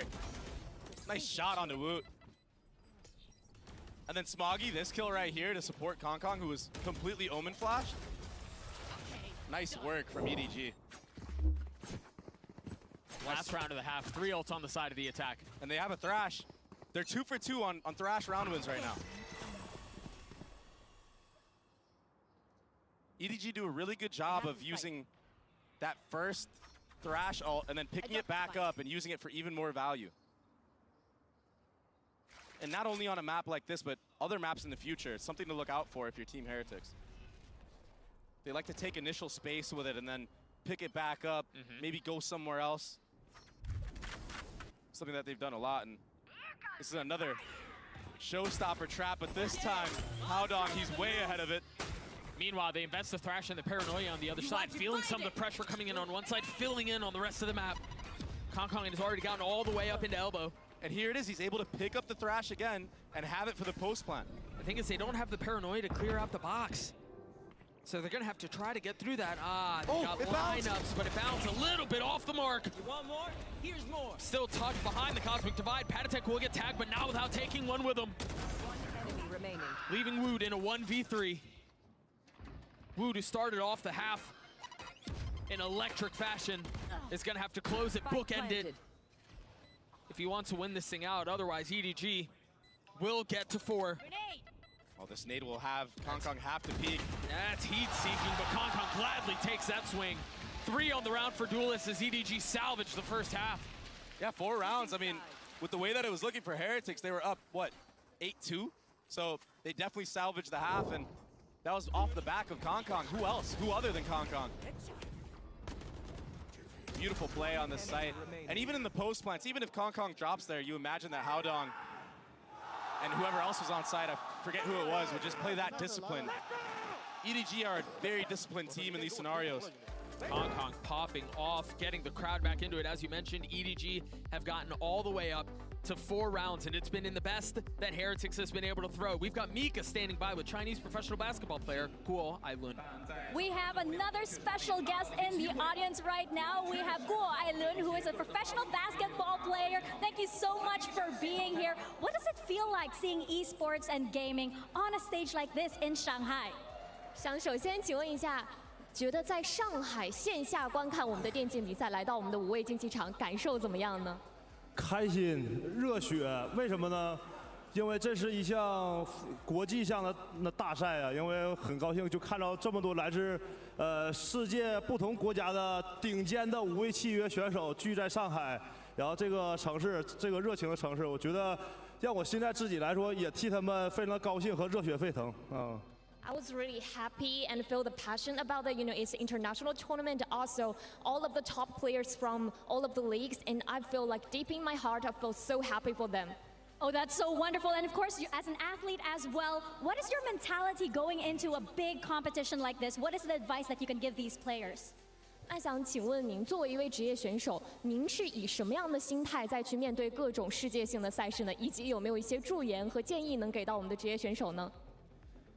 参加这种国际的比赛，跟国外的顶尖选手对抗，他们肯定心里或多或少上场之前有一些紧张嘛，然后带着我们这些国人的粉丝的期待嘛，然后我希望他们能我在场就是可能就是把自己尽量想的简单一些，然后不要心里有那么多杂念，然后就是去上场以后放松着去干这件事儿，不要想着后果，也不要想着自己是谁，放下所有的包袱，要这样才能发挥出所有的自己的能力吧。希望他们，我希望给他们谈不上建议吧，希望就是让他们像平常训练一样放松一些，来面对这次比赛，不要给自己的结果设更多预想，然后就会顺其自然发挥到出自己最好的水平，结果就会顺其自然的好啊。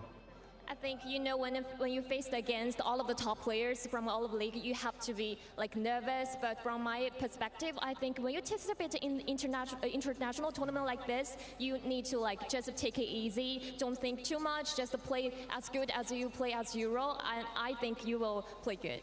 Well, thank you so much for your time, CSJ, and let's get back to the game. 还有一个问题没问呢，你告诉他。齐家看我再抢点镜吗？快开始了吗？没有问题，没有时间问我了。您想说可以直接跟大家分享一下吧？啊，这其实还有一个问题准备好，他问我什么时候是最让我激动的时刻，然后我都已经想好，如果今天唯一代表现在我们中国的战队 EDG 夺冠那天是我最激动的时刻，我希望大家一起等那天到来。Oh, what an entry into the second half. We'll see if they're able to carry that momentum. EDG down 4, but now on the defensive side as Heretics will have to test their mettle. Again, a map that they have found so much success on. Forced to close this one out.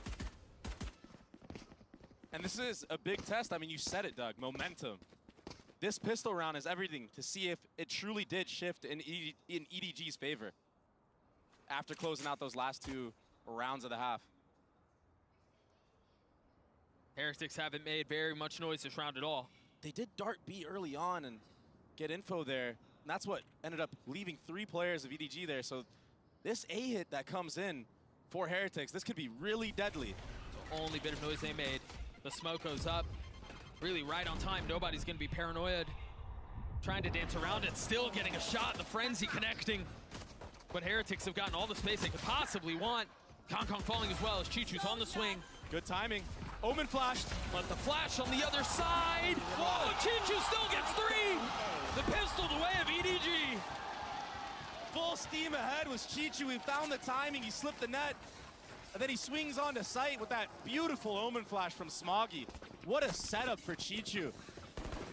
And even at the end there, when Paditek gets unflashed, the poise on Chichu, the confidence, it's back, baby.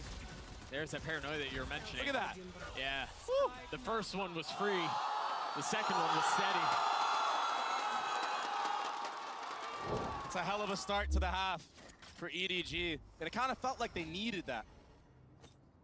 3 Bulldogs, a pistol, and a Spectre for EDG. They're all here. Oh, baby.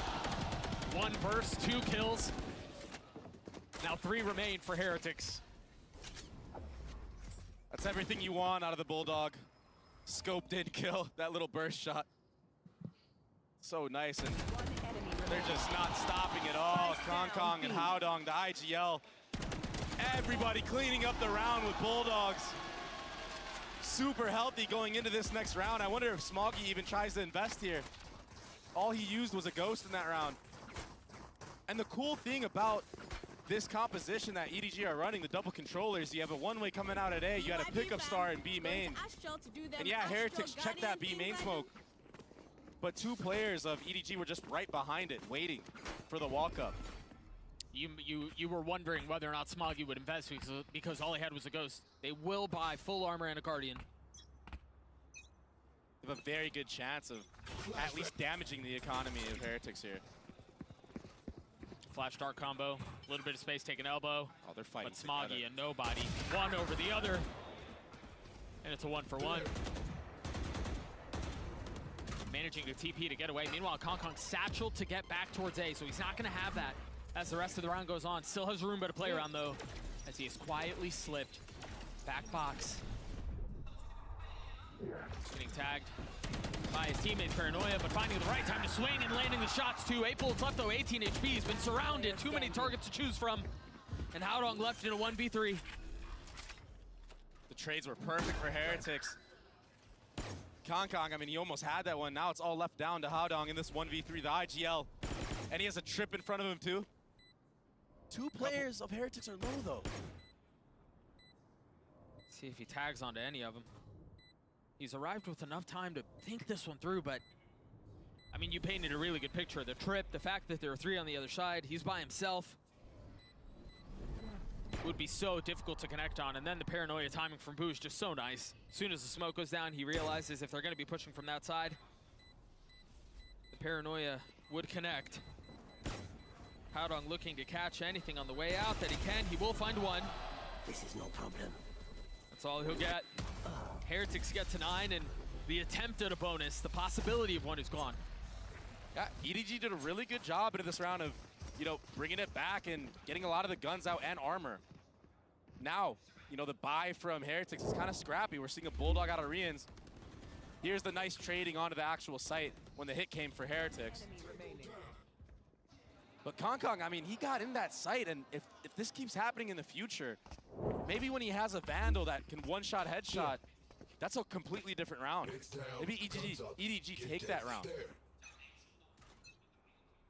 There will be another 3-2 setup for EDG. They're opting to play really far back, and oh my gosh, speaking of an op. The op in the hands of Kong.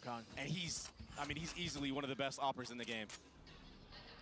Smoggy here, he played this round, he played that spot last round, and it's all to set up Kong here with the operator. Again, and now he's holding the line. He took the game by storm with this weapon. Can he connect again? Yes. Not able to satchel away though, as Rians puts him down. Heretics with a numbers advantage and space to be gained on the site. Smoggy close by, Chichu as well. Kept back by the smokes.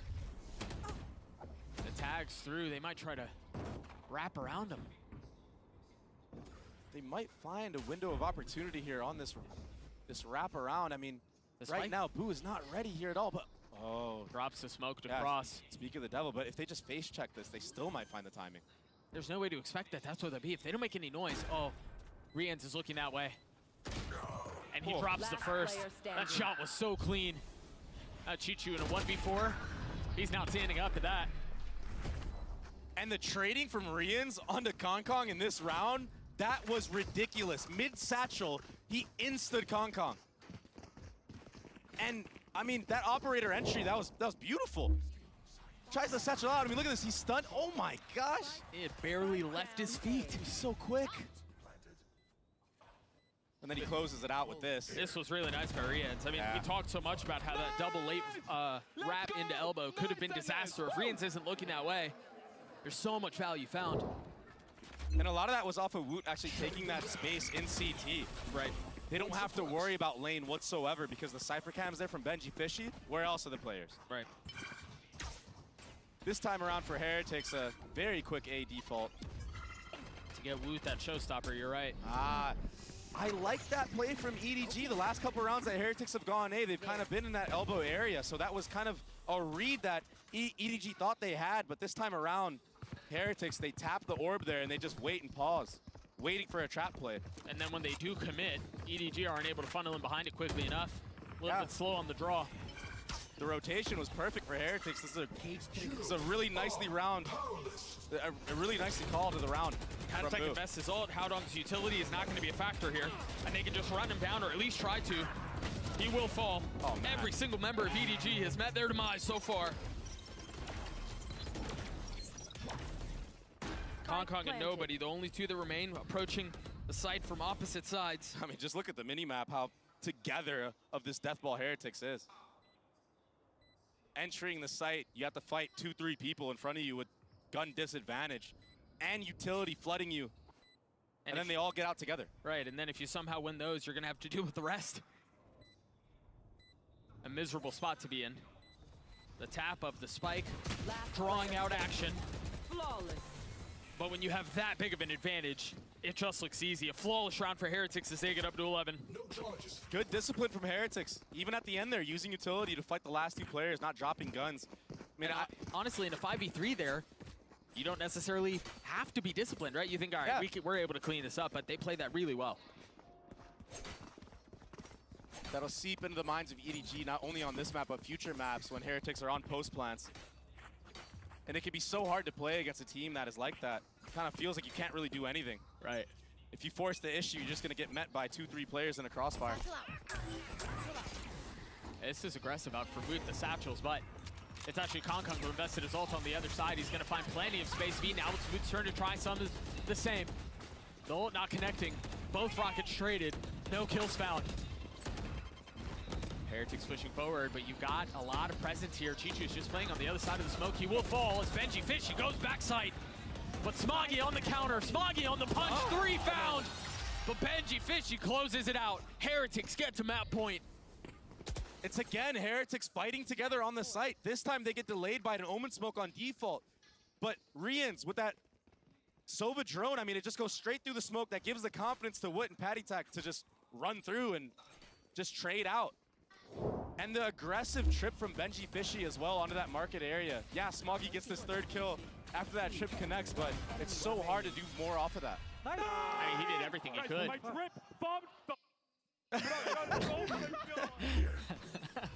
What did he say? They're getting really good at censoring it so far. Yeah, they are. Another quick B default. I mean, if it ain't broken, don't fix it. But meanwhile, on the other side, EDG again took aggressive space A at the beginning, a paranoia and a satchel out. Nothing to be found, though. What? Haodong tried to take things into his own hands there and just face check that smoke. But now, that Cypher ult's gonna give full info. They're all here and they know it, but they might try to hit it anyway. Trying to get a crossover to market. Woot with the fadeaway shot. They're just not missing right now. I mean, you can't make it up. What was that? Thrash will connect onto Rians. Nobody falls. Smoggy will too. Dominant from beginning to end for Heretics. 13-6. I mean, EDG did do better than the previous 2 teams. They got 6 rounds, but... Yeah, but I think it was like 3 rounds and 4 rounds, now 6. It's been ugly. We'll see if Split tells a different story on the other side of this break.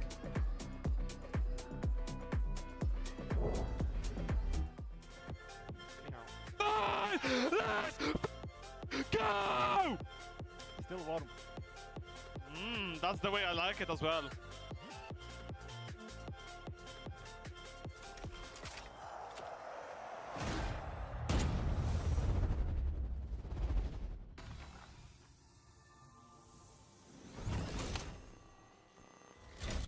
I made it to my happy place, got the sun in my eyes and a smile on my face. Yeah.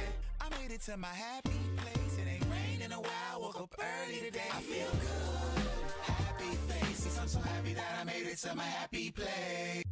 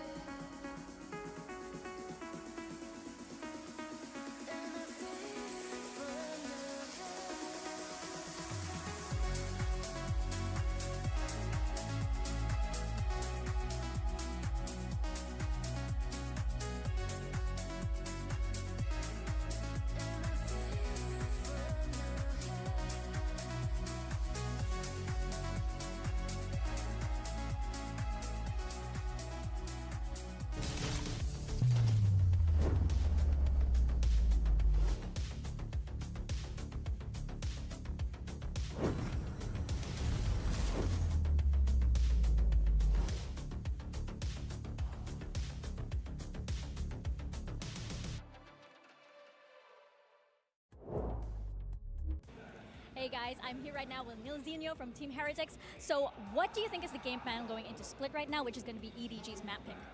Yeah, so we kind of expected them to pick Split, so we're well prepared for it. We've made a couple of changes to how we're going to approach it after we lost to G2. We kind of threw quite a few bad rounds, so for me, we're just going to focus on our fundamentals. And yeah, we've had a little bit of time to prepare, so hopefully the work we put in pays off on Split. All right, and we're going to see if it does indeed pay off. We'll see the changes that Team Heretics has brought in. A focus on the fundies. Man, I tell you one thing. When you guys came back to us here, I didn't expect Heretics to be up 1-0. Not to disparage the good name of Los Niños, pero you know. I mean, like, it's EDG. Oye, pero lo hacemos en español. I can't keep up. It's all right. I can take over. But, yeah, you got this from here. But yeah, I mean, for real, like, what an unbelievable game that we just saw from Heretics. Really just showing everyone, proving everyone wrong about this team going into it.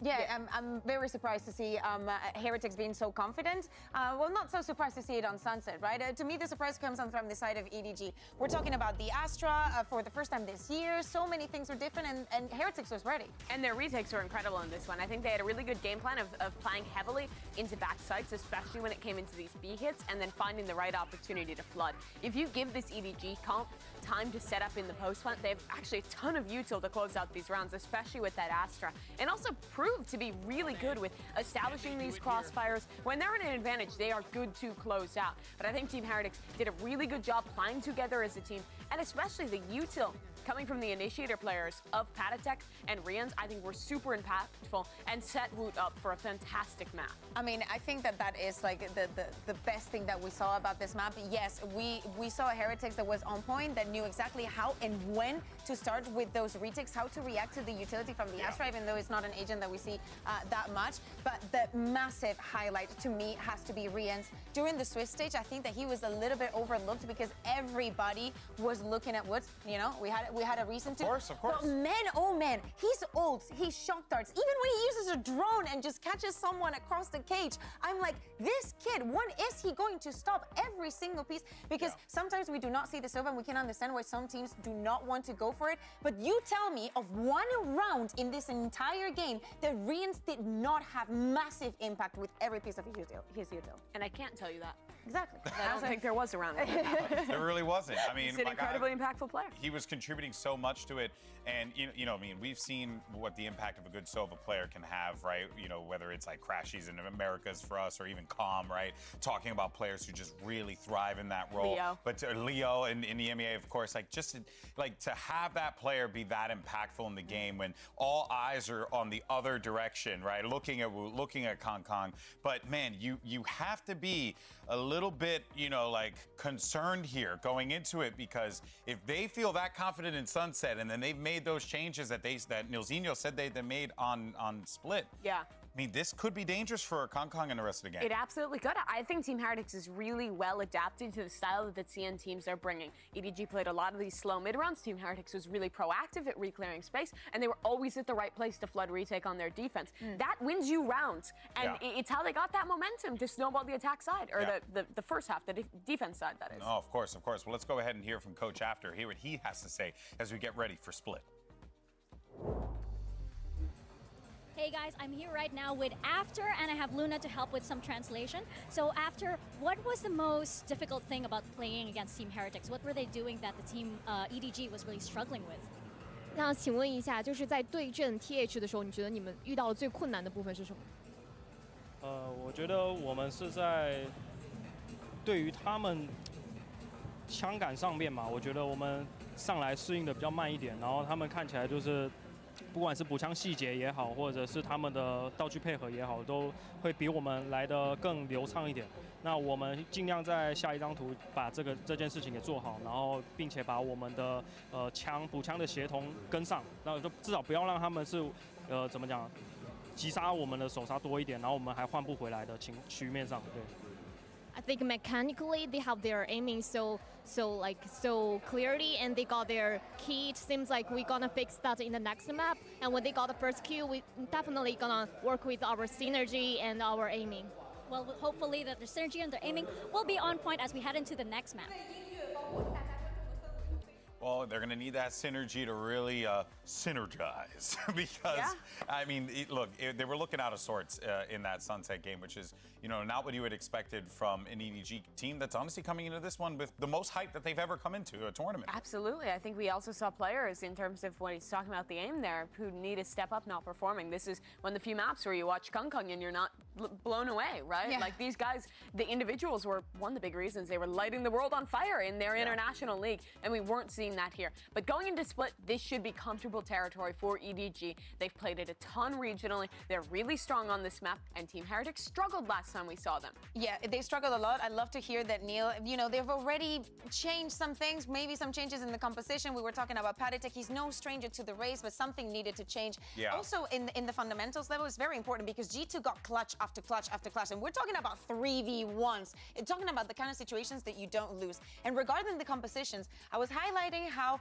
EDG changed the most of the compositions, moving from Masters Madrid into stage 1, and now they're doing it again. I want to see if they're gonna keep that up on Split. If you give up the Viper for the Astra, as I said, first in the year for them on Sunset, are you going to do the same on Split? Is there something that is going to be a constant? Well, there you go. That's the first change there. Patek's not on the Raze, and now you got Woot who's going to be taking that role. Woot's always been a great Viper player, but I think putting him on the Raze here just makes sense. He's been in incredible form, and he's already proved to have great synergy with the initiator of Rien's. Yeah, I think I completely agree. But again, all the eyes have to be right now in EDG and how they're going to execute with this. This composition, you know, is nothing crazy, nothing that we haven't seen before, but we need to see some comfort. Kankan was coming alive at the end of that first map, but it wasn't enough. PRX is already waiting in the lower bracket. In front of their home crowd, EDG with these expectations can't lose already. EDG's got to send this one to a third map if we want to stay alive in the upper part of the bracket. Let's send it back over to your casters, Doug and Baby Bay.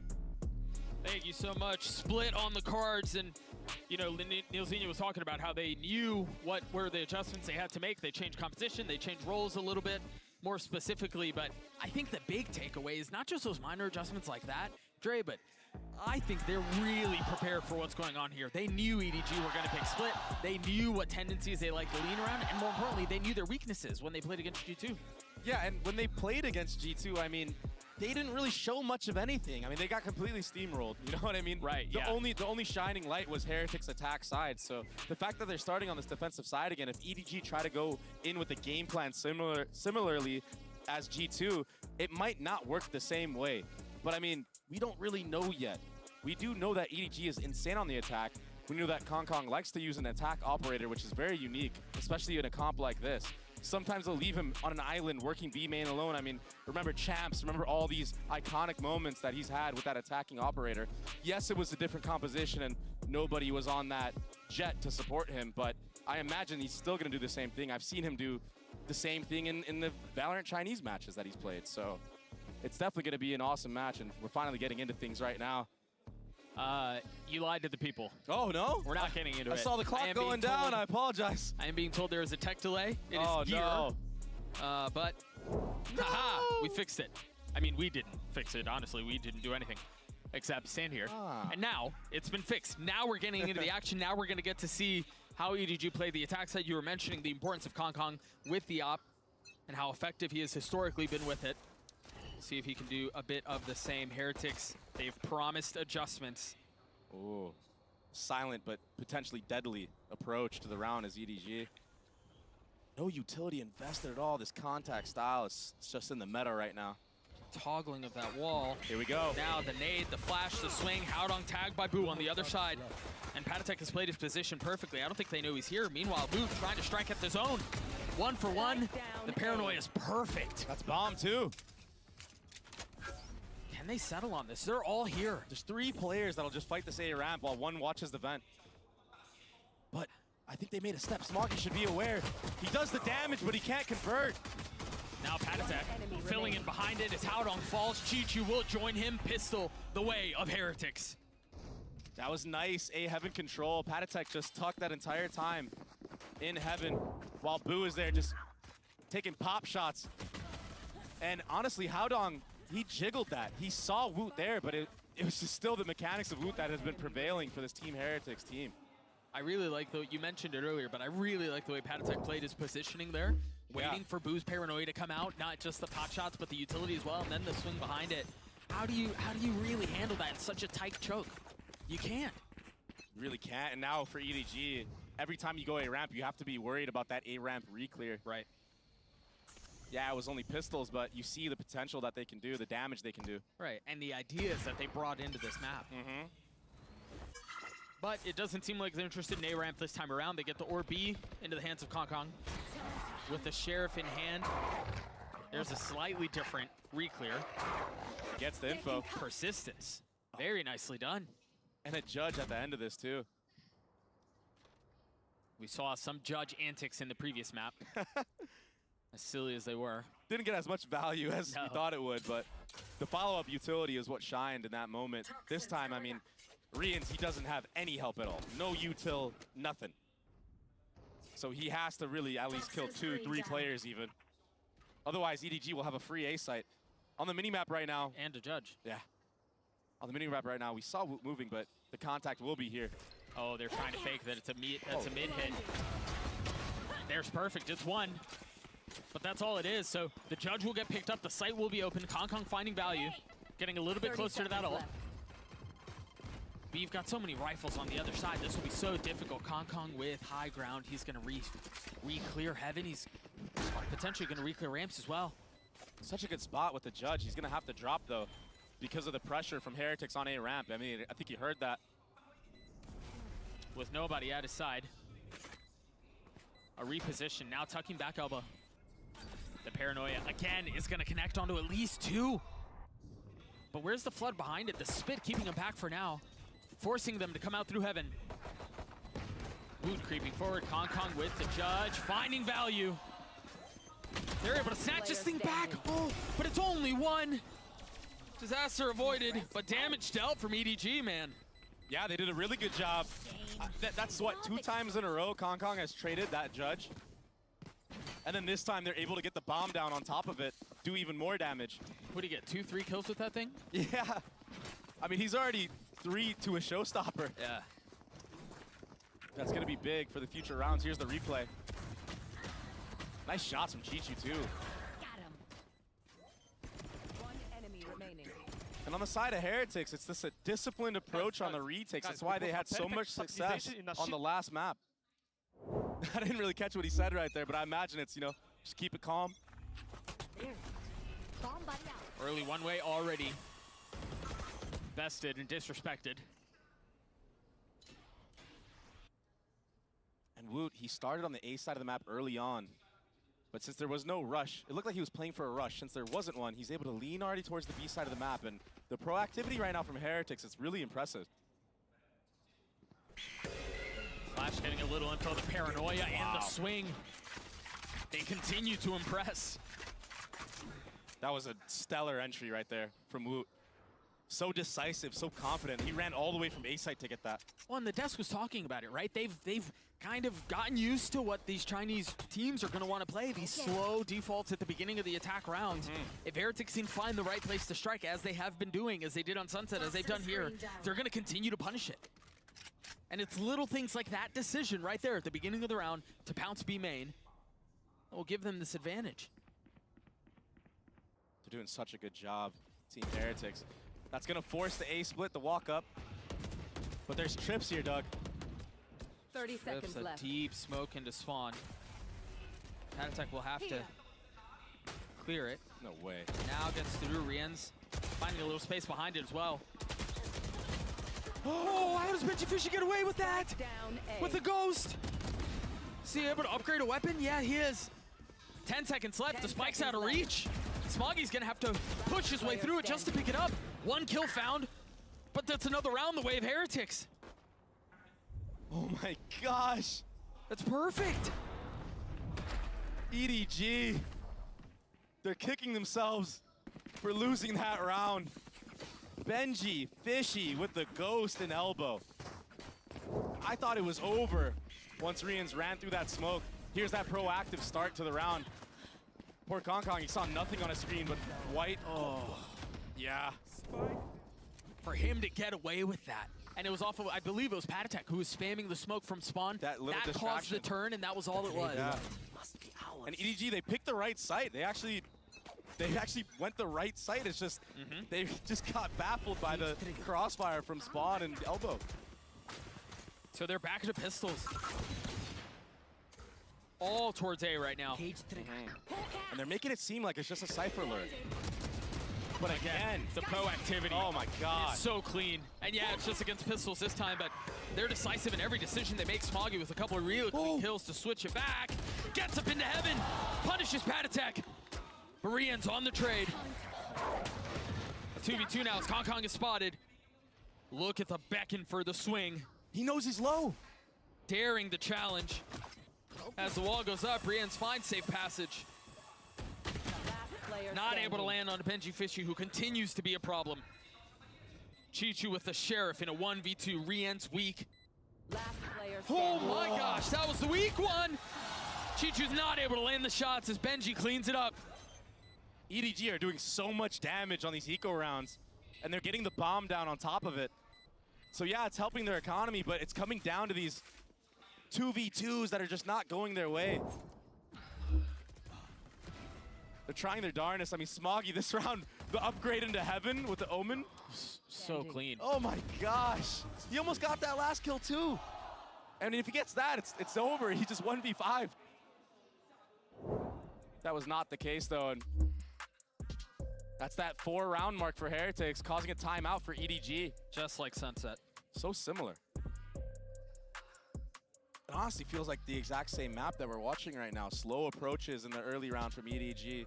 This time around, though I think that they're picking the right sites a lot more than the last map. But I mean, it's just like heroics from Heretics. They're playing off of each other so well. And I think it goes back to a word that you and I have used a lot throughout this tournament, and that's disruption. Yeah. That just really feels like the approach for Heretics here. Don't let them settle into that slow, defaulty attack approach. Don't let them settle into feeling out the map and then striking where they want. If you're going to take the fight to them, if you're not going to allow them to settle in, you're going to leave EDG in fits, and that's exactly what Heretics have done here. Yeah, and that slow approach is how G2 absolutely destroyed Heretics. They completely dismantled them. They manipulated them around the map. They had them run circles around the map. Right. So now, I mean, the name of the game is proactivity based on any spot that EDG are even making noise. In this case, it was off of a Cypher trip, but they don't even care if it's a lurker, if it's the main pack. They're gonna take that fight aggressively. So for EDG, they might need to try to bait out that trap utility, act like you're taking space and hold for the reclear. Maybe then you can get a punish. But sometimes it can be so hard, especially with Heretics. They're just on point right now with their mechanics. Their aim is, they're just dialed in on their crosshair. Chichu has thrown this orb a couple of rounds now. He's ready to just go for another aggressive play here with Rocket. And it's off of the cam again. Just like Sunset, Doug. So that orb going up and down suggests that somebody could have crossed back behind the box that you see on your screens right now. That's why Wood has to be a little cautious. Oh, EDG need to back up right now. They understand the showstoppers there. But if I'm Woot right now, showing that Roomba on B, I'm already going back to A. Yep. Or at least going towards mid. Yeah. But he holds a little bit longer because the orb has gone back up B. EDG wanting to explore the middle of the map here. With Patatek close by and Benji Fishy, who again has just been such a thorn in their side. Can they punish this? Gun spotted, Rocket out, not connecting. Patatek will fall. Now the neural theft. Slowing things down even more, giving EDG even more options. Smoggy has already gotten back B. Benji Fishy, the only one who's close by. Spam connecting a little bit, but the site is theirs. Oh, the flash is so perfect. Kanka can't see a thing, but Smoggy and nobody can, and they connect. EDG with a big advantage here, but slow it down. There's no way Woot pulls off this 1v3 with 11 HP, no shot at all. Another proper post plant from EDG.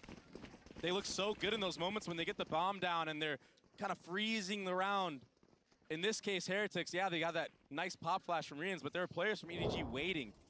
Anti, they're playing anti, they're waiting even this. As everyone is taking B, having control. Howdong just holds for that vent.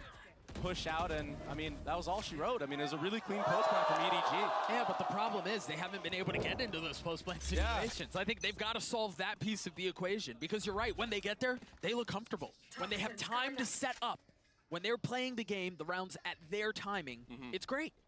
And they were fortunate that that showstopper from Woot didn't connect, because everyone was funneled in such a tight area there. All side for Util A. Most of the presence of Heretics there as well. It's just Boo who's got a Sheriff playing mid. It's a really scrappy buy from Heretics as well. I mean, yeah, they have some guns invested, but EDG will now know that the B Heaven player is using that Sheriff. Maybe something to punish. Oh, but Heretics aren't budging at all. They're just staying in their setup. Why not? Why not gamble at this point? I mean, if they go B, you can go for another retake round, whatever. Right. And you got Rian's ult. And oh, these double trips, this could be really bad for EDG. Is Benji Fishy gonna play spoiler again? I've got your trail. Interesting timing on the Seekers. That should give the info that might cause a transition into Vent and going B. They've gotten Heaven space. The Seekers that are being traded, it seems like they're still considering it. Have not left Heaven. They've got to be cautious about this crunch. And the time is going so low. If they're going to go B, they need to go now. They're patient with it. Benji Fishy again. Getting the first. Woot on the cross, and now time is up. They can't really reconsider this. They can't really decide to flip the map. They've got to commit A. 10 seconds left. They're starting to find some of the advantages. Benji Fishy has not moved at all. Finally falling. He's picked up the spike, but there's not enough time. Again, it burns way too low. Oh my gosh. I mean, a bit of fate played into Heretics' favor, because EDG, had they had gone B, I mean, this is a free round for them. I thought after they invested the Seekers into this round, they saw everything going towards site, they would know it's a stack. Yeah. But they don't know. Maybe there's a judge in Vent or something, you know, it could be so worrisome. There was something that they saw where they decided to stay A. Yeah. Maybe it was the entry they got. It kind of worked against them. This new split from Heretics, this defensive side, it's looked like night and day. They look so much better. Look at the position Boo has taken. He's one way, so good. he is. And he was set up off of Rian's there with that flash. This one way coming through a little bit later. I wonder if that makes EDG second guess it, yeah. But him alone, I mean, he just got a raised nade out by himself. Investing what? A rechargeable utility and then, yeah, one TP? Yeah. You take that trade any day of I the was week. literally about to say that. I'll take a Noman TP for a raised nade any day. Kong still has 2 satchels and his rocket. I have the spike. This is interesting here too for Heretics, because they haven't really been able to punish some of this early slow default from EDG, at least this round, right? In other rounds, they found a lot of success, but this time there hasn't really been a commitment or enough info that's been seen to want to punish. They are setting up this B split. This will be where EDG want to end. But there is 3 players of Heretics here, and Rian's, he's tucked in back sight. Chichu goes forward with rocket, or excuse me, Kong goes forward with rocket in hand. Wu goes up top, it connects onto Boo, but Wu punishes back. Oh my gosh, he's gotten the third! Woot single-handedly destroying EDG. And with 13 seconds left, again, time becomes a factor. Smoggy's healthy, yes. But now he's gonna have the neural theft to deal with. Do they try to pounce? Patatek on the swing, willing to give away his life and secure the round for it. The clock decides another. Oh my goodness, Doug. Woot is world class. I mean, he came to play. 12-6.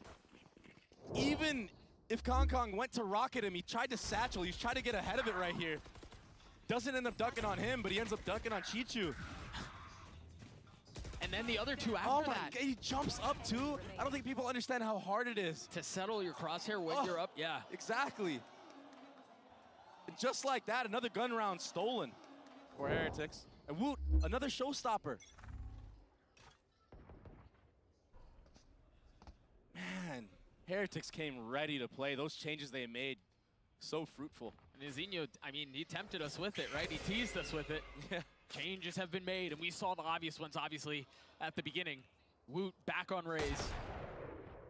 Toxins going up. Maybe that's all they needed, man. Makes sense to me. Yeah. And with the way the way he played the last map, he's had full momentum, full steam ahead. He brought the heat into this one. I mean, honestly, the way he's played this tournament. I still just can't believe he feels nervous. Does not look like it whatsoever. I mean, I'm sure he's not nervous now. You know, he's warmed up, he's a map in, but still. Right. Yeah, he didn't look nervous when he stood up out of his seat there. That's his baseline. That's so impressive in a player. EDG with the lean B, but Boo's paranoia will delay things a little bit more. 40 seconds left, the satchel's out now. Konkong with the Sheriff in hand. Patatech close by, but it's Rians who punishes. Oh my gosh. Another kill going the way of Heretics. But they've kept this really competitive here, but Smoggy's the only one left standing. He's got a stinger on the other side. He will punish with one. Baiting Benji Fishy into the swing, but not realizing it. He's got a really big window here to play around. He's got to be so worried about everything right now in this moment.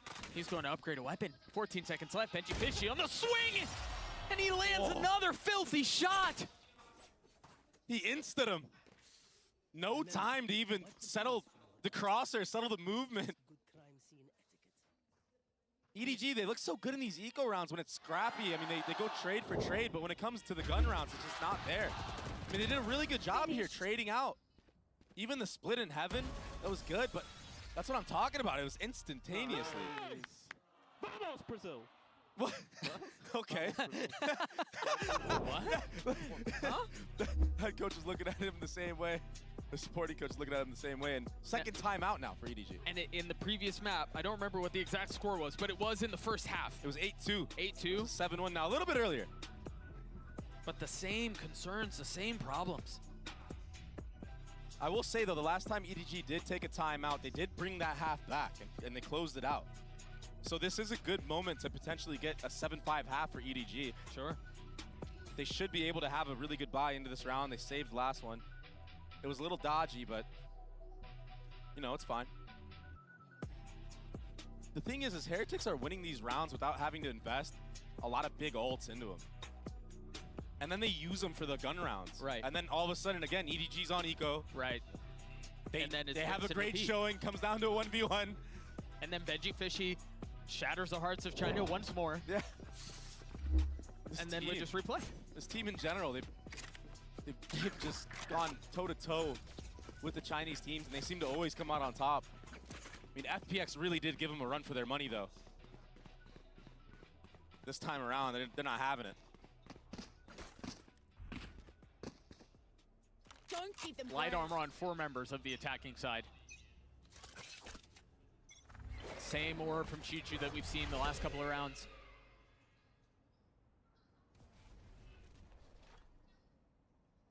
What is the approach here? Toxins going up. Slow default hasn't really been getting much value for EDG. No. Usually you try to bait out some utility with this, but Heretics are just so calm, they're so poised to not use anything early on. The paranoia out in the face of Rien's. Boo repositioning, still saying clear of any of that utility, but Smoggy clotheslines him. On the swing, it looks clean as the fight ensues up in heaven. Rienzo still dancing around Woot. Close by with Rocket in hand and satchels to boot. He may not have to use them. Spike down B.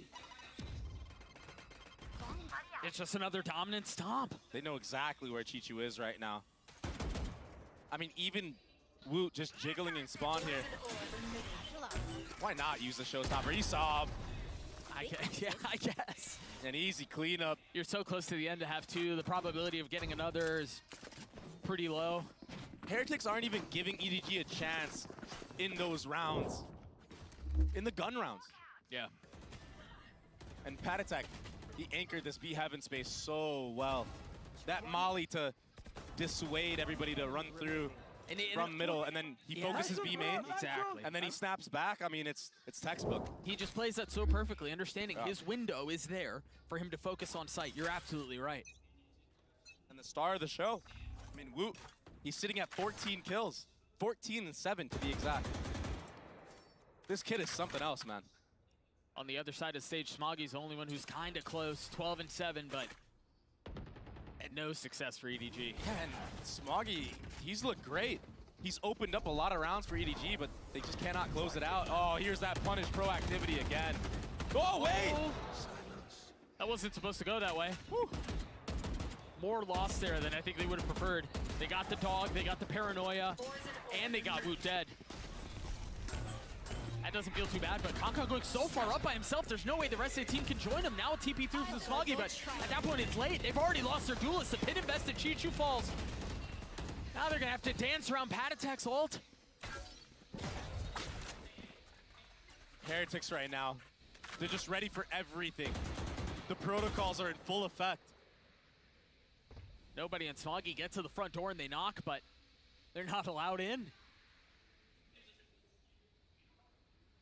They have to creep around this pit. Maybe they get into spawn and try to flip the map, but the problem is they have 30 seconds left. There's not a lot of time to think this through. So awkward in this sky flash from Rians. Oh, he's gonna but he's not able to dodge the flash. I love the idea. There's an opening now. There's a chance. 20 seconds left. Boo's hot to trot, rotating over. Starting to corral and control them as they drop the pit. Patatek falls, a 2v2 here. 10 seconds Persistent left. in the attempts. Boo's on the flank, the spike goes down. So does Smoggy. Clinical right now from Heretics. Even the little things, man. Yeah. The little things are going the way of Heretics too. Slowly creeping up B heaven, taking your timing when the bomb is being planted. And the protocols that I was talking about, they're trying to punish the Cypher Lurk. They get that done, but on the opposite side of the map, you have a Cypher, you have a Viper that are anchoring the B side. Right. They're beckoning EDG to run into that trap setup. And you see the cage come up, all of a sudden, Kong is isolated, and it's just, it's brutal right now for EDG. And it may have just gotten worse. Woot has purchased an op. Rotating back A, and that's where EDG's headed. Crosshair trained. Target found. Kong down. Fun fact, Doug, I did tell him when I saw him in the bathroom I wanted to see him buy an op on the defensive side, and I'm glad that he did.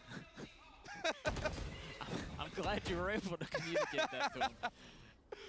True story. I'm actually serious. Benji Fishy again is still playing back here. Woot taking a lot of damage, and it's Rians who punishes. I must wait a moment. All of these conversations about EDG playing in front of a home crowd, the #1 seed out of China, how they're going to have the 6th man behind them. And it's true, because every single time EDG finds the tiniest bit of success, this place goes insane. Yeah. But Heretics have silenced this crowd for 11 rounds now.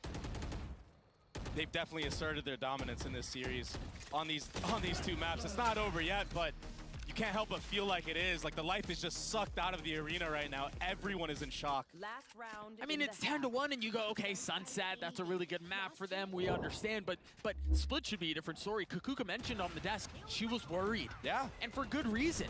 But Nilzinho just kind of gave the finger to all of that.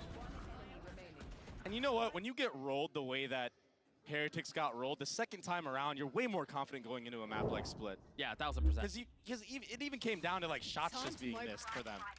And honestly, I feel like we'll have a similar narrative for EDG the next time they play Split. Possibly. An aggressive take of A-Main. Paranoia, the flash, the satchel's out. Boo, you madman. He just ran into the full race nade from Kong. A little overeager. Yeah, I don't know where he was headed. A little overconfident. This is a really aggressive pit. But they're just delayed. Meanwhile, they're going to try to take main, but they have all of these trips. One of them already spotted. Benji Fishy punishes. And he's going to spot even more. Has to try to play his life here. Got to be careful as he spots another. The cage goes up. Haodong on the swing. Really nice footwork by Benji, but it's not enough. 3v3 for the site now. And if they can get the bomb planted, this is where EDG have shined in this series. They've spotted Kong. And that's their big success right there. You're right, you just mentioned it. This is where success comes through. Kong finding Patatek. These post plants have been good. And they're digging their heels in on this one.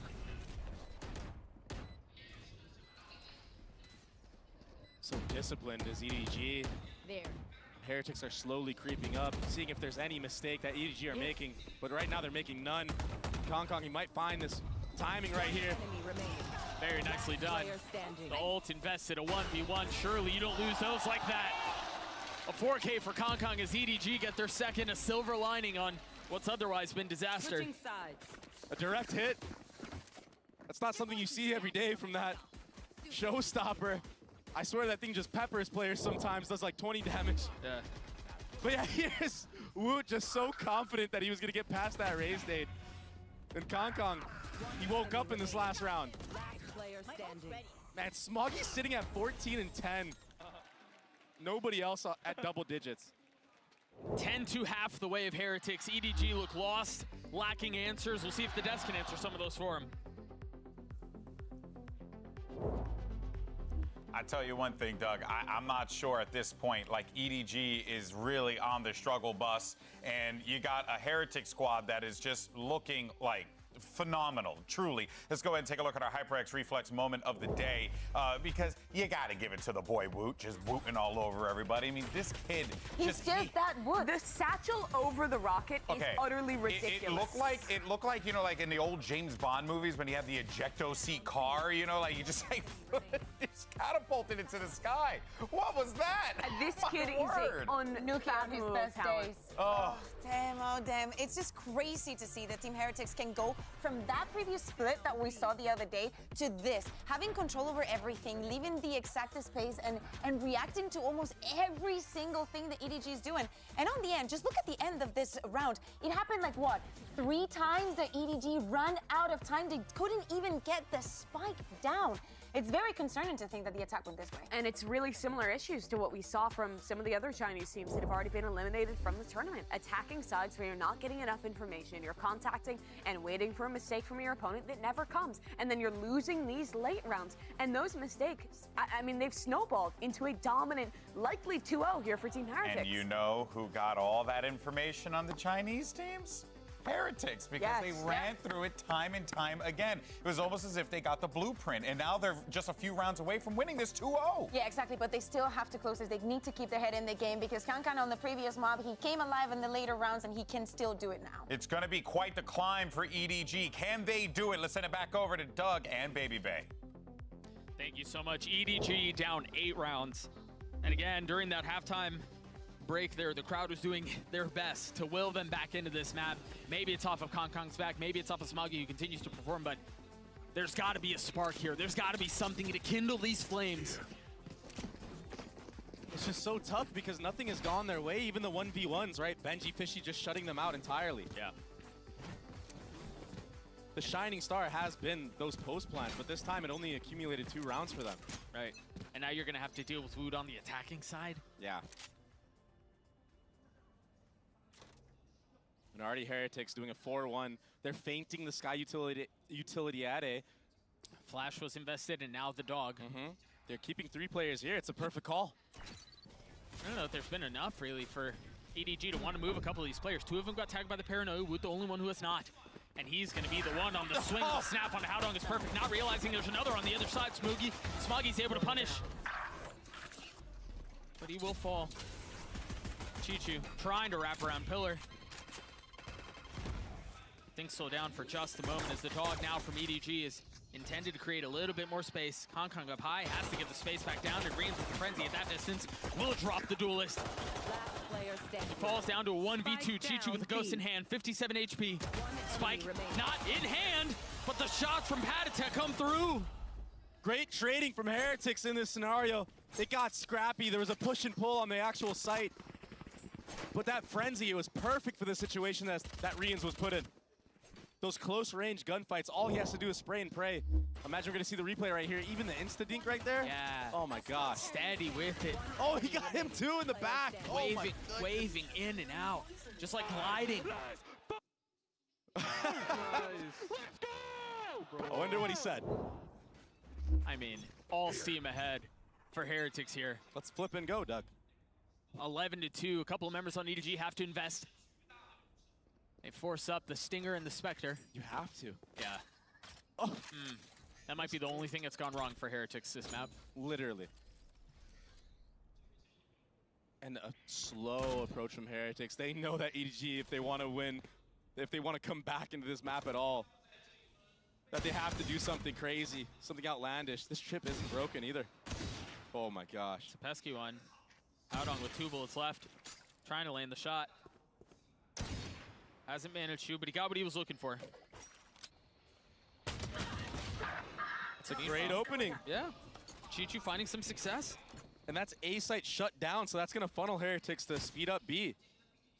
It seems like EDG are ahead of it too. Yep. Because Smoggy and Chichu have already started to lean. As soon as that kill came through, they started to rotate. Remember, it was Howdong who was the first one here. The dog out through the smoke. The cage goes up. This rollout is really nice, but Howdong not able to find any success on the other side of it as Smoggy will fall too. They still have the 2 weapons they've invested, and Chichu's share of strikes again. Now, finally, falling Konkon from up in heaven, getting a couple. A 1v1, and Boo's gonna get the kill again. Just when it seemed like Konkon was gonna deliver magic, Heretics get to series point. It's the same narrative as those 1v1s on the opposite side. When EDG were on attack, it was Benji Fishy that was winning the 1v1s. In this case, it's Boo. But honestly, Konkon, he did everything he could. He had to reload here, and the patience of Boo, I mean, just tapping away. Securing the round win, and you have to buy anything now for EDG. They have rifles, they have Spectres. There. No ults online. Chichu hit some really nice share of shots. It's been borderline perfect up until this point. Konkong's able to get a couple of kills back. Finally an advantage for EDG in one of these rounds. But is it too late? Feels like it is, Doug. Toxins going up. While all that's happening, all this B main pressure is happening, Benji Fishy is solo taking A ramp control. He broke the Cypher cam, so that will bait over a rotate from Chichu to try to help his teammate. If he catches out Howdong here, this would be big. Almost does. And he does. The problem is, while that fight was going on, Chichu has started to rotate back A as well. And the truth is, Heretics have a fully open map right now. Yeah, I was about to say that opens the middle area of the map for Heretics. Once Benji Fishy sees this Viper, that might be a cue for Heretics to maybe go back to mid. They're gonna lean into this. They're still coming this way. I mean, sometimes just grouping up and healing your teammate is the right call. Just trade out. They've been so good at trading in this series so far. Doesn't get traded this time around. That cage was the problem for them. Oh, Chichu's filling in on the space. And Konkon from the other side. Oh, I thought it was gonna happen. Konkon gets his 4 though. EDG gets a 3. And the Rocket's online for the Duelist. Yeah, he hit some crazy Spectre sprays. The first time in B main, the little collat right here. Yeah. This was really nice. And then in the back of the A side here. I mean, it's not easy to get kills with the Spectre with this distance ahead of you. He was dead on. So clean. You still can't help but feel like it's a little too late. Certainly looks like that's the case on the face of the coaching staff, but Konkon has been a spark before. Maybe he can do it again. Aggression from Heretics at the beginning of the round. They just satchel past the pit. They just fully get ahead of the pit. What was intended to be mid-control has been lost right off the bat, and now the pit goes down. It's ludicrous. Now Howdong, with all the pressure surrounding him, will fall. Konkon is able to get one, make that a second. The Spectre and the Ghosts on the other side, the Paranoia out. This might be too much even for Heretics to pull up, but Konkon will fall. Can they upgrade the weapon from there? No, I think it's a little bit too far away. Oh my gosh, it's beautiful. This rotation because of the Omen ult. Patty Tech has having control. Yeah, but he's already been flashed off. They understand where he is, or at least have a good idea about it. Can they close this out? Boo's upgraded a weapon, a Guardian in hand now, but he's playing close. In elbow. Nobody and Smoggy both there. No Paranoia, no flash, no dog. Just the smokes. And as the spike continues to tick away, urgency continues to swell for EDG. They've got to go here, and they've got to go fast. The first one through. Patatek still playing up in heaven. He's crept out on the other side, confirming that there's no presence. One comes through, but it falls down to ones. Patatek playing up in heaven. Time is so short. As the smoke goes down, he tucks behind him. Smoggy has to hold it, not even able to get it to have damage dealt. But I don't think he's got enough time. The Grim Reaper strikes again. A clean sweep of the Chinese teams as Heretic bests EDG. Team Heretics, they came out here to prove they belong with the elite, and they just made a strong case. And Woot, the big difference maker on this defensive side, on this map of Split. What a phenomenal player.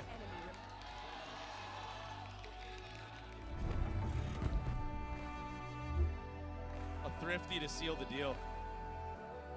That's as close to a complete, I mean, perfect stomp almost, as I feel like we've seen in a really long time.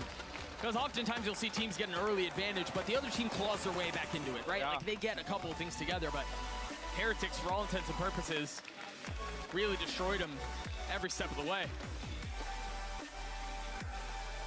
That change on Split, that, what, one-day turnaround they had. One match turnaround, I should say. So clean now. Take a look at a couple of these highlights once more. And honestly, if you missed the map, I'm gonna give you a precursor on what's gonna happen in these highlights. There's gonna be a lot of Heretics kills and a lot of pop-offs just like that.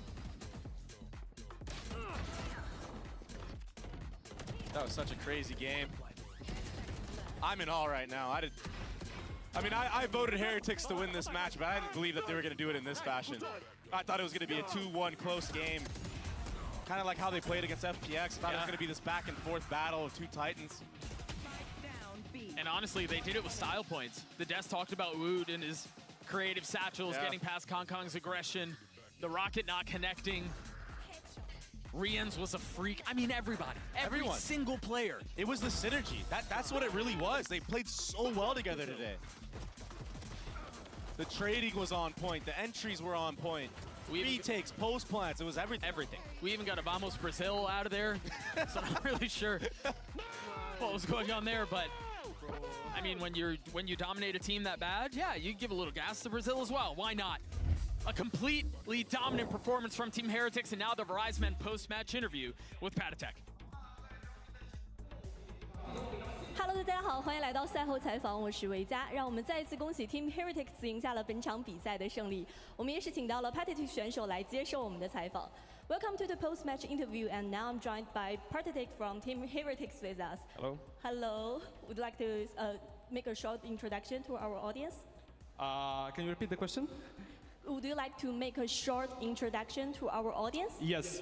Hello, I'm Patatek Fabrowski. I'm best standing in the world for Team Heretics. 也是跟大家简单的打了一个招呼。那接下来可能想问一下 Patatek 选手，因为现在他们已经和3支来自 CN 的队伍全部交过手了，也想问一下他现在会如何定义 CN 赛区的打法风格呢 ？Now that you have fought against with 3 teams from CN region, so how do you define the playstyle of CN? Can you repeat the question? It's really hard to hear. Yeah. Now that you have fought against all the teams from CN region, how would you define the playstyle of CN region? How would I define it? Probably with one word, kind of crazy, not gonna lie. It's a completely different playstyle compared to Europeans and Americans and like Pacific. But they are pretty good, not gonna lie. 他说他觉得 CN 所有的队伍的选手都是非常厉害的，而且打法风格很疯狂，而且他们的打法风格其实是非常非常不同的，无论是和欧洲的地区比，还是美洲地区比，还是太平洋赛区比的话，都是非常不一样的。而且他认为大家都非常的出色。那接下来也想说，其实他们今天的表现是非常好的，也想问一下他们对于今天这场比赛的准备工作有多少是基于他们曾经在瑞士轮的学习呢 ？So your performance was excellent today. So how much preparations coming into this match was based off your learnings from the Swiss side? Honestly, the 3 days that we had off after the win versus FPX helped us a lot. We prepared a lot of things that actually helped us to play like well in scrims, and we actually showed it right now on stage.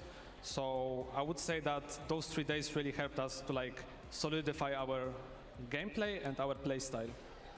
他说，其实他觉得瑞士轮的这段经历是非常非常重要的，在这段时间的比赛里，他们也有了一个很大的提升，尤其是他们可以在今天把他们所有训练赛里的成果，所有训练赛里打得好的东西展现出来。可以说，在所有在瑞士轮之中的这些学习，都让他们更加巩固了他们的打法风格以及他们的基础。那接下来最后一个问题，因为其实他们即将在下一场比赛再一次对阵到 G2， 那对于这场比赛，他觉得需要如何准备才能赢下来那个之前他们没能赢下来的对手呢？ So you're going to have to face against G2 one more time. So how are you preparing to get a win that we weren't able to secure last time? I think we're just gonna play our game. I think, like I said earlier, we solidified our game style to the point where we are not scared of anyone. And I'm really stoked to play against G2 because we wanna get the revenge against them. Like, to be honest, we should have won. So it's really nice to have one more shot against them. 他说，对于他来说，他真的非常期待和他们的这场比赛，因为对于他们来说，他觉得准备工作其实只要是做好他们自己的东西就行。因为对于这场比赛来说，他很期待他们可以实现复仇，并且赢下来这场他们本该赢下来的比赛，而且在这场比赛里，他们一定会发挥得更加出色的。那再一次感谢 PRX 选手来接受我们的采访 ，and that's all for our interview. Thanks for joining me. Good luck on the upcoming matches. Okay, thank you, and I love you guys. You are the best crowd. 对，最后还是要对大家说一声，他很爱你们所有人，咱们是最好、最优秀的观众，对于他来说。那我们的赛后采访到这里就先结束啦，拜拜。And there you have it. Team Heretics gets the win 2-0 over EDG. I can't believe that happened. But I mean, well, let me rephrase that. I can believe it. But I just can't believe it the way that it did. Yeah, exactly. I think we were too hyped for seeing EDG. We were talking about it when we were watching it and thinking about the other CN teams that we had, and FPX was just so incredible to watch in some of the rounds, how close they took everything that, you know, we expected a bit more. Yeah, I mean, I definitely expected more from EDG. But I mean, Woot was lighting the world on fire today. Wow, look at that. Definitely the make or break. Yeah, this was from the results of our MasterCard fan poll. You guys had picked, well, I believe it was Jing for that top spot. And, well, Jing didn't have the best of days today, but Woot most definitely did. And hell, I'm going to give flowers to Icy. I mean, Icy played great today as well. And for a guy who has gotten so much criticism, has had a lot of matches where he doesn't perform. I think he has gotten better every game we have seen him here at Masters Shanghai. I think this guy is stepping up on the big stage, and he's been critical to this G2 run. He was one of the main reasons why they were able to close that last map. It's not the same having almost 300 ACS in 2 maps as dominant as Team Heretics was as to having it in 3. Yeah, I mean, the stuff that Woot was pulling off, though, was... I still... am blown away by that satchel play. That was just so, it was like the Matrix. It was like a movie. The most ridiculous play of the event thus far. Had to have been. It was super cool. Actually, I remembered Berlin. Never mind. But that's actually it's true. Up there. That's it's true. Up Berlin there. one was wild. Oh, man. All right. Well, guys, with the playoff matches in the books, our first round of playoff matches in the books, I should say, here is how the bracket is shaping out right now. We're going to get a rematch between G2 and Heretics. You heard Patatek talking about that. Felt like they should have won that the last time they played. Well, he's going to get to prove that Look at this lower bracket. PaperX, EDG, Fnatic. Talk about being the first seed. Talk about being the first seed. Well, one of them between PaperX and EDG is going home. That's wild. Also, the history of that matchup. We have seen it many times before. It always delivers as a banger. And PaperX have historically been kind of the kryptonite for EDG. So that'll be a good one. And then you get a regional rematch between Fnatic and Foot. That should be fun, too. Yeah, but I think it's going to be, especially that first one, the EDG PaperX. After what we saw today, I want to know how much this tells us about the form that Heretics is in right now, and how much of maybe EDG crumbling under pressure. Yeah, for sure. And you know, I mean, they're in Shanghai. You got to feel that, you know, like kind of like that elephant on your back, right? Is that right what I'm thinking? The monkey on your back. That's what I was thinking of. Basically, the pressure that you're feeling. Our words are hard. There's another on your stage shoulder. and you have hundreds of people just looking Chip at on your shoulder. Yeah, sure. We'll go with that one. But monkey on your back, I think, is also... It's applicable. Yeah, you know, I'm really good at idioms. Give it to me, okay? This is my last segment, all right? Just give it to me for today. All right, folks. She would never. She actually would not. That's my my dog whole right shtick. there. All right, folks. Well, here are the matches coming at you tomorrow. It's lower bracket action. We're sending home 2 of these teams tomorrow. And there's a chance they're both the first seed of their respective regions. Yes, oh my word. And I mean, look, either way, no matter how you slice it, I mean, this there's a has been an awesome 50% tournament. chance that they're both one seeds. Wow. Not really. Yes, Wow. One of them is going to be a first seed. Well, no, there's a 50% chance. No, both because go home. there's PRX and EDG are both seed 1. But there's a 100% chance of the first game and then a 50% chance of the second. So The that means second it's game, 50 overall. no. Team, this What is do you mean? I'm correct. this is what we live for here. We're bickering about nothing. Folks, it has been an absolute pleasure. I bid you adieu as I will be heading off to go see my boy get married. So thank you all so much for welcoming me here in Shanghai. And of course, to my lovely crew. I love you guys very much. It was a pleasure. It was a blast It was a working pleasure with with you. you. And Yinsu's going to be in the captain's chair, manning the ship. I got all the stuffies. Yes. Oh my goodness, all They're the all going stuffies. to the wedding. Stuffissimo. Well, folks, that's going to do it for me. Thank you all so much. Love your faces. I'll see you at America's Stage 2. Tomorrow, Yinsu's in the chair, and Mimi's about to pelt my face with a rabbit. I'll catch you guys later. Have a good one. Bye. I missed. And you missed. You missed. I'm never playing with you. Show. Never playing with you.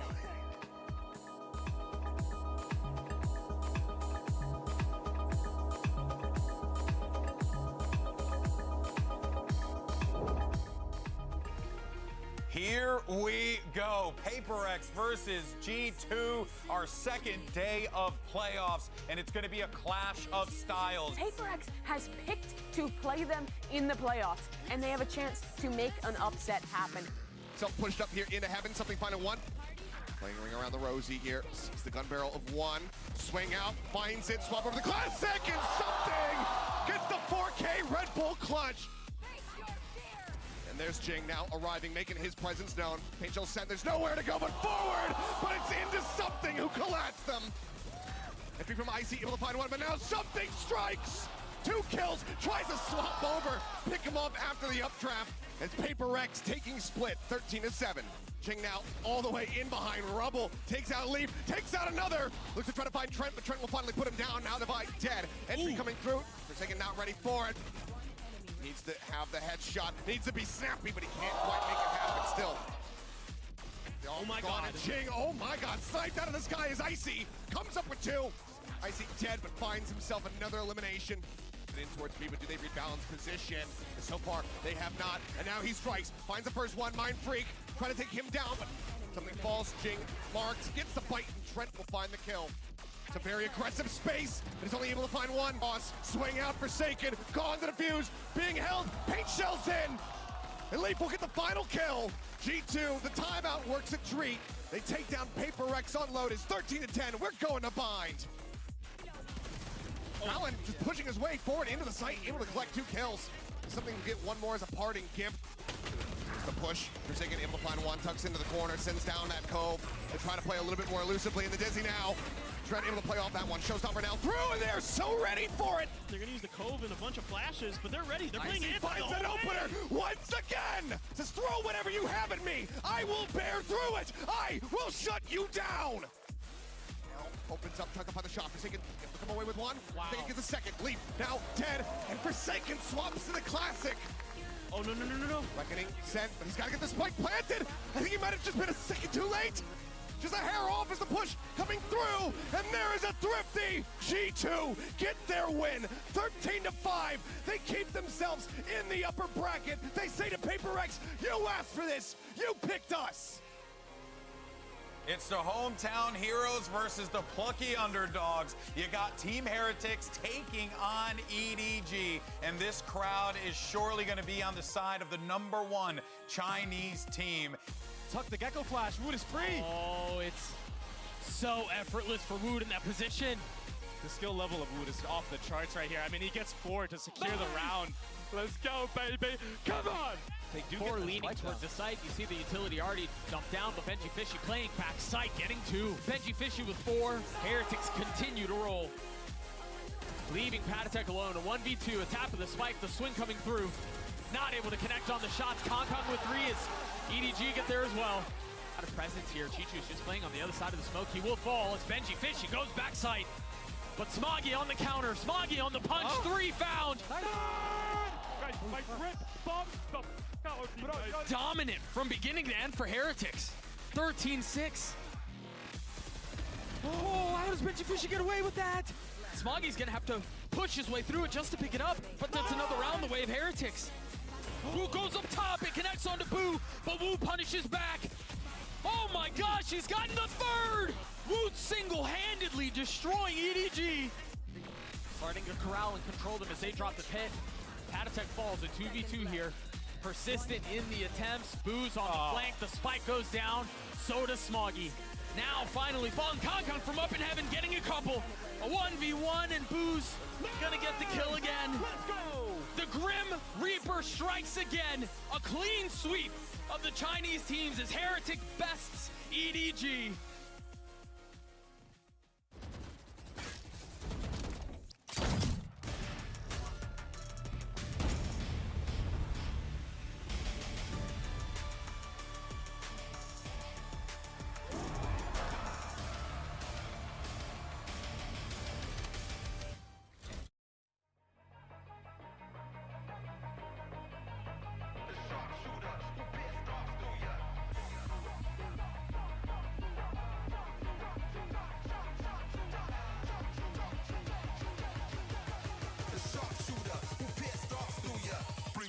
To your head like booyah.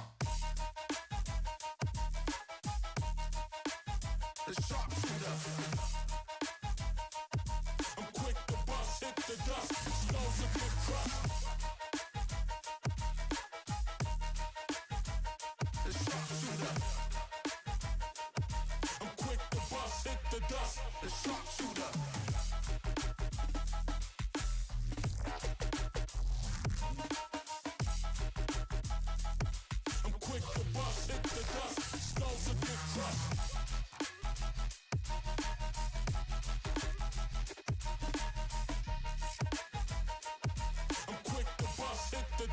The sharpshooter.